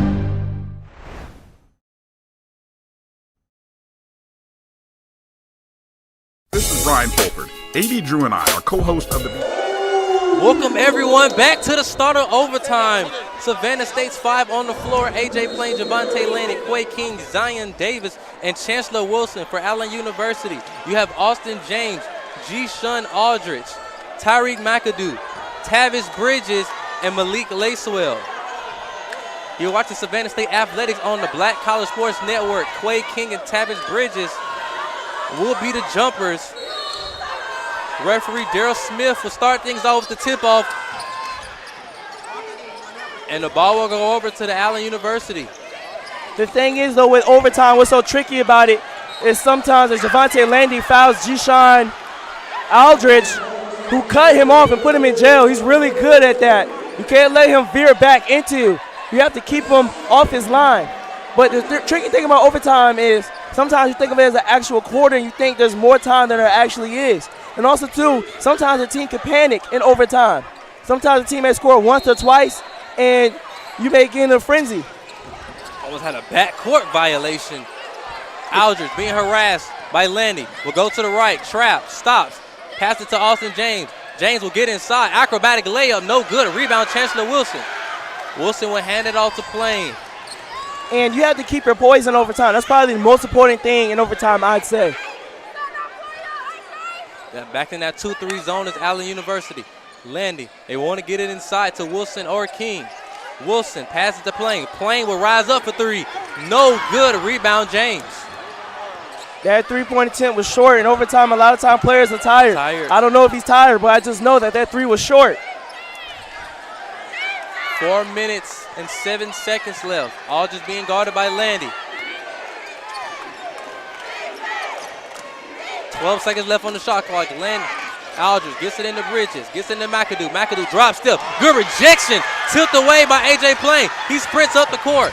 Stops. Splins. Kicks it to Davis. Davis, like he wanted to rise. Passes it to Quay King. And that was smart for him. That was really smart. I like what the Tigers are doing. They're not impatient. They're taking their time.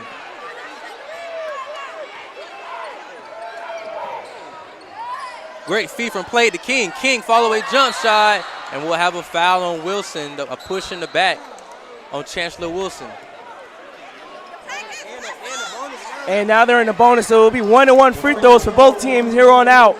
Neither team has a foul to give.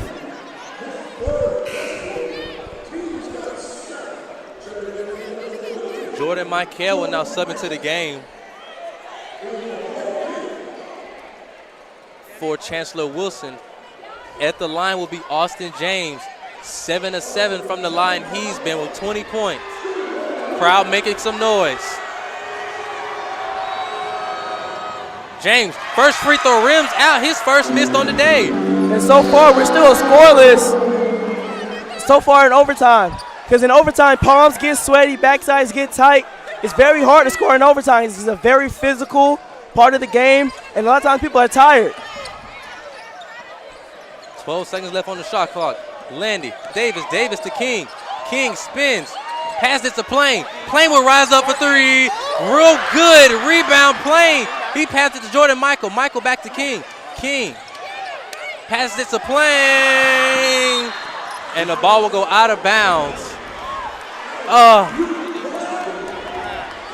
Possession will go over to the Allen University Yellowjackets. Savannah State, you guys, you said before, they're getting shots, they're getting second chance points, just can't capitalize. And hey, this game is going to come down to defense. Who can get more stops and who can hold who below who? Because you see here, so far both teams are scoreless. AJ Plain hits the deck, leaks Wacewell. He misses a shot, but a foul was called. Malik Lacewell will go to the free throw line. Malik Lacewell, 2 of 2 from the free throw line. He is on the day. Allen University is 16 of 17 from the free throw line. They've only had one miss the entire night. And that was the miss that was possession of 2 James. before. Lacewell, first free throw, and it is good. Coming to the game for the Yellowjackets, Julian Smith. Austin James will take a seat. Malik Lacewell shooting 89.5% from the free throw line. Let's see if we can knock down the next clutch free throw. Lacewell, second free throw, no good. We have a foul on the floor on Quade King. Yep, he held him off. A loose ball foul. These will be 1-on-1 opportunities too. And Julian Smith sold the call as well. Julian Smith will be sent to the line shooting free throws. These will be his first free throws coming up. He has no points in this game.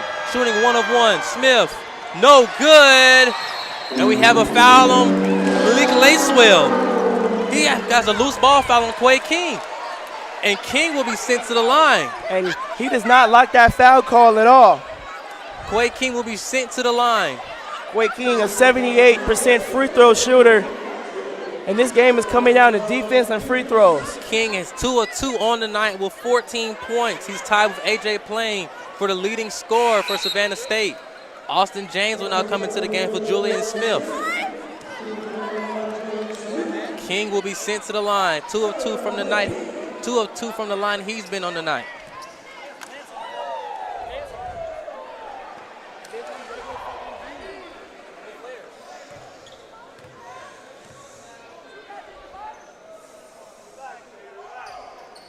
King, no good. That ball is tipped. Rebound, Austin James. That was crucial free throws that was missed by Quade King. And Savannah State need to be careful. The next foul they have will be 2 free throws. They'll be in a double bonus. Deshaun Aldridge takes the screen from Bridges.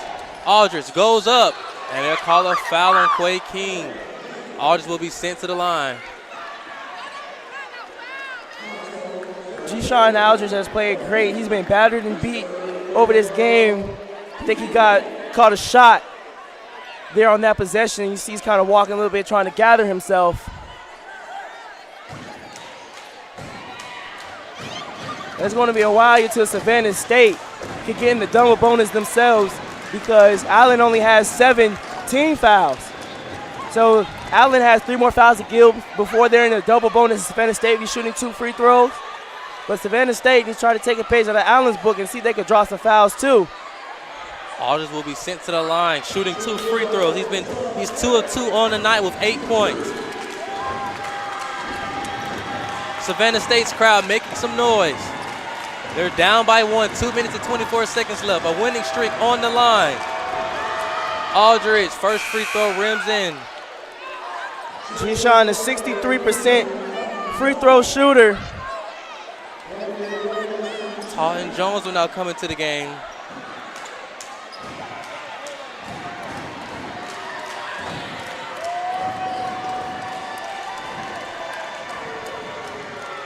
Aldridge, second attempt is good.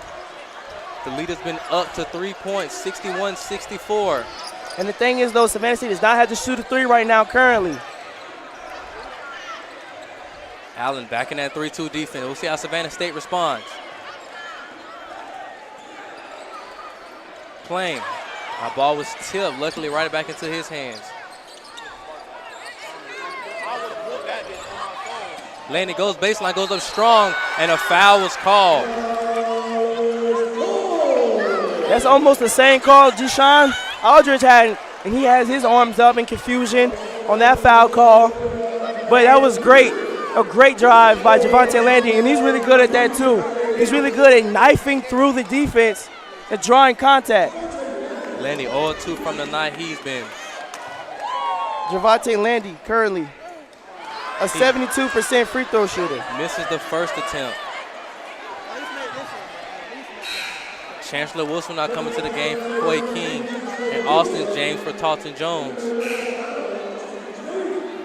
Michael Swift will sub in for A.J. Plain. Second attempt coming up for Landy. Landy, 1 or 2 from the night. He's gone. Austin Lewis will now come into the game.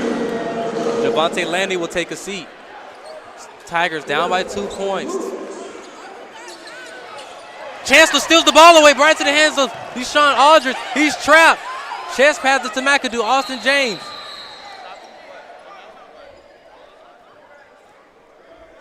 Want to see what the referees call. What did they call? Let's see what they called. We're looking for confirmation. We don't know what's going on.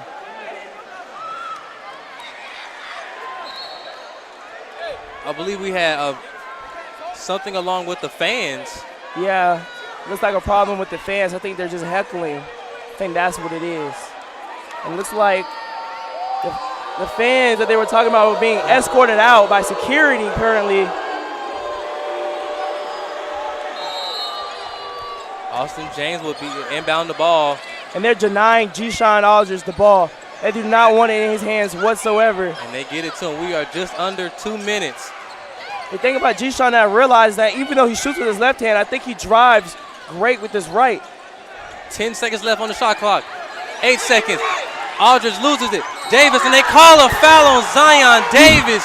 That's definitely a flop. That's definitely a flop. That's a flop. Even he did hip check him a little bit. There was contact. So technically it is a foul. Though, I do think Deshaun Aldridge exaggerated the contact though. Aldridge will be sent to the line. I do think it was a foul. It was contact, but it was exaggerated. It wasn't that much yes, contact. It wasn't enough contact that constituted a foul. Aldridge going to the line, shooting free throws. 4 from the night, he's gone. First free throw is good. Julian Smith will not come into the game. AJ playing Javante Landy and Quay King. All check back into the game, sitting down. Michael Swift, Austin Lewis, and Chancellor Wilson.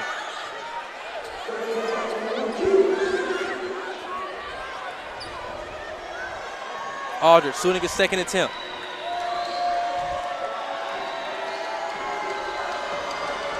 Aldridge. This free throw is good. This lead has been cut up to 4 points. And so far, no one has made a field goal in this game. All points have been scored off of free throws. Plain will receive a screen from King. Pass it along to Landy. Landy pass it back to Plain. Plain back to Michael Jordan. Jordan goes inside. That ball is rejected by Tavis Bridges, out of bounds with 13 seconds left on the shot clock. It remains Savannah State's ball. AJ Plain the inbounder. Lobs it up to Quay King. King hands it off to Landy. 10 seconds left on the shot clock. Landy, high screen roll between him and Quay King. Landy stops it. 3 seconds left on the shot clock. Landy stops on the dime, follow away jump shot. No good. It's tipped right into the hands of Aldridge. He loses it. Zion Davis gets possession. He dribbles it out. Slows it down. We're just hit under a minute. Davis open for 3. He doesn't take it. Bridges bumps and no call. Davis back to Plain. Plain for 3. He's good. AJ Plain rims in the 3. Savannah State down by just 1 point. And look like Javante Landy is hurt. Javante Landy is hurt. Javante Landy is hurt. And I don't think the coach for Allen, Coach Walker, is very happy. He just threw the marker. But I wonder what Coach Broadnex is talking to the referee about. But you see the crowd, they're into it. They're excited. They're ecstatic. And the crowd is back into it. Savannah State down by just 1 point. And it's the games like this that separates the good ones from the great ones. 50 points, 50 seconds remaining in the game.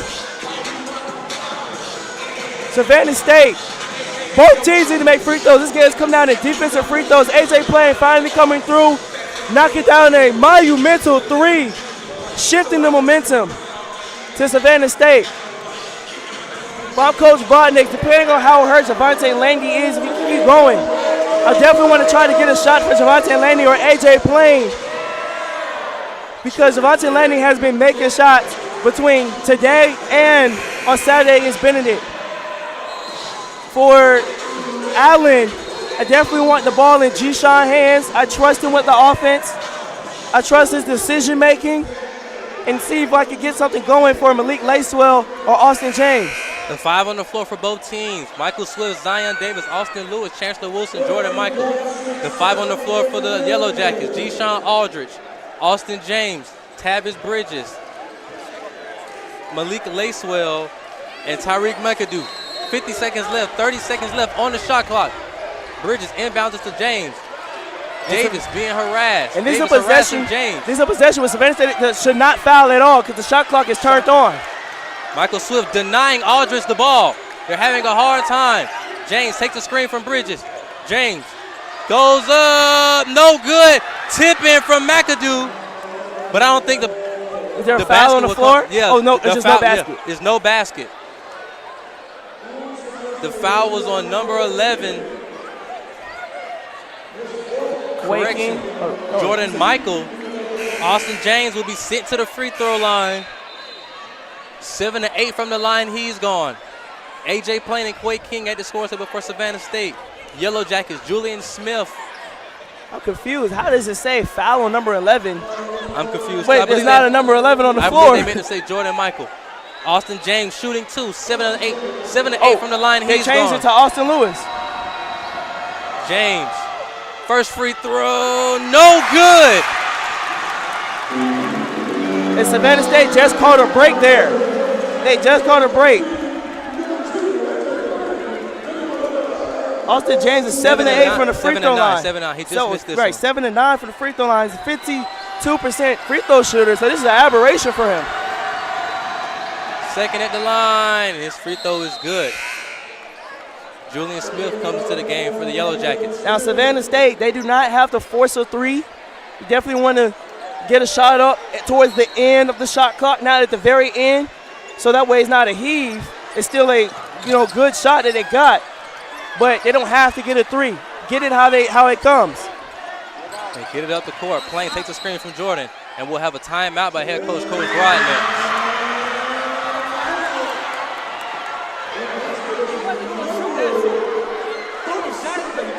Head coach Brodnick's call a timeout. The crowd goes excited after Plain connects on the three. Savannah State down by 2 points, 23 seconds left. What are you drawing up in the huddle? I'm drawing up in the huddle for Coach Brodnick's. I don't see this a lot, but maybe an elevator play for AJ Plain or Devontae Landy. But if that doesn't work, a catch and shoot doesn't work, then I want to try a two-man game between Quay King and AJ Plain. And then give AJ Plain his full right hand on the right side, or maybe going towards his left, because a person that shoots their right hand shoots better driving towards their left because it's bringing the ball to their shooting hand, into their pocket. AJ Plain, the leading scorer for Savannah State, with 17 points. Quay King, the second, with 14. The 5 on the floor for the Tigers, Zion Davis, Michael Swift, AJ Plain, Quay King, and Jordan Michael. And him having Zion Davis inbounding is great because the person inbounding the ball is the most dangerous one. Plain almost loses it. Takes the screen from Jordan Michael. He's head. Has it to Davis. Davis back to Plain. 13 seconds left. Plain gets it down to Jordan Michael. Jordan Michael back to Plain. Plain tiptoes the baseline. Passes it. Loses it. King back to Plain. Plain pump fakes. Goes inside. Puts up a shot. Hands it off to Michael. Michael loses it. And that ball will go out of bounds with 1 second left on the shot clock. And they have to get a tip in. They're going to have to get a tip in. They have to get a tip in.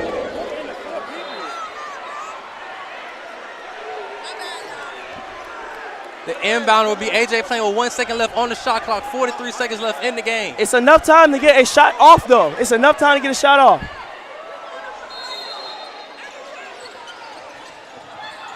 Swift lobs on up. It will be a shot clock violation. Possession will go over to the Allen University Yellowjackets. Now they're going to have to play the foul game. We'll see what the referees discuss.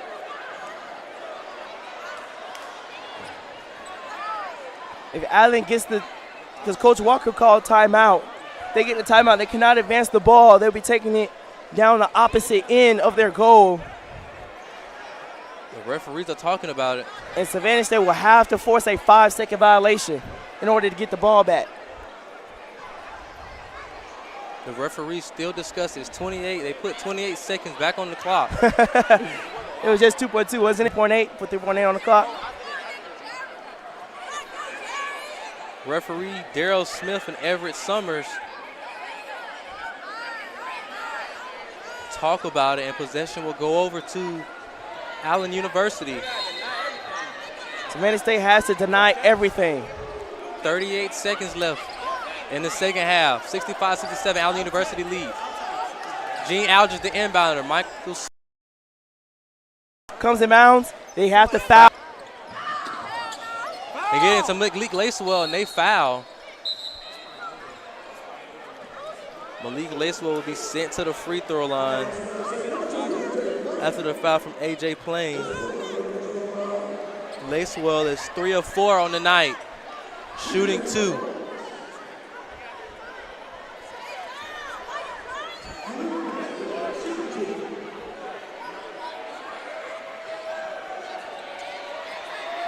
Malik Lacewell shooting free throws, 3 or 4 from the night, he's gone. Makes the first free throw. 22 seconds left in the second half.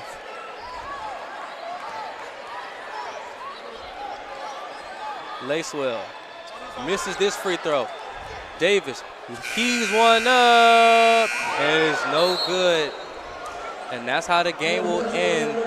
The Allen University Yellowjackets sweep the Savannah State Tigers, and they come into Tiger Arena and defeat the Tigers 68-65. And it seems like he missed the free throw on purpose, so they won't have a chance to run a play. So that way the second they get it, hey, 2 seconds, that's it. Man, oh man. Savannah State's next game will be against Clark Atlanta on February 10th at 4 p.m. in Atlanta, Georgia. We'll talk over the stats with you for both teams.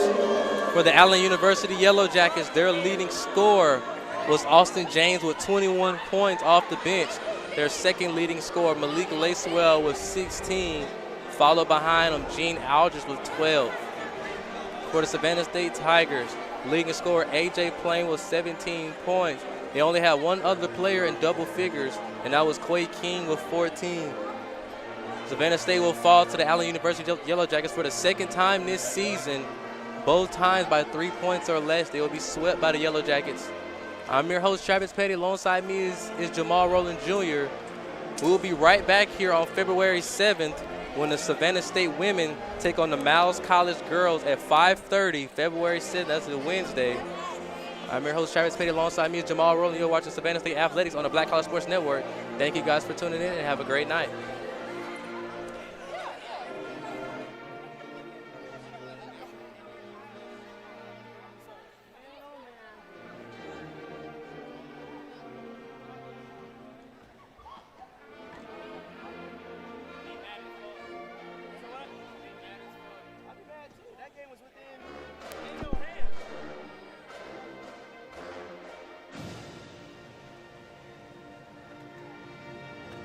Charmin Ultra Soft has so much cushiony softness, it's hard for your family to remember they can use less. Sweet pillows of softness.